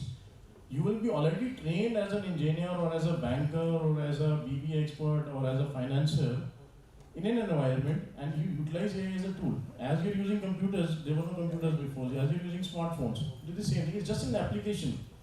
It is nothing very great, but it's just an upgradation thing. Something might come beyond AI. I don't know. I mean, I don't know, beyond 50, 100 years. I'm looking at something which I don't know today. Somebody will be discussing in this college after 100 years. So there will be flying taxis. Yeah. Will be coming instead of other cars. They'll be getting. I never thought the person who is doing drawings on draftsmen and all those things would be looking at doing these digital transformations and all those things. I mean, we don't have time. I mean, if you are free, I can really tell you what good things AI can do, what tools we use, and how we can create and how we can save time. There's a big catalog. I mean, I can share with you, and you will be really amazed. So it will make your life easy. Don't worry, things will be much better. And I wanted to answer to Anmol. We always have Google, no? But you're still here in the. So you have the panelists also. You can always Google it, but then you want to listen to. So to one-on-one, the human connect is so important that technology will never take its place. So you should watch the movie Matrix and. The Matrix. Yeah, they must have watched. And Abhinav, I think you visit this place, the Science City in Ahmedabad. I don't know whether you have gone there. You will find a lot of robots and the implementations, and the robots serving in a canteen. You will love that. I mean, the way it has been designed. So it will give you a good idea. So looking at the time constraint, we will take one more question from the audience. Yeah, actually I have a question. Yes. So basically I wanted to go into the AI is impacting the performance basically of each and every employee, be it any department. Right? As HR professionals, are you now taking into the matrix that there is AI? How is your employees and is their performance? Your performance is AI based. Yeah, yes, ma'am. So how is that AI performance helping your employees, and ultimately how is that rating going to affect that employee? Basically, if I'm a content writer, ma'am. Ma'am, if I'm a content writer and I'm taking the help of an AI, so I'm turning out a better content, but as performance reviews, where is that AI coming into that picture? So you have to bear in mind that in an organizational setup, right, the extent to which employees' performance and his task completion is aided by AI is governed by their organization, right? I mean, of course, I'm sure you can't just use ChatGPT to do anything in an organization because there's a risk always. But if you use a tailor-made AI tool in an organization, then it is already understood that everybody's using it. So if all of you have laptops and if all of you have Wi-Fi access, right, then you're on equal ground, right? Then the only differentiation is your own effort and your own enterprise. So we have not yet reached a point where an AI makes a differentiation to, and in fact, let me say it differently. AI has not yet got embedded yet in the organization where it is actually making the decision of performance assessment little fuzzy for us, not yet, right? And it is highly governed. And the AI power which is available to you as an employee is available to everybody else. So it's an equal ground. It's an equal ground, yeah. It's not probably directly attributable yet, as you rightly said, because it's not so embedded. But what's stopping you from using it to increase your productivity, right? There are two people, one is using AI. Probably he finishes those tasks that were given to him faster. He becomes more efficient. The performance automatically is reflected through. It's probably not directly attributable to AI that you use AI, hence you are getting a better rating of performance. So just to come back to that one example that I gave. So if a customer pitch gets generated by AI, right, it gets generated for every relationship manager. Beyond that, But then you know, What is the prompt that retaining the relationship manager is the major issue that they are facing. That retention is not happening. One way you can look at it, it's not that developed, but obviously, as I said again, it's a transition thing, human and again. Now there are different level of performance feedbacks and appraisals, 360 degree, S curves, 270 degree. Now when all these appraisals goes to one is to your boss, second is to your next supervisor, then there are 270 degree feedback that goes to your peers, to your subordinates. Now there is a set of questionnaires which has different rates and feedback. Then you have to give them, the ratings 3, 4. Then there are some, question and answers where you have to feed in their traits, their strengths, their weaknesses, their significant achievements. So somebody who's having an AI tool, and if you are getting multiple 270 degree feedbacks and 360 from multiple employees, obviously the AI application and software can pick up those keywords and those skills to mark the best trait for that employee, whether he is good in what thing, as the feedback which has been given by the humans across. So obviously the AI will be smart enough, based on the kind of programming that we have done, to tell which candidate is good for which field. उसको किस field में डालना है, leadership में डालना है, marketing में डालना है, सेल्स में डालना है, अपग्रेड करना है, क्या करना है, because that rating jointly, the software will be much faster. Rather than humans sitting and seeing all those appraisals, and we will implement as per our mindset. But we have already given a set of instructions to the AI. It is becoming smarter day and day. All these AI applications, they evolve. They become more and more smarter. I mean, sometimes the programs, in our field we do a lot of IoT, cybersecurity, everything. So, and they become smarter. So we call them smart machines. So ideally, this thing will help that candidate to find the right role in the company, and obviously with those ratings, things will be much easier and faster. So that personal favorism or all the things that goes on. And one last thing I think is that database KPIs will be easily tracked through AI. So while we're talking about performance, so anything which has something related to data or numbers can be easily tracked through AI when we're talking about performances. But of course, with performances, like we're saying, we will give a particular X rating. AI can probably help us understand that against this rating, if this is probably the scale where you will have an increment, what is the appropriate increment that an individual can get. Right? So I think these are the things that AI can help us in terms of performance management. And in terms of promotions and performance management, you can use intangible assessments are being used, which are more, granular, and they give you there. So maybe for the lower level white workers, they could be using that in the future. But even for recruitment, lower level, yes. But for lateral recruitment, you still want a one-on-one, one-on-one interview and a one-on-one feedback mechanism, whether it's promotion or it's. Thank you. Thank you, everyone. Following this crucial discussion and Q&A session, I'm sure along with me, my fellow batchmates would be feeling the stream of knowledge flowing in this room. So I heard two words, multiple times today, which is AI and help. These two words we heard the most, and it makes us clear that AI is not a replacement, it's an enabler. It's a catalyst for our human minds. So now we will be presenting each of our panelists with a special token of appreciation. This will include a certificate that not only recognizes their participation in Samvaad 2024, but also acknowledges that the tree has been planted on their behalf. This certificate comes with a unique tracking number, allowing you to monitor the growth and impact of the tree, symbolizing our shared commitment to sustainability. I request our moderator, Professor Jyotsna Bhatnagar, to please facilitate Mr. Gagandeep Dham.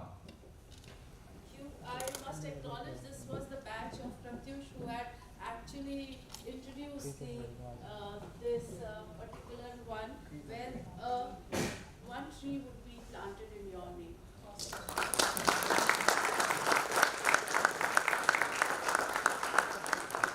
And the coming BM batches have actually continued with that, which is, we really appreciate that effort which is going.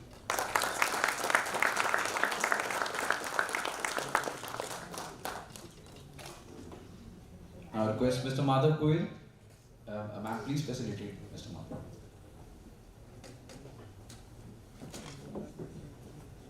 Thank you, Madhavji. Thank you to you as well as BA Madam, Priyanka Tripathi for bringing you here.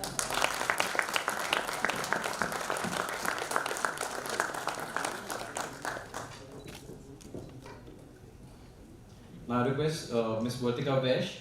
Ma'am, kindly facilitate. So we were talking, Vartika, that we've all grown up wearing bata. And Yeah. Sir said that bata has changed its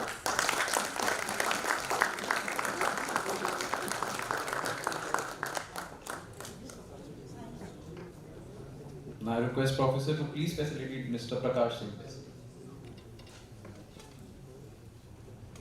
So this is for you.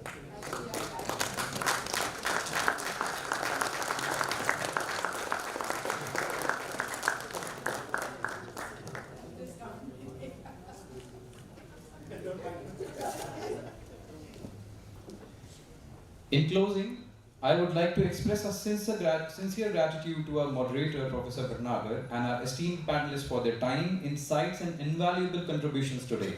A special thanks to everyone involved in organizing this event and making Samvaad 2024 possible. This was Harshvardhan Singh. I wish you all a great day ahead. I would request everyone to be seated for a photograph. So first we will be taking a photograph and everyone seated, and I request everyone, all the panelists to please.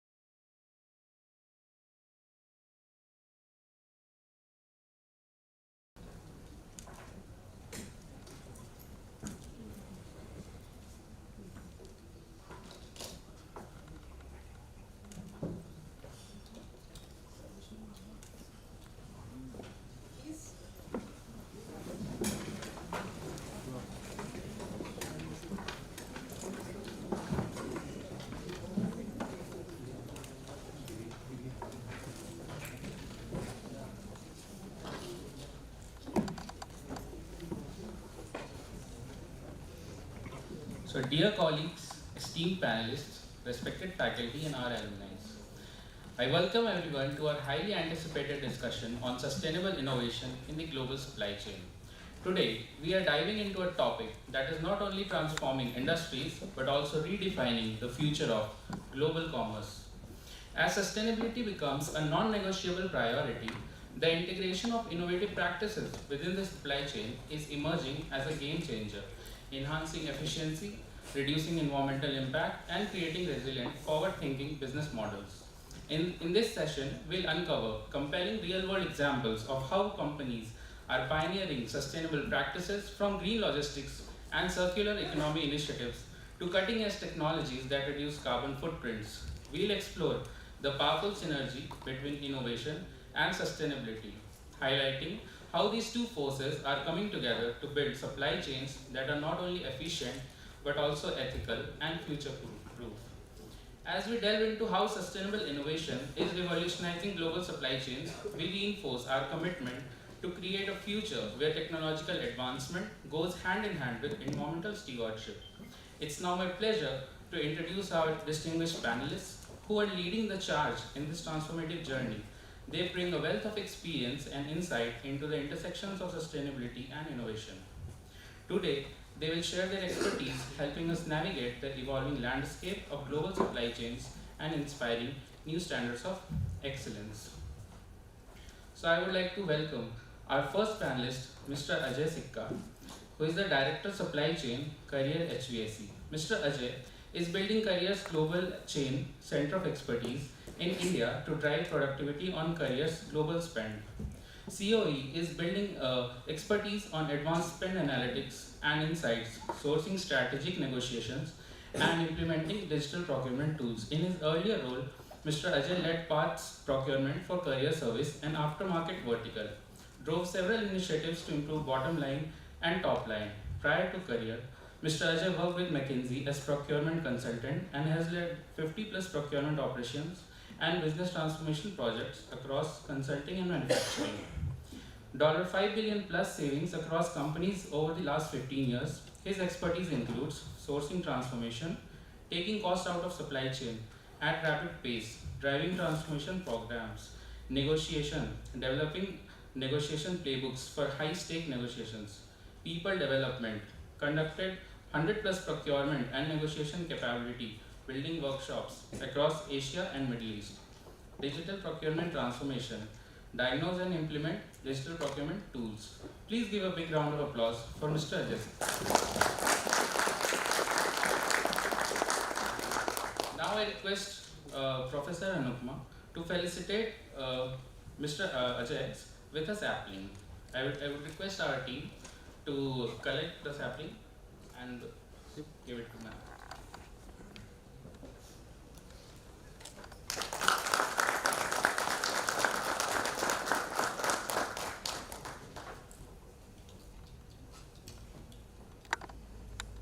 I would like to welcome our next panelist, Mr. Vikram Mishra. Mr. Vikram is a global leader and business expert in sourcing and procurement who is passionate about people, processes, and partnerships. He is a director of strategic sourcing and operations in Mars. He has done his MBA from Penn State University and MS from Penn State University and BE from Manipal Institute of Technology. He thrives for excellence and thrives on motivating people to stretch beyond their current benchmark and achieve their goals. Mr. Vikram has over 20 years of professional experience in leading global teams with creating strategic alliance with CXO level decision makers, business heads, and other key stakeholders. He comes with a global outlook, having worked in US, UK, China, India, and Europe in consumer products, pharmaceutical, industrial goods, and IT industries. An advocate of digital and human transformation, his behavior allows him to use these disciplines to drive transformation, resulting in tangible business outcomes and winning multiple accolades.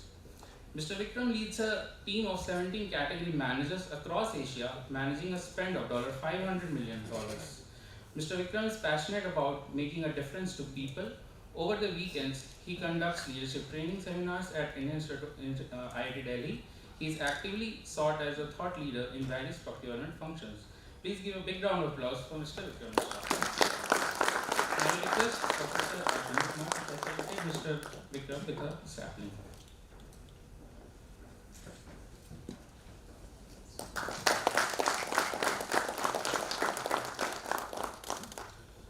I would like to welcome and introduce our next esteemed panelist, Mr. Shivendra Ocha. He is the Director Strategic Sourcing and Procurement in Kargil.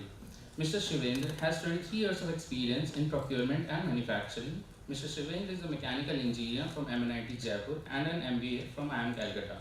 Mr. Shivendra started his career in automotive industry in organizations like Maruti Suzuki, Hero Honda and Denso. Post MBA, he worked in management consulting firm McKinsey and company focusing on purchasing and supply management client engagements in Asia and Europe. Currently, Mr. Shivendra is working as a Director, Global Procurement in Kargil, leading a global procurement team. In his procurement role, Mr. Shivendra has strong interest for digitalization, sustainability and technology innovation. Please give a big round of applause for Mr. Shivendra. Now I request Professor Amit to please provide him with a sample.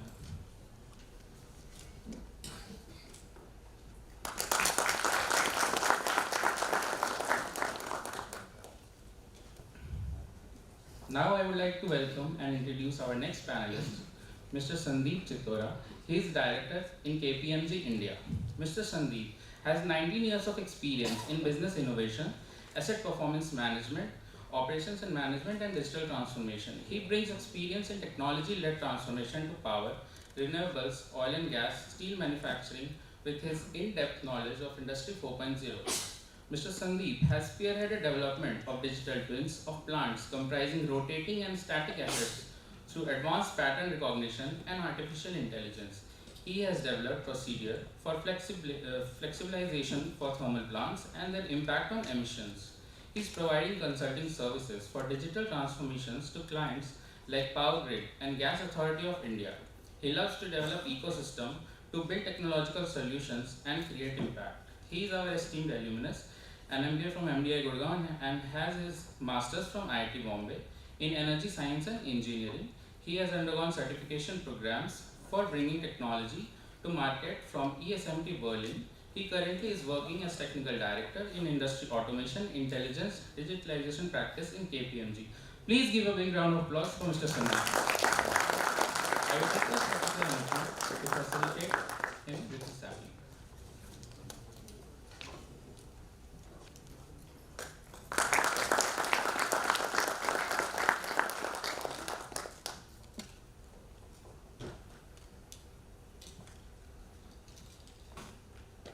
I would also like to welcome our esteemed professor, who is our moderator for the session, Professor Dr. Anupma Parashar, Associate Professor Faculty in Charge, AMBA and Ranking.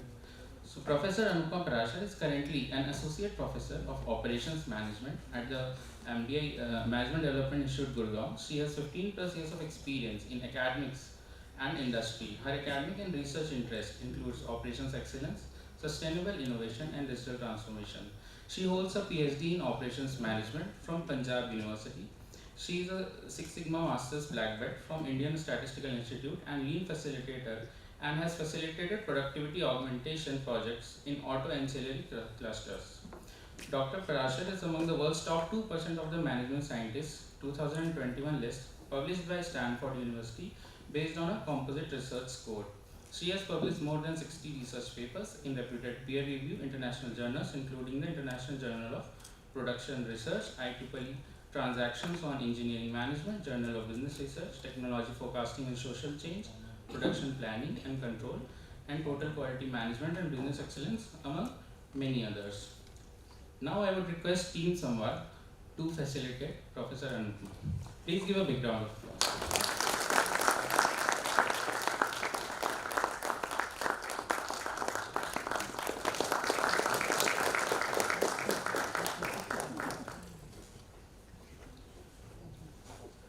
So now I would like to hand over the stage and mic to our moderator, Professor Anupma. Over to you, ma'am.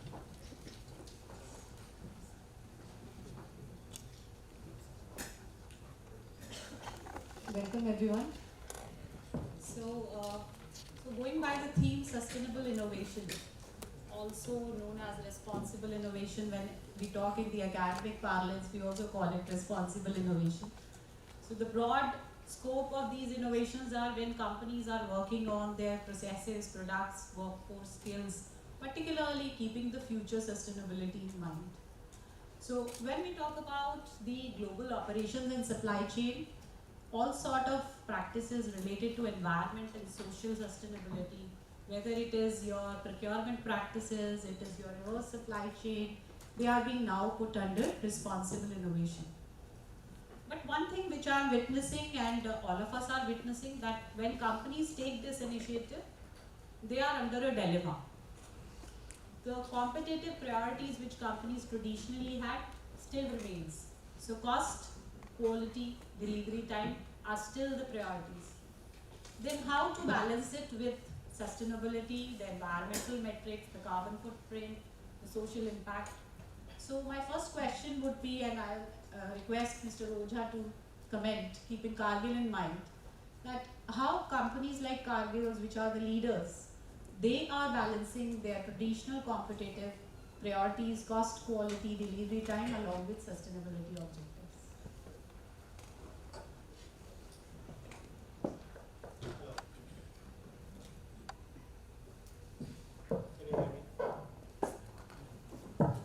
Okay, yeah, no, that's a great question, and you see, in the say a decade back, people were focusing primarily around quality, cost, delivery, right? Many of you are experienced. People were talking about, do we have a right quality at a right cost and delivered at the right time?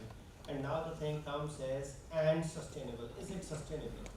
And why is it coming? Why the balance is needed? Because investors are asking. They are asking that we would like to invest in those organizations who are sustainable. Customers are asking. Young people like you are excited to work in the companies who are sustainable. So it's a demand coming from the all around. And I can take few examples when you talk about the balancing, right? So when you think about in the procurement and in Cargill, it's not about say only at what price are you buying, right? It's also about how sustainable, how is the responsible ESG score of the supplier. So when ESG is environmental, social governance, right? So take an example, right? In the past, say for example, you have a waste generated in your supply chain. What you are concerned is there is a contractor who picks that waste and bring it to somewhere, right? But now it's about where that waste is going. It can impact you in a big way if say a contractor dumps in a field and somebody comes to you and say that yeah, this is your waste which is creating waste. So in the Cargill continuously what we are bringing the change is in the procurement decisions, work with those suppliers who are helping you to improve your sustainability, ESG, scope 1, 2, 3, water, and the land impact that you are creating. Of course, that needs to be balanced. Like you just can't do that. Yeah, I will spend more and more money for the sustainability. And sustainability not always means that you need to spend more. There are various technologies which are coming wherein actually you can optimize your cost. So yeah, this is how it is changing. Make a lot of sense. So Sandeep, if you can give your views on this.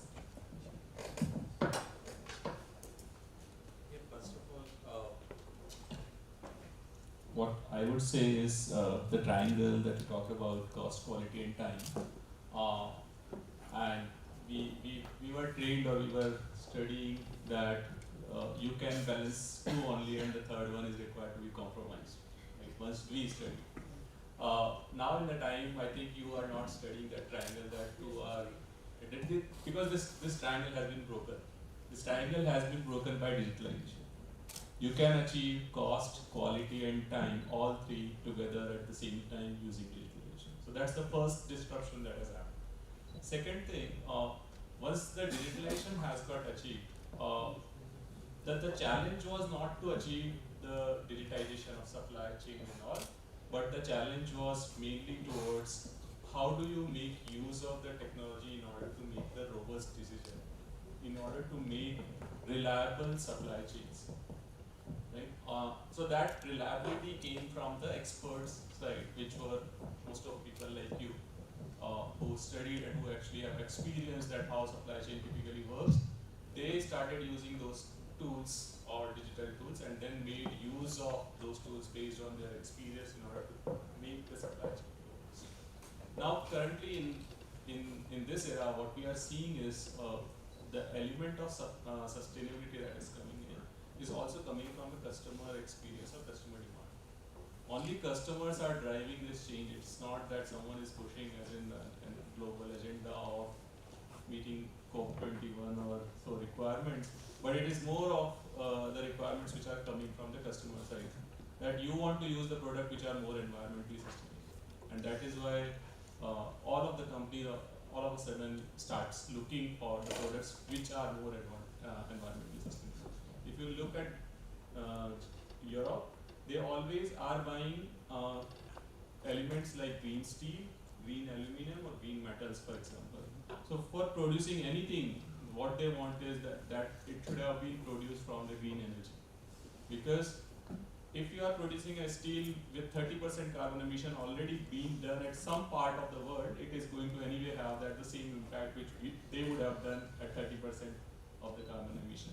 So the requirement is coming from all of the customer, and that's why that landscape is changing. You are actually making sustainability from digitalization, and that is a change that we are seeing as in going to be the biggest challenge for us in order to really manage the supply chain with sustainability. Sure. I think the takeaway is that it's not only the upstream which is now important, the supplier side, it's the downstream, that the customer side and the customer demand, which is also pushing towards these parameters. Moving on to Mr. Mishra, what is your...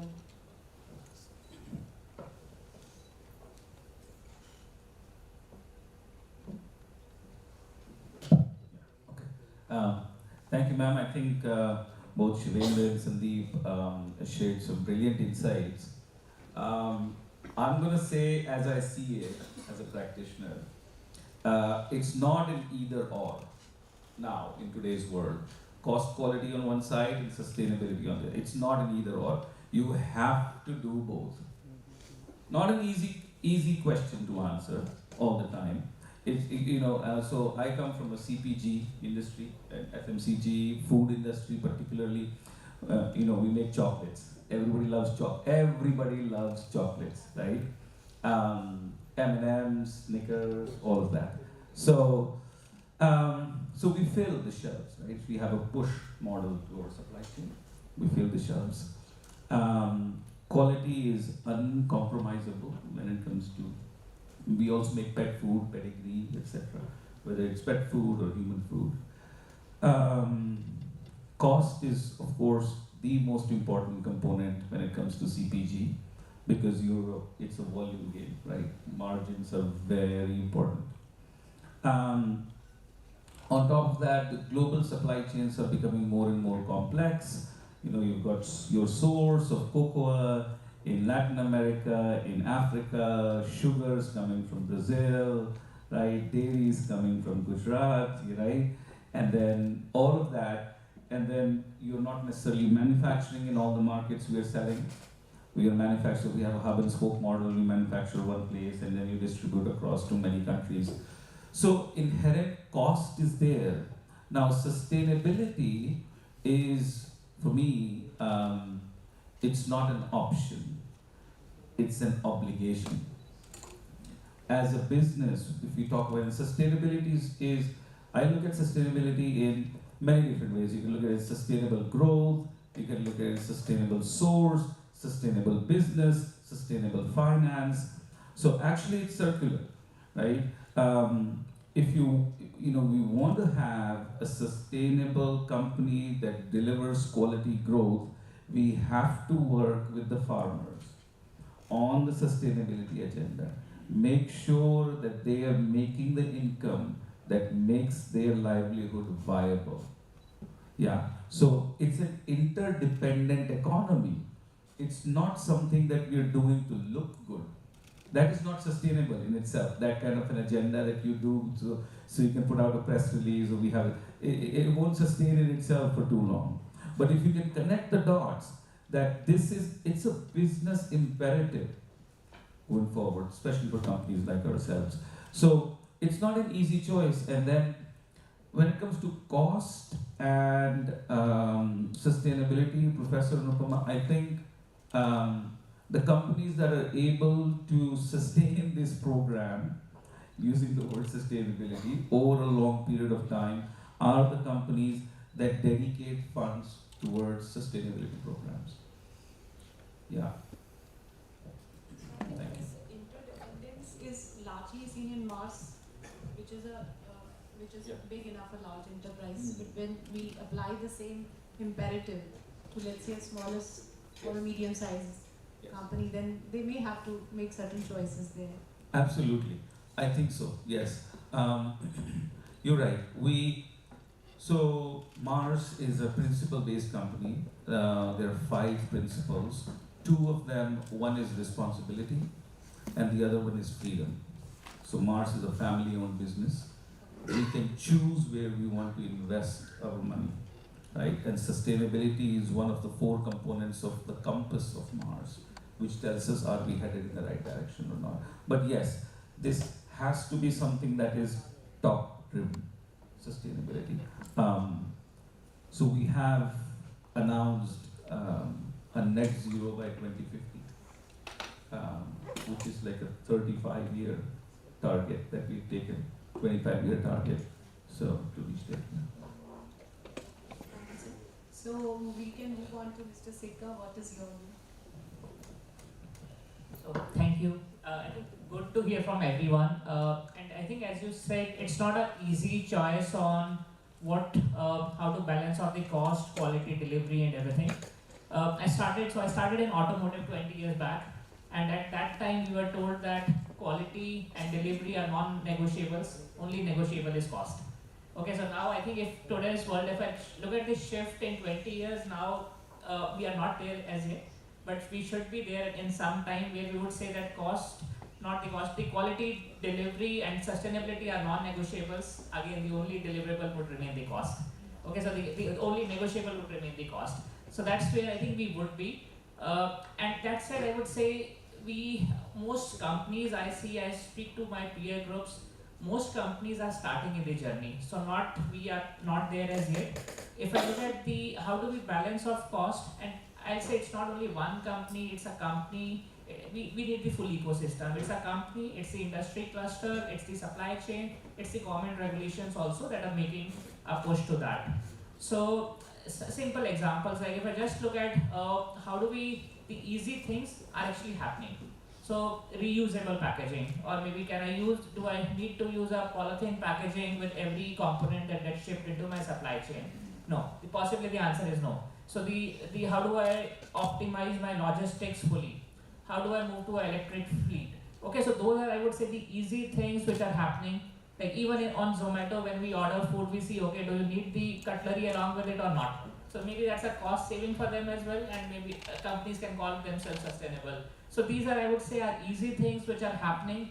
Very much they would happen faster. But when it comes to difficult things which improve cost, I'll be honest to say the answer is not actually easy, not very straightforward. So, and that's where I see the governments or the regulations making a lot of the help there. And like we like it or not, many times the industries also move once there's like a stick on them coming from the regulations. So like I'll give some examples. From the industry I come in, we manufacture, of course, air conditioning equipment. And there's a push from government, and that is because air conditioning equipment is one of the big contributors to all the greenhouse emissions that happen. So there's a push from government. So the company is investing a lot into natural refrigerants, which would not deplete the ozone layer maybe by 2030s or so. There's a big push to even have intelligent compressors which use less electricity. Okay, so there's a big push from government and the regulations as well that we have to move to that. Otherwise, things will not happen. So as I said, easy things are happening and have already happened. The difficult things are in the journey. That's what I would say where the cost increases. Number 2, I'll say I think again it is not just from a supply chain perspective. The whole ecosystem is evolving. I'll give again the example. Even the business models of our companies are evolving. Like I'll again give an example from our company. Like if you go to the bank branches, HDFC Bank or ICICI Bank, they would have thousands of branches across India. Every branch uses air conditioning equipment. Every institute, MDI or every hotel, hospital, anywhere you go, they use air conditioning. So there, till now, I think we were used to, okay, there's an air conditioner, we sell it, and then the customer pays for the bill anyways. But the business models are evolving, first starting with the B2B space, where we are also looking at that from a customer perspective, rather than selling them the equipment, if we can sell almost cooling as a service, if we can sell them, like we manage the whole equipment, we have our IoT devices which would monitor the air conditioning and the performance parameters of all the equipment at any point of time. We'll have that backend data to look at, okay, are we fully optimizing it or not? And so the customers save money, and as a company, we are actually, we use the equipment for 7-8 years, take that back, use that back, whatever is the usable part back to our operations. And so therefore, I think we are working towards that circular economy concept as well. That said, I would say all these are new concepts which are evolving. I think there's a lot of shift that needs to happen, which is still not happening. But everybody is actually aware of what is going to come up, and it is coming up much faster than we anticipated. So lots of changes happening to make this a reality. So what I think is the business case is not purely cost saving here. So when you talk about sustainability, it is not purely the traditional cost saving, but the business case is more coming from the reputation that you are building, like in the example of Mars. It is also coming from the regulators' push, which is if you want to become an MNC supplier, then you have to abide by their regulations. The business case is also coming from the indirect benefits that you are getting, your ESG rating giving you a green fund. So these are the indirect benefits I think the professionals in this field have to highlight. Just going by the cost saving, the traditional mentality here will not help. So moving on to the next agenda in our discussion. So all of us are reading and hearing a lot about AI, IoT, and the tech-driven solutions. And most of the OM supply chain decisions are now being taken by AI. So when we talk about AI and these tech-driven solutions, they bring in a lot of opportunities, but they do bring in the challenges. Yeah, all of us are hearing and facing a lot of challenges also. So because Sandeep already bring in digitalization, so I'll request you to talk in context of AI or digitalization or any tech-driven solution that you are using, what opportunities, and at the same time, please highlight the challenges we have to be prepared for. Yeah. Again, you can go by the same sequence, starting with. So we all hear about AI, IoT, smart manufacturing, right? Industry 4.0, all those things. So all these things are happening, and it is creating a big impact. But important thing is that it's not about bringing AI or IoT. It's about bringing the right solution which is relevant for you, for your business, for what matters to you. This is important. So sometimes organizations goes like, oh, I need to bring the digitalization, and they bring the digitalization and they spend money, and then they realize that, oh no, this is not bringing the value to my customers, to my society, to my world. So one important thing is that just don't think about, oh, we need to bring it where it has a relevance. So a lot of tools are really helping. For example, take an example of, say, model predictive controls, right? So Cargill being a manufacturing company, we have large plants. Traditional ways that you depend on your traditional open loop systems wherein you manage your variables. Now you are shifting to more model predictive control, which is like, okay, less human intervention and people to do that. Now, what we find that the companies who are making those MPCs, the cost is coming down. Why? Because now the software companies are using AI. So I may not be directly using AI, but I can spot a company who says, I will give you faster and I will give you this MPC solutions lower cost, because now I don't use all the people, right, to create this. My AI software creates 80% of the software and then I do 20%. Another example of the technology. So Cargill, large food grain company, we move the food grains from one continent to another, right? Or including the cocoa, right? To what Vikram mentioned. Now, when you ship this, you use large ships. So yes, water transportation is one of the most energy efficient solution. But then, what can you do more? And for example, Cargill partnered with the companies like Bar Technology, wherein they put the air vents 40 meters, and that can reduce your emissions in your supply chain, in your shipping by 30%. So technology is bringing lot of opportunities which are not like, oh, let me shift to the electric car, right? Let me put the solar panel. Everybody can do that, right?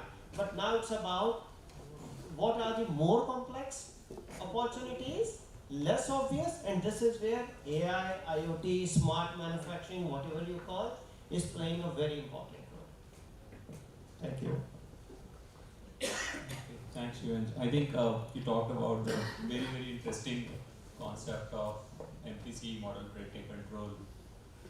People talk about advanced process control, all digital activities and so on. Totally fascinating word is what I would say. And the barriers, as in what he was saying, that model predictive control, those who were supplying the model predictive control are now being broken and are being broken by companies which are offering AI. That is something, a change is what we also see. I talk about the application of these all IoT devices, not from KPMG, but of course our clients. What we are seeing in, for example, like Gas Authority of India Limited, they have the entire transmission of gas in India. And their gas supply and their gas demand actually are coming from either fertilizer companies or from power generation companies. Now, if there is a power generation company which starts drawing the gas from their gas pipeline for generating power, all of a sudden their gas pipeline starts drying. Right? Now, if the pipeline dries up, they actually start looking for the source of it, because they again have to fill up for fertilizer or others. For example, now it is being also used in cooking, for example, in all our residentials. So they should look for immediately sourcing. And if you buy in any sort of an exigency or any sort of a quick requirement, you pay up higher prices for that, which doesn't become a cost viable solution for them. Now, at this juncture, they start using all the IoT devices, what we call them as a connected supply chain. And this connected supply chain is actually connecting their suppliers, which is who will supply gas to them, and their customers, which is, in this case, for example, gas produce or gas power companies. What happens is, what we are doing currently for them is that we are predicting that all these gas stations or gas power stations, once they start running in, and why they will start running is based on the weather conditions. If it is a very, very hot conditions, and at that particular time, Ajay would be more happy because his ACs will start running at that time to cool, and this ACs will start picking up the demand, and hence you start the gas plants. So combining the weather condition to gas demand, the power demand and to gas demand, and then tagging along at the actual supplier is all connected now, and that is being done by the all IoT devices, which brings the entire transformation very, very easy or very handleable, wherein like you start understanding the driver, what is driving the gas consumption, what is driving this demand, and how can I ensure the supply of gas at right time and right price. And that is what we see our clients are using all such solutions in order to really improve their performance and, of course, customer experiences.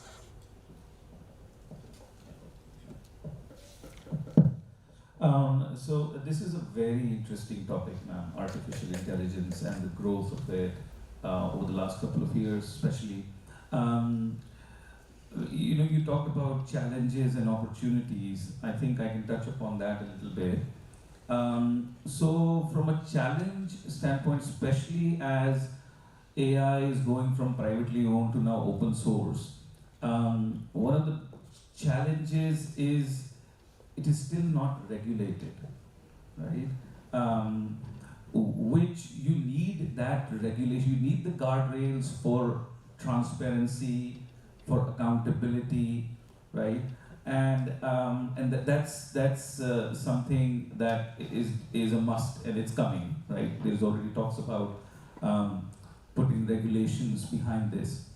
From places where we do use is predictive analysis of weather conditions impacting crops and thus impacting the source, right? And then impacting cost and inflation and supply chain disruption. So overall supply chain risk assessment and mitigation planning is where we use predictive analysis for this. So there's multiple variables, right, from weather to past patterns to future patterns, and so what happens is when you look at artificial intelligence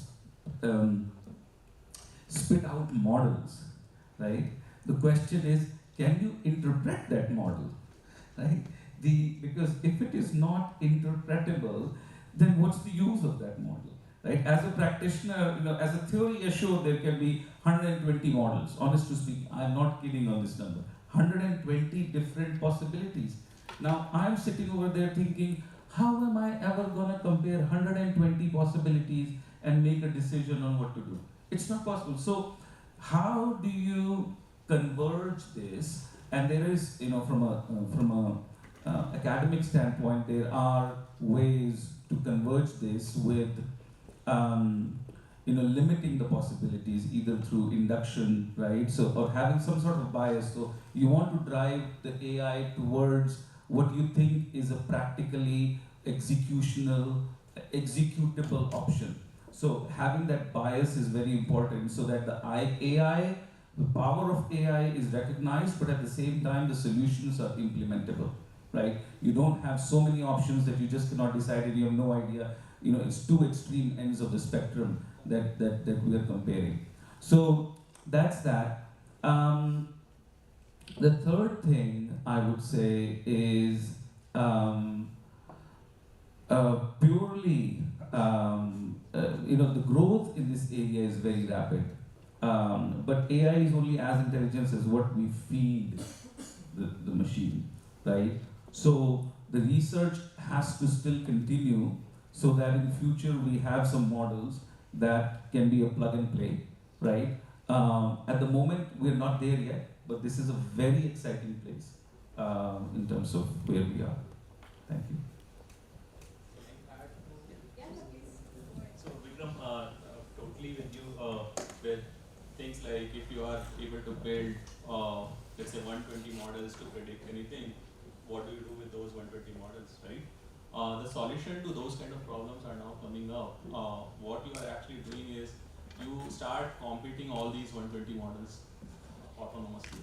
So these all 120 models will compete each other, and whosoever comes at the leader position will give you that advice.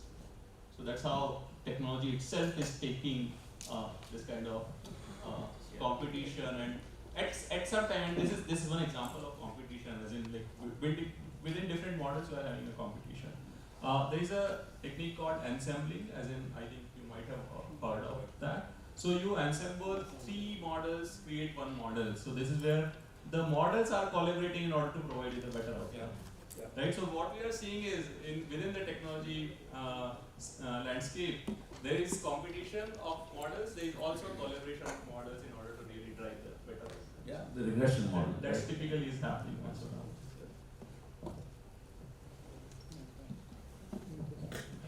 So I think I'll take a couple of simple examples and I'll start with a story. I think so even for us in the supply chain, there was a project, our business team came to us that, okay, we have a customer and we are selling a product, machine 700, whatever it is. Okay, so we were selling a machine and the customer said, okay, I want to know what is the ESG, what is the, say, ESG emissions that went, what was the ESG emission actually that happened once you manufactured that machine.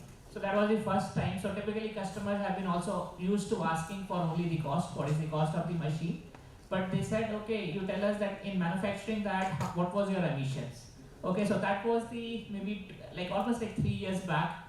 That was a real example with the wake-up call for us, I would say. And we were not prepared to answer that question.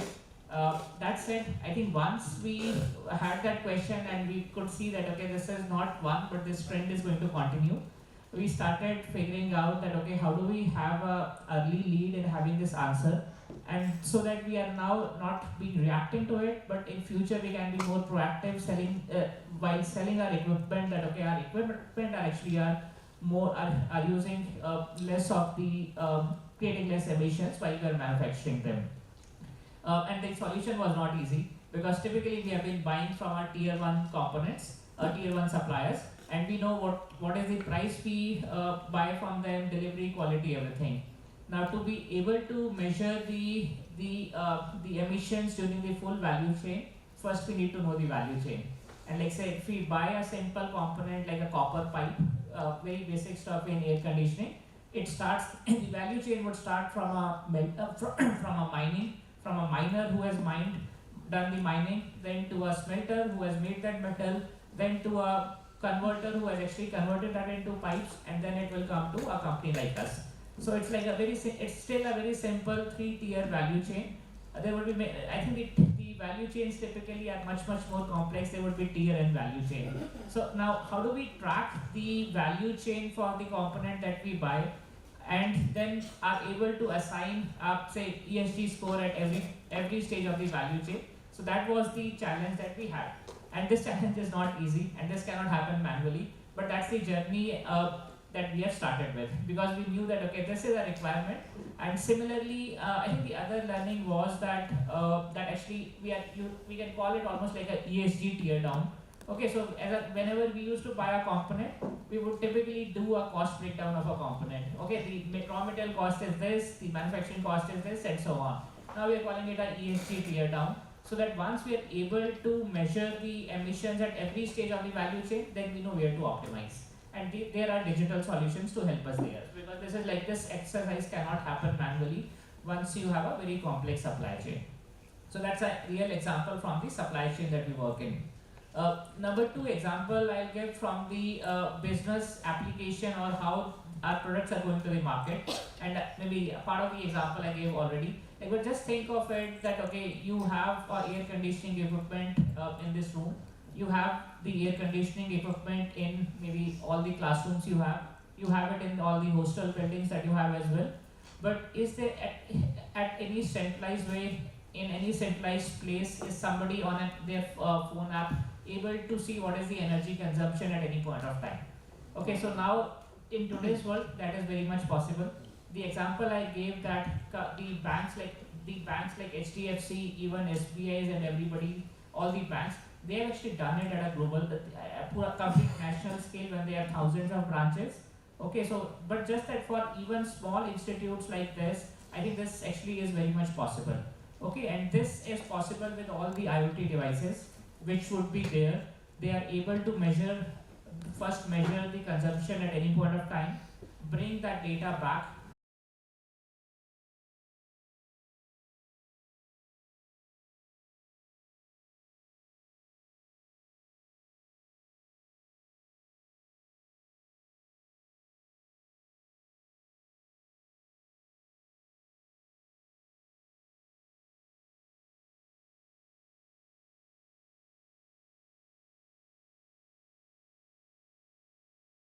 Want to see how are you progressing. So I would like to ask you that whether traditional accounting based measures, ROI and returns would be enough, or we need to create some more intangible benefits which we have to highlight as a company to make a stronger business case for sustainable innovations. We can go in the same. No, that's a good question, and you already took an example of say MDI and the scope 1. So saying that yeah, we are working on sustainability versus saying that yeah, we will reduce our emissions by 30% on a baseline of say 2017, 2018. So you see a lot of large organizations are making some bold goals, and then they are trying to figure out how do we measure, right? So scope 1, scope 2, I guess people are clear, right? Scope 1 is what you create from your operations. Scope 2 is, say, for example, the electricity that you are getting, if you are getting, say, from a Haryana electricity board. So what's the scope 2? And scope 3 is the very complex area, right? And this is where it's about accounting tools, right? GHG accounting tools, and it's a complex space. I think people are still finding out the right tools and the ways to measure the scope 3. But if you think about the KPIs, it's about how much GHG reduction that you go for scope 1, 2, and 3. 3 is largely about the supply chain. So take an example, say for a company like Cargill, it starts from the farms and then we produce, right? And then it goes to the customers like Vikram on the chocolate. And imagine the complexity and the number of suppliers that you are having. Some of the other KPIs are, when you bring sustainability initiatives, you can't say that, oh, I need more money, I need more capital because I want to make it sustainable. So it's about every dollar that you invest, how much is the GHG terms of the reduction that you are bringing. So that's another KPI in terms of how. And then water, for example, how much water are you consuming? It's about the landfills. How much landfills are you doing? From the procurement supply chain, what we also measure is how much spend is going through with the ESG approved or audited suppliers. So now we can have 50, 60, 80,000 suppliers, right? Large fragmented supplier, right? Imagine if you are running a complex supply chain, it's a large number of suppliers. And then what we are doing, for example, in Cargill is that we are going with more and more suppliers who have so first of all, visibility of the ESG score of the suppliers with whom we work. Then improve the ESG score. When you bring the award decision, are you going with the highest risk ESG supplier? If it is so, no. You need to review. You need to bring it to the business and say that no, this is not the right decision that we need to make. So these are some of the KPIs that the companies, including Cargill, are driving in terms of sustainability goals. Yeah, I would say in terms of metrics, it's a very, very tough decision currently. It's a very tough to really measure, as I think Ajay was also mentioning. How do we really account for, once we have made the AC, how much carbon or how much emission it has already undergone, because there was a 4-tier value chain for it, right? What happened during mining, what happened during manufacturing, what happened during cutting or bringing those pipe, and then transportation and whatever in their factories. Right? That's very complex to really monitor. But I would still encourage all of you to really understand about things like embodied carbon. Nowadays, most of the products are having this number written on them that this product contains this much carbon. Or while producing this product, this much carbon was emitted. Right? So that is an embodied carbon. Even for construction activities, ma'am, you mentioned about the construction that is happening.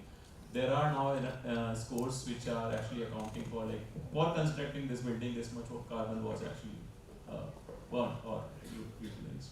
So that is a thing that you should maybe research upon or study upon in order to really find ways, and maybe using operational research things, you can come up with some solutions to really compute that and come up with an index. Terms like net zero and carbon neutral, these are like confusing terms, because again, people say what is net zero and what is carbon neutral, right? People actually say, okay, net zero means, okay, I will achieve something on that time, I will not be having any sort of an emission. Carbon neutral means, okay, I can still have some other GHG still going on, but not from the carbon, right? So there are differences around, and of course people can make differences, or we from a common people, it seems like they are seeing, but they are actually not seeing.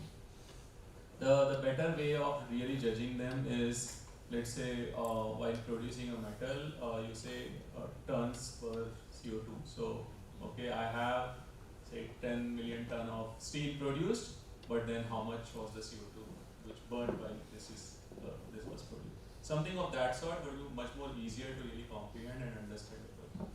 That is something I would say could be a measure to really see that okay, this is something we can correlate with. But then in special industries, once you see as in steel, if you are manufacturing stainless steel, in those steel you have anyway carbon. Steel can't get produced without having carbon. So you need to actually have iron and carbon mixed in order to really produce the steel. So how do you make that steel as in green steel? Now again, people call green steel, but then what is green steel? How much percentage of carbon can still be allowed while having manufacturing of that? People are now changing, or companies are now changing the manufacturing processes through which the steel can get manufactured with renewable energy sources, which does not have this carbon emission. So from that perspective, maybe you can think of as in benchmark level, okay, this is something can get achieved, and maybe 5% or 10% reduction of that can still get catered into the green steel. So those are some of the thoughts that I am having in order to really come up with the KPIs, or how do you really have a matrices to really see that what's the emissions of these are, but still growing field. Yeah, ma'am. This question, I was smiling as you asked this question because from an accounting standpoint, forget about this, right? My finance colleagues, when we are talking about this, say, "ये क्या है? Oh, ये क्यों है? What is this? Why are you doing this to me?"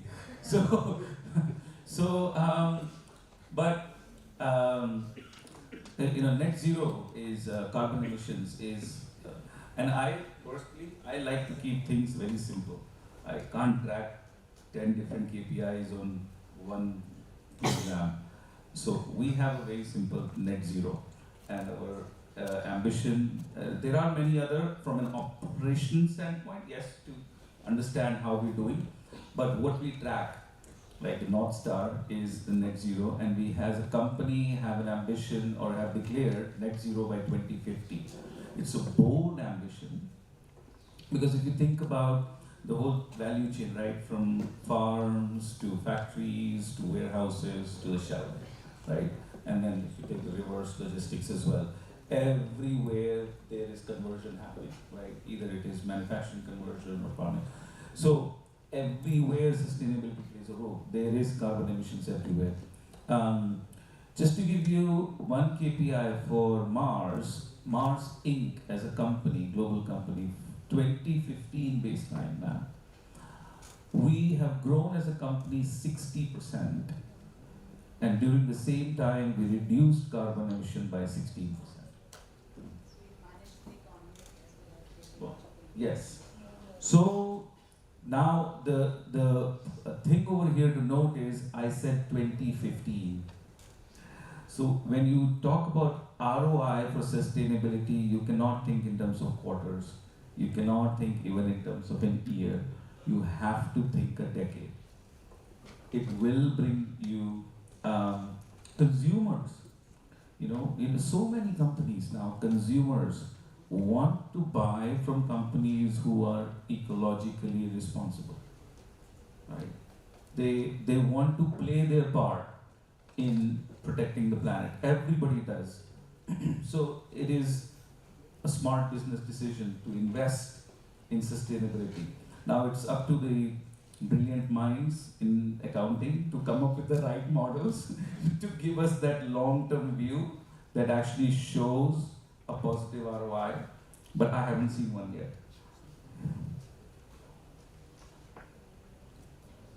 And I just add one. So I talked about operations, so I just add a few on that. So we do track water usage, right? We do track energy, right? We do track supply chain waste. Yeah. What else do we track? I think, tier 1 suppliers and tier 2 suppliers, right? Their scores, we do track that. So those are some of the operational metrics that we do track in terms of making sure at the factory level our metrics are met.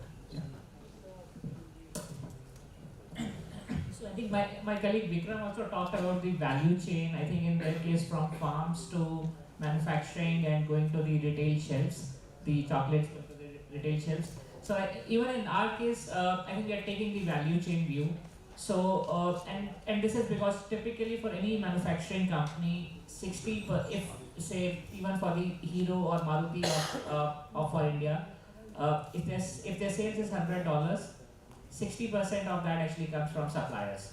So typically, Maruti's or Hero, they would be buying 60% of that actually would be parts that they buy from their suppliers, do some assembly in house, and then goes to customers. So just think of it, 60 to 70% of a company revenues for any manufacturing company actually is with the suppliers. And I'm taking the revenue lens. Okay, so same in our case. So everything we do starts with the suppliers, and there are some basic KPIs that we are tracking. There are some KPIs that we would want to track, and I'll again take the value chain view. If I start with the suppliers, again, the two KPIs we have is that we should have done ESG, we should have the ESG scores for every supplier. So all that spend we are buying, the 60% number that I gave, I should have the ESG score of every supplier from which I buy my stuff. So that is first basic one. Second basic one is, okay, I do not want to work with bad suppliers. So there's a score, and then there's a rating like maybe 25, 35, 40, 60. So we do not want to have suppliers who are not performing on their ESG parameters. So that is the KPI that we have. Again, I'm not going into the technicalities on which score we use and how do we measure it. But again, we measure, then we do not work with bad suppliers. And then the third one, which we have not started, is to start then measuring the embodied carbon that comes with the products that we buy. That would be again, I am also learning, I think in the future we would want to measure that. So that's at the supplier end, which is typically 60% of your value chain. Then maybe some manufacturing happens within our premises. That typically for most companies, the scope 1 and 2 has been actually easier to measure. So that the electricity optimization, water optimization, most companies have been doing it already. Now I think the new focus is how do you design products which have less embodied carbon. So it's now from design to manufacturing, we are moving to design for sustainability as well. So how do you manufacture products which inherently would have less embodied carbon. Okay, so that is the second phase. And then in our world, it actually goes to the customers, because most of the emissions happens once our customers use air conditioning. So then we are measuring at a customer level that, okay, how do we measure at a customer level, and then we help our customers optimize that. So, and then as I talked about in the beginning, that the business models are evolving. It may take time, but it would evolve, where we also look at almost cooling as a service, not selling air conditioner as a product, to encourage the reverse logistics and get back the ACs which have run their useful life of 7-8 years. Okay, so then we basically want to have KPIs across the value chain. Just from a supply chain perspective that we focus, or at least I focus on right now, our big KPIs are that we want to measure our suppliers, and we want to ensure that we don't work with bad suppliers.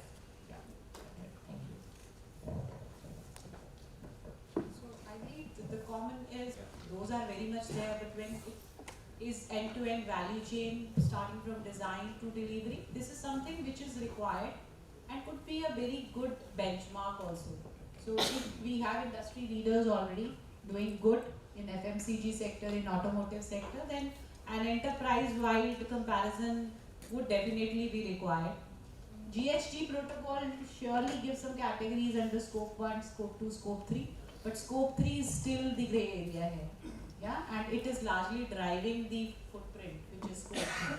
Yeah? So professionals like you can definitely take a project on the scope 3 side of measurement. Okay, so we are slowly moving towards the end of this discussion, but a very interesting theme I would like to include here is, and we use this term circularity as the circular economy. Yeah, so it's a buzzword nowadays. What we are shifting academically also is from sustainability, which is about linear production system, take, make, and dispose, to more of circular systems where we are bringing that end of life products back into the value chain. Now my question to the panelists is how ready we are as organizations when we talk about bringing the end of life products back into the value chain. So what is the current readiness towards circularity for Cargill and for other organizations? Yeah. So when somebody talks about circularity, it reminds me 15 years back, first time I saw a recycling plant in Japan wherein used refrigerator has to come back, right, as the circularity, and it gets disassembled, right? Refrigerant taken out, all the plastics, you separate it, and then it goes to fresh. But that's 15 years back in Japan. Now, if you think about in the context of, say, India, I think there is still a lot of opportunity there. And government is also playing an important role, because you can't simply say that, somebody, just one player would not go for circularity if that makes or that impacts the competitiveness, right? So it's a different stakeholders, including the government, is promoting the circularity. When you see from the say the Cargill context point of view, right? So again, taking a mass as a customer, right? So cocoa shells, right? Cocoa that we source, right? And then we process. Cocoa shells comes out. What do we do with those cocoa shells? We can recycle them, right? So maybe we can convert them to the biochar, bring it back to the ground. We can burn them if I'm using the gas, right? So convert that into the biomass. If you think from the Cargill perspective, the packaging, right? So Ajay mentioned about the design to recycle.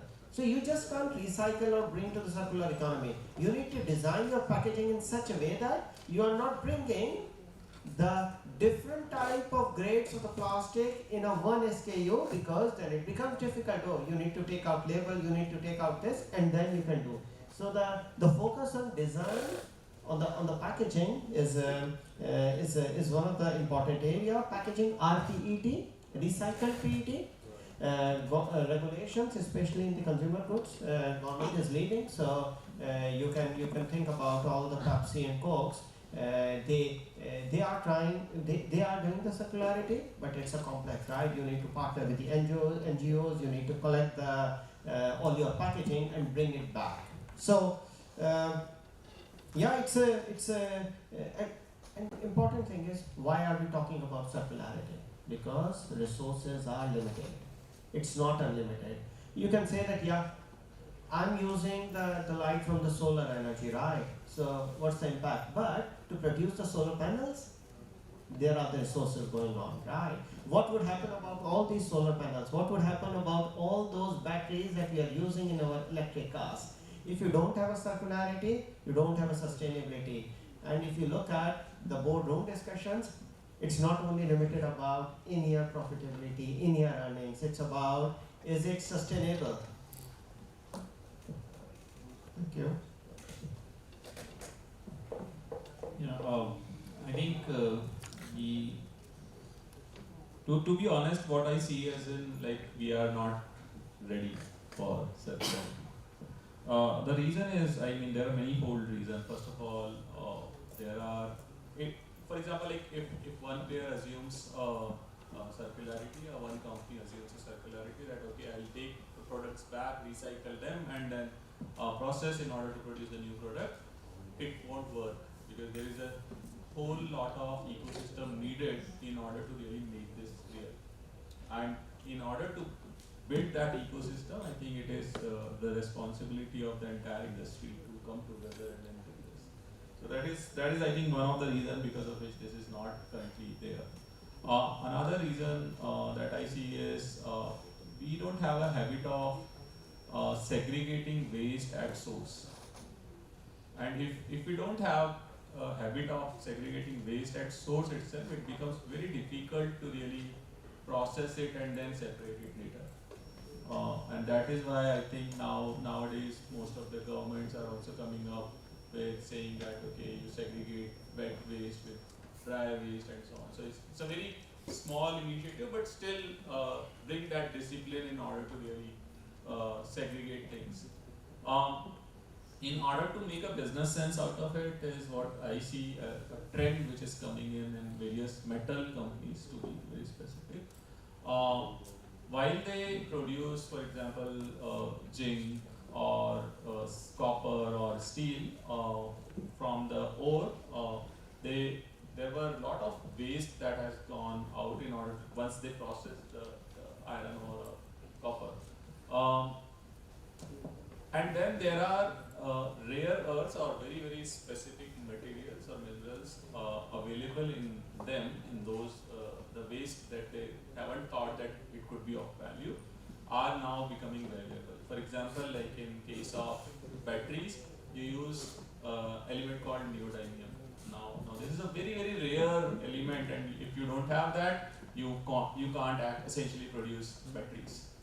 So those chunks which were originally rare, originally waste, you start thinking, how can I really remine them, and how can I really start recovering those kind of elements, because now they are in demand.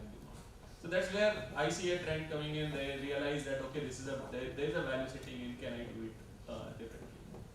Which is driving, I would say, most of the businesses to think about how can we really get or minimize the waste and really get all the elements out of the mineral. So those are the things that I would say as in bringing circularity at in business.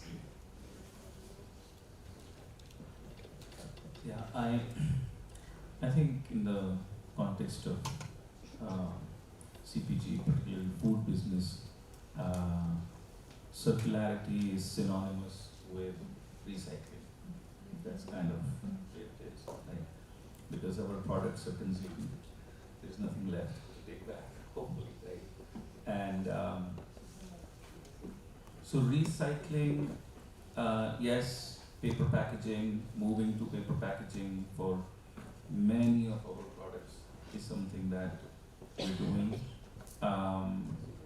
And also premium products are all paper packaging.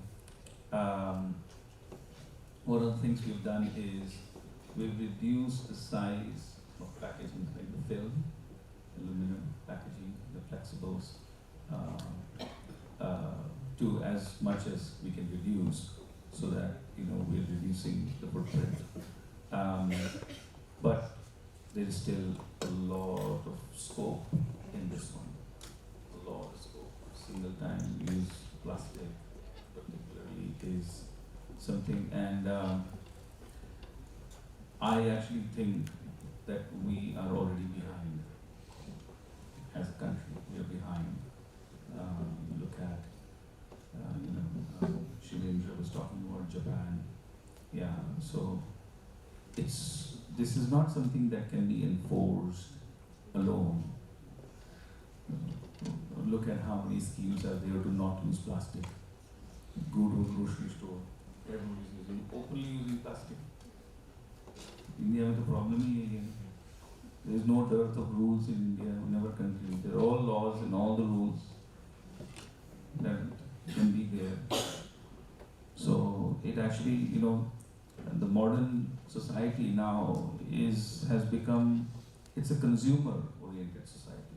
The consumption of India, if you do research on India's consumption, right, as a percentage of GDP, you'll see a huge spike. We love to consume now. On one hand, it's great for economy, it produces jobs, everything, right? The economy is moving fast. But what is missing is conscious consumption.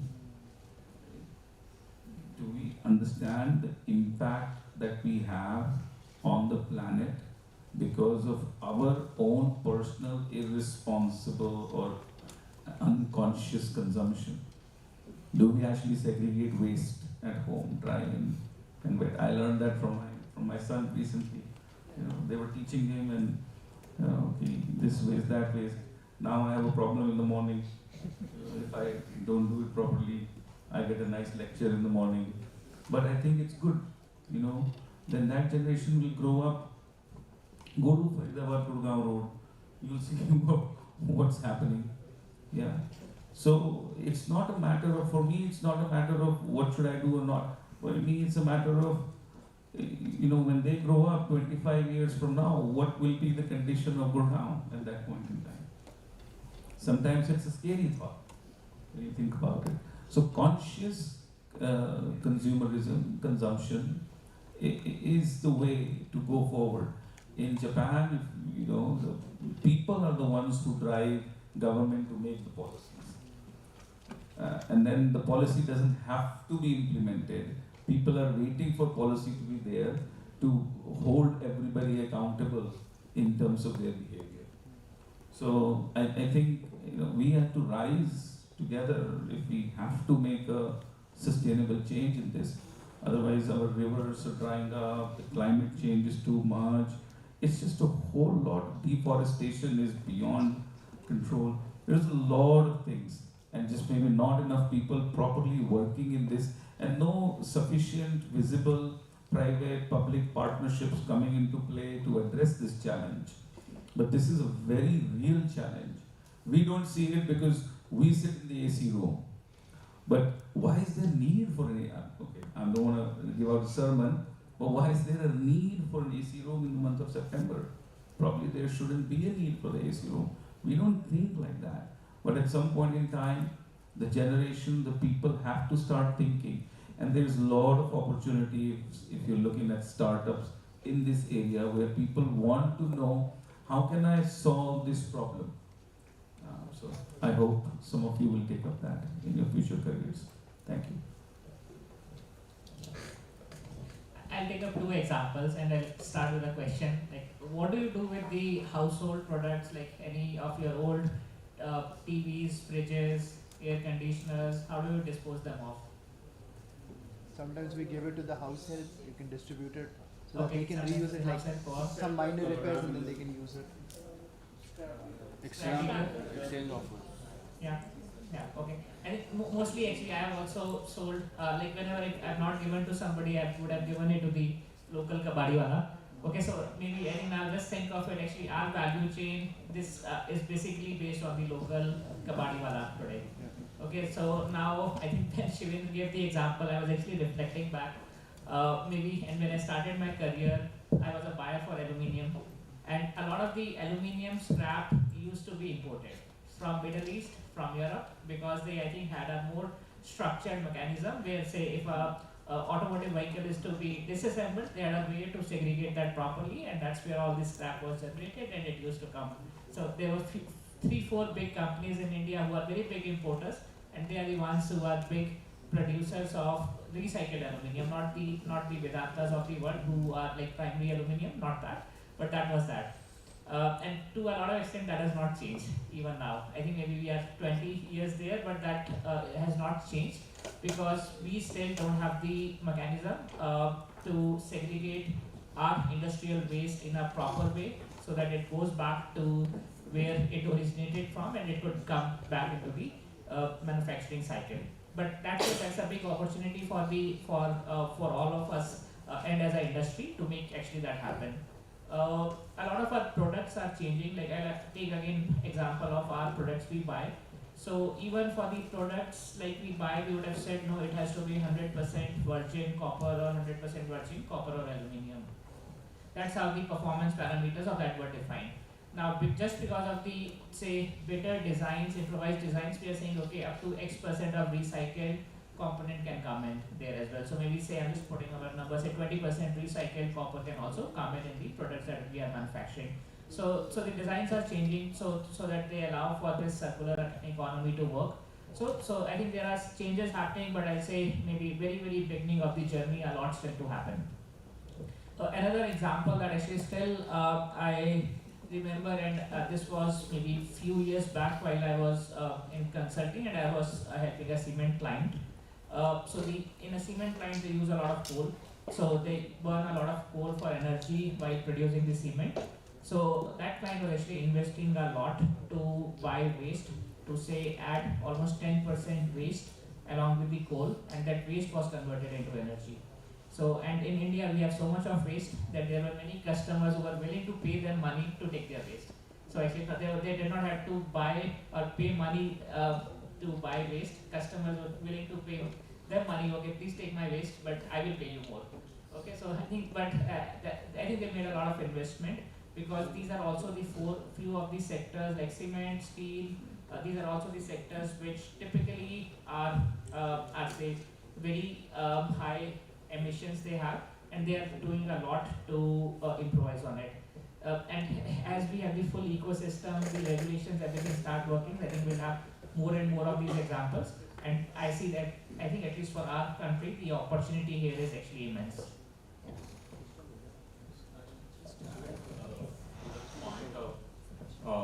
Really bringing circularity.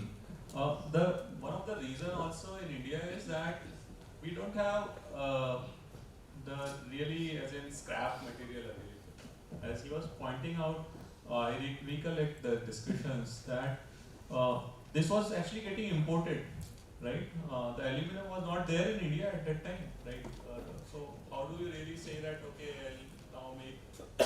The only reason they were making it circular or as in recycle was because it was cheap. It was very cheap in order to produce from aluminum because then the of course energy consumption will be lesser and so on. So that is why they were actually doing that.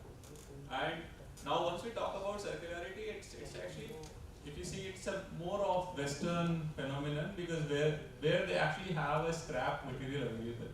It is steel, it is copper, it is aluminum, which is already being consumed by them. It is available there, but it is not in India. Like if we see that, if we want to really have a scrap steel coming in, it's very less. Scrap copper again much more less, and scrap aluminum will be again further less. So that's where the question of really bringing in circularity will be now emerging, because now we have a consumption story. Now we have something which is like more of virgin steel has been already produced. Let's say copper has already been produced, and now we will start using those elements of circularity. So that's the main challenge. Is what I see is that why it has not emerged, because there was no availability of those resources at all. Yeah, and just to add to what Sandeep said, also the availability of labor, right? India is probably one of the few countries where you can repair an iPhone. Yeah, in US, repairing an iPhone, how do you repair? Who repair? How can you repair an iPhone?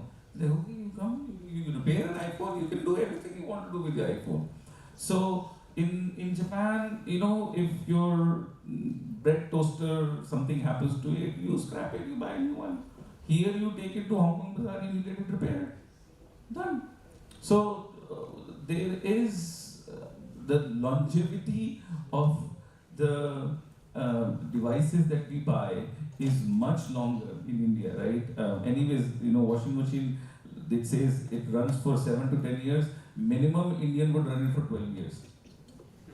After buying, yeah. If it's not run for 12 years, probably not in Indian. It's as simple as that.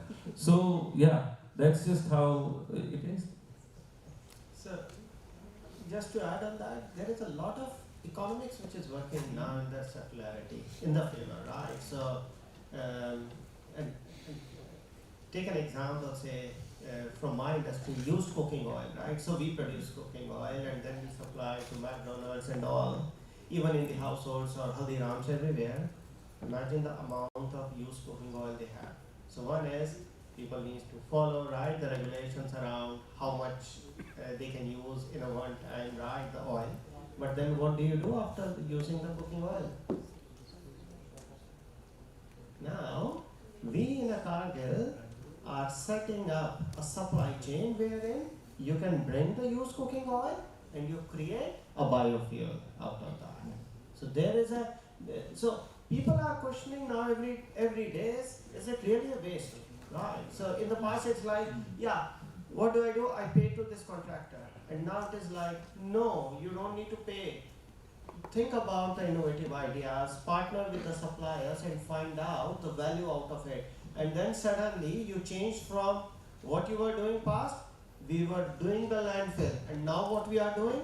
We are using that waste to supply somebody who is creating up energy and giving me the portion of that because I'm selling the waste to that. So economics play very important role. Suppliers, the whole ecosystem is investing in those because now they know that the demand is coming, the value is being recognized. So people are coming up with those solutions.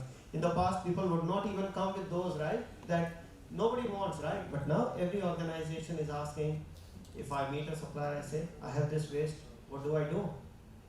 People go back and they say, oh, I need to spend good amount of R&D budget in those recycling ideas, and then I go back to the Cargill and I create a win-win, increase my business and increase the sustainability of Cargill. So it seems circularity has been a very interesting topic. Yeah. So we still have 2 to 3 minutes. If organizers allow, we can have a few questions.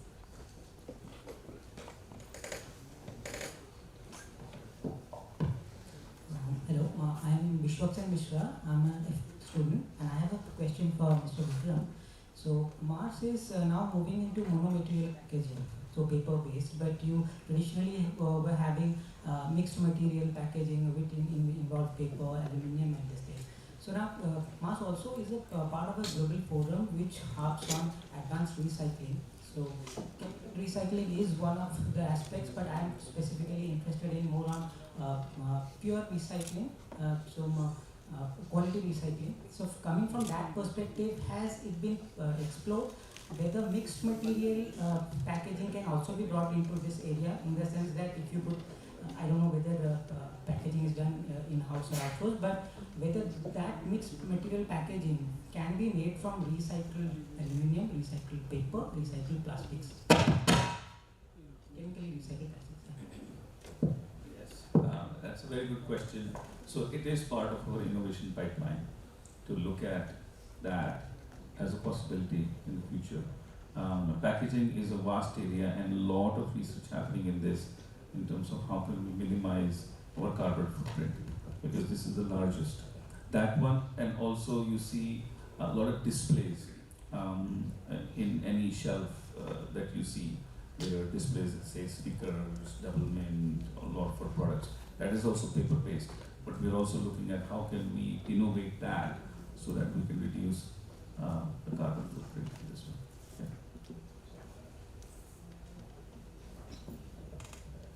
Hello sirs, my name is Parik. I have a question about the current readiness, and it has 3 aspects. The question has 3 aspects. Number 1, is it because of mindset that we have? Because earlier when we started talking about sustainability and ESG, it was either sustainability or cost. It is only recently that we have started talking about sustainability and cost effectiveness. Earlier it was either or, now it is and. So is it, are we still stuck in the same kind of mindset when it comes to recyclability and repairability, that kind of economy? That's first part of the question. Second part of the question, is it also because of a production inertia that we might have entered, because our factories are all set up? We have moved to a stage where stopping these factories or maybe downsizing is not in the favor of the economics. Is it also because of that? And the last part is it also because we are also stuck in kind of product oriented mindset, while the customers are moving probably to service oriented mindset? A Wi-Fi model, for example, the modem is there and we are not paying for that. We are only paying for the service that the job that it does for us. So does it require reimagining of the entire supply chain and business models? That's my question. I think the first part of the question, maybe I can only answer the first question. Like maybe as a customer, how many of us are willing to pay an extra if a product is sustainable?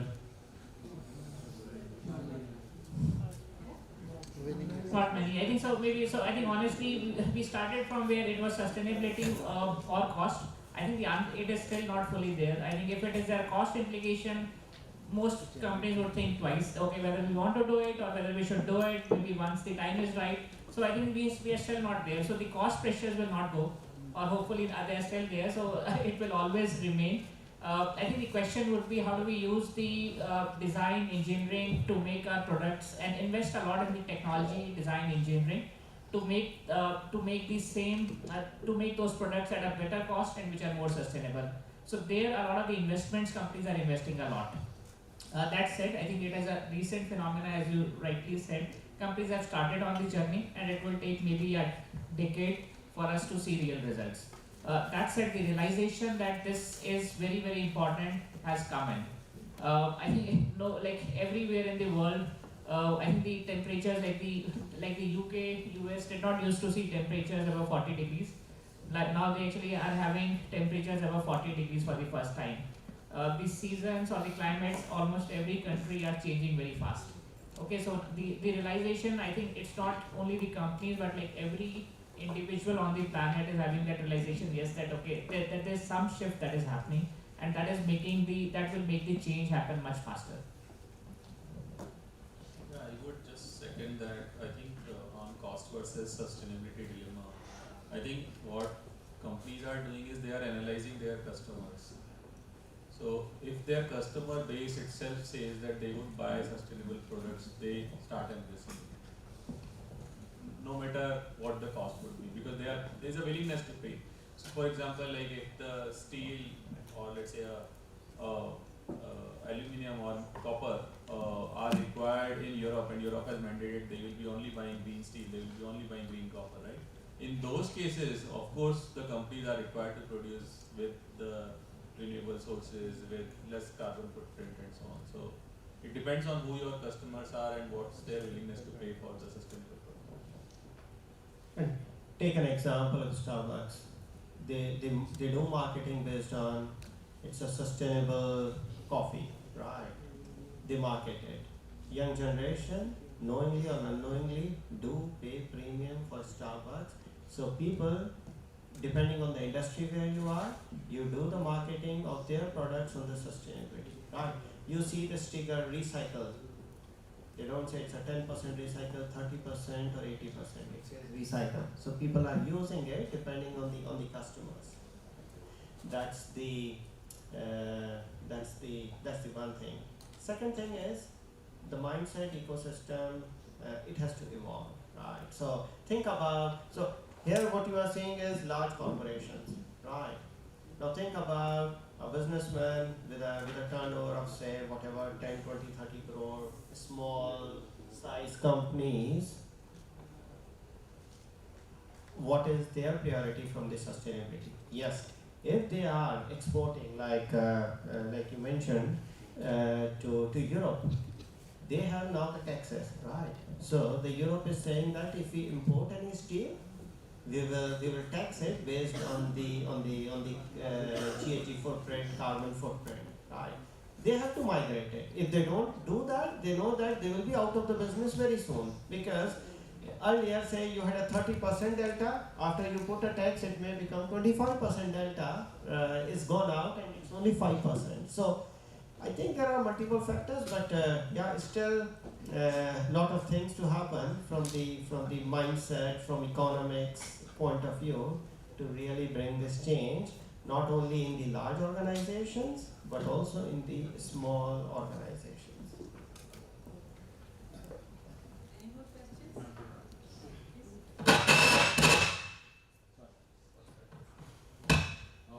Good evening, sir. My name is Aditya. My question is to Mr. Sandeep. So you took a very good example, a very interesting example of an ecosystem. You talked about a gas company supplying it to like a component company, eventually it leads to say a company like Carrier. And we are talking about knowledge of weather influencing everyone in the value chain. But I do understand that in a company like say Mars, an FMCG company, it's quite possible because a company like Mars may have a lot of influence along the depth of its value chain, at least 3 tiers deep, because they have long-term relationships with their both upstream and downstream people. But in a company like say Carrier or say any automotive company where you've got multiple suppliers and competitive sourcing, don't you think that shared knowledge of an ecosystem is a oxymoron or say counterintuitive, because everyone is competing for lower cost? How do we make this happen? I think it's all B2B business. If you are actually talking, for example, then you can also add here. It's all B2B. Wherever all such relationships are happening, as in supplier, vendor, in all such cases you have a relationship which is long. It is not that it is being bought on a tactical basis, but it's more of strategic in nature. Always.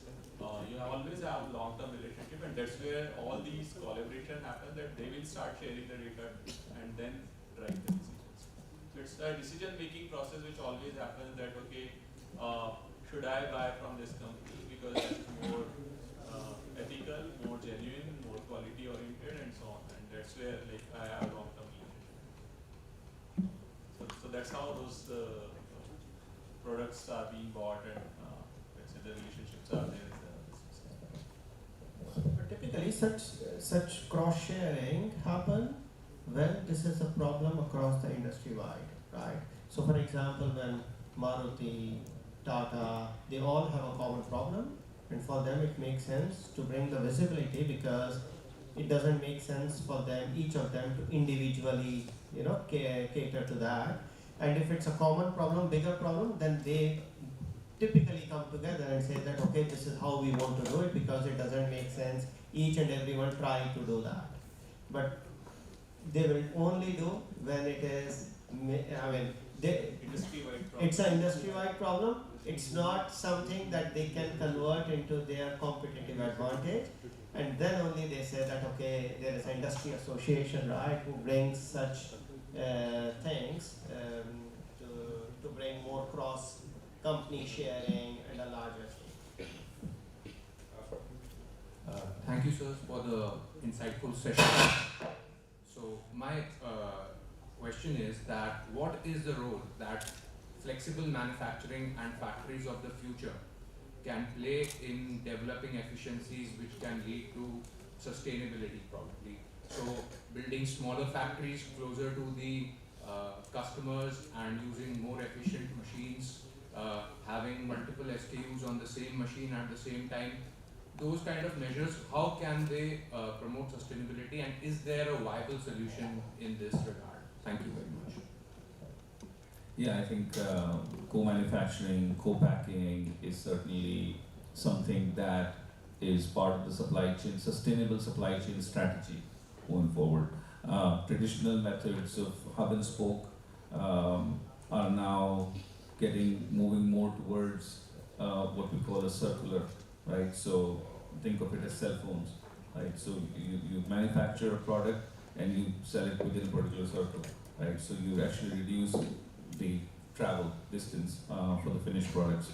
But it depends upon the scale and the size of your business. For a small business, you may not be able to afford investing that much capital, right? Pharmaceutical company, my previous company was GlaxoSmithKline Pharma. Co-manufacturing is very common. It helps you deal with the spikes, right? During the monsoon season, cholera and all of that, so crocin, calpol is a huge spike, right? The requirement for that. And co-manufacturing, co-packing is a very good strategy to smoothen out the supply-demand curve, right? And from a planning perspective.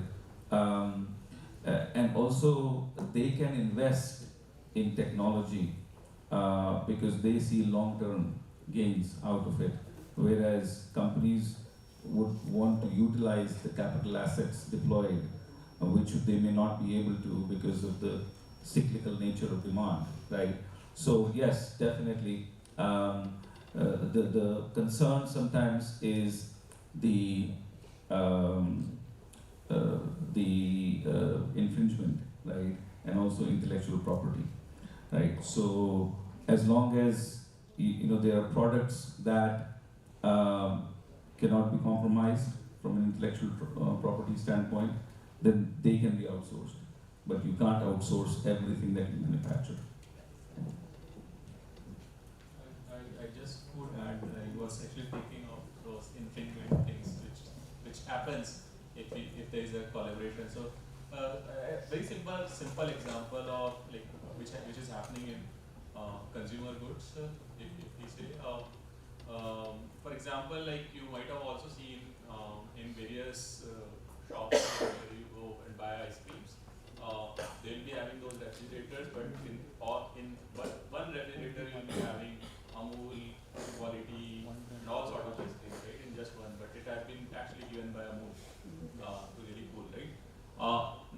the industry is actually thinking is to really monitor those coolers that they are being used by Amul products only.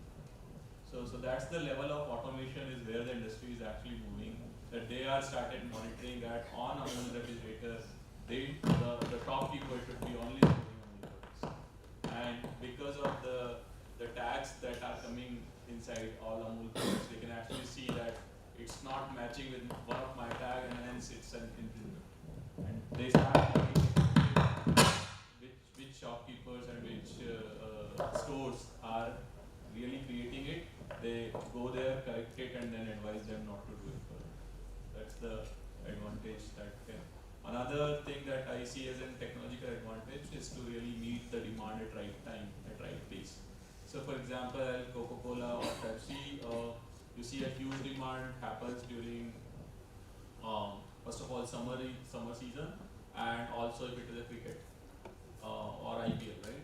If there is an IPL match happening in Mohali, there will be a lot of demand on that particular area, and the local supply chain will not be able to meet that. So what is being done is really forecasting that which area will be coming as in demand, and then supporting with various SKUs to meet that demand. Because if the match is gone, the demand is gone. You can't really sell it later tomorrow, right?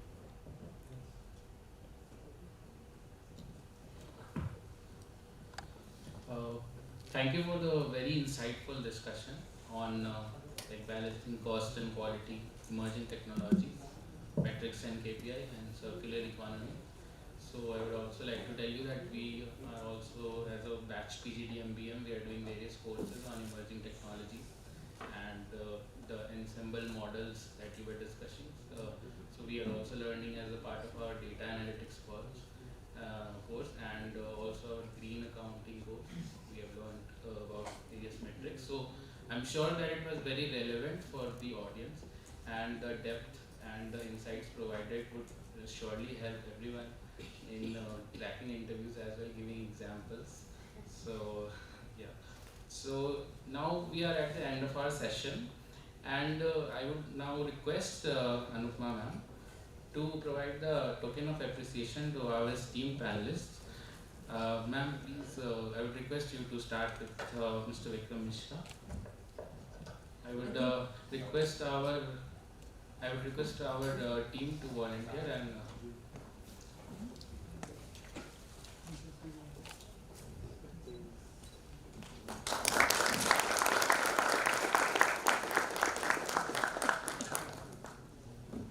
Now I would request ma'am to facilitate our guest, Mr. Ajay Sikka.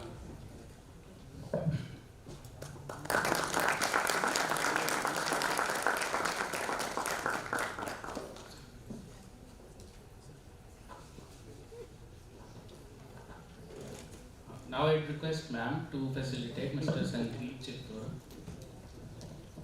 Please give a big round of applause.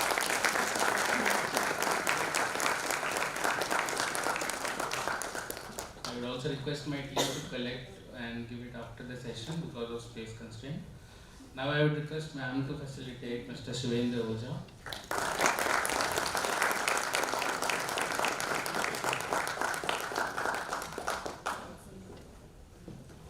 So with this we come to the end of the session, the panel 3 of Samvaad, and here we conclude the day 1 events, and I heartily thank all our esteemed panelists on behalf of MDI, on behalf of PGDM-BM for joining us and giving their valuable time.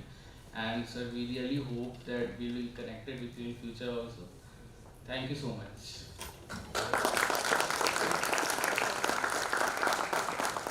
I would request all our panelists to please come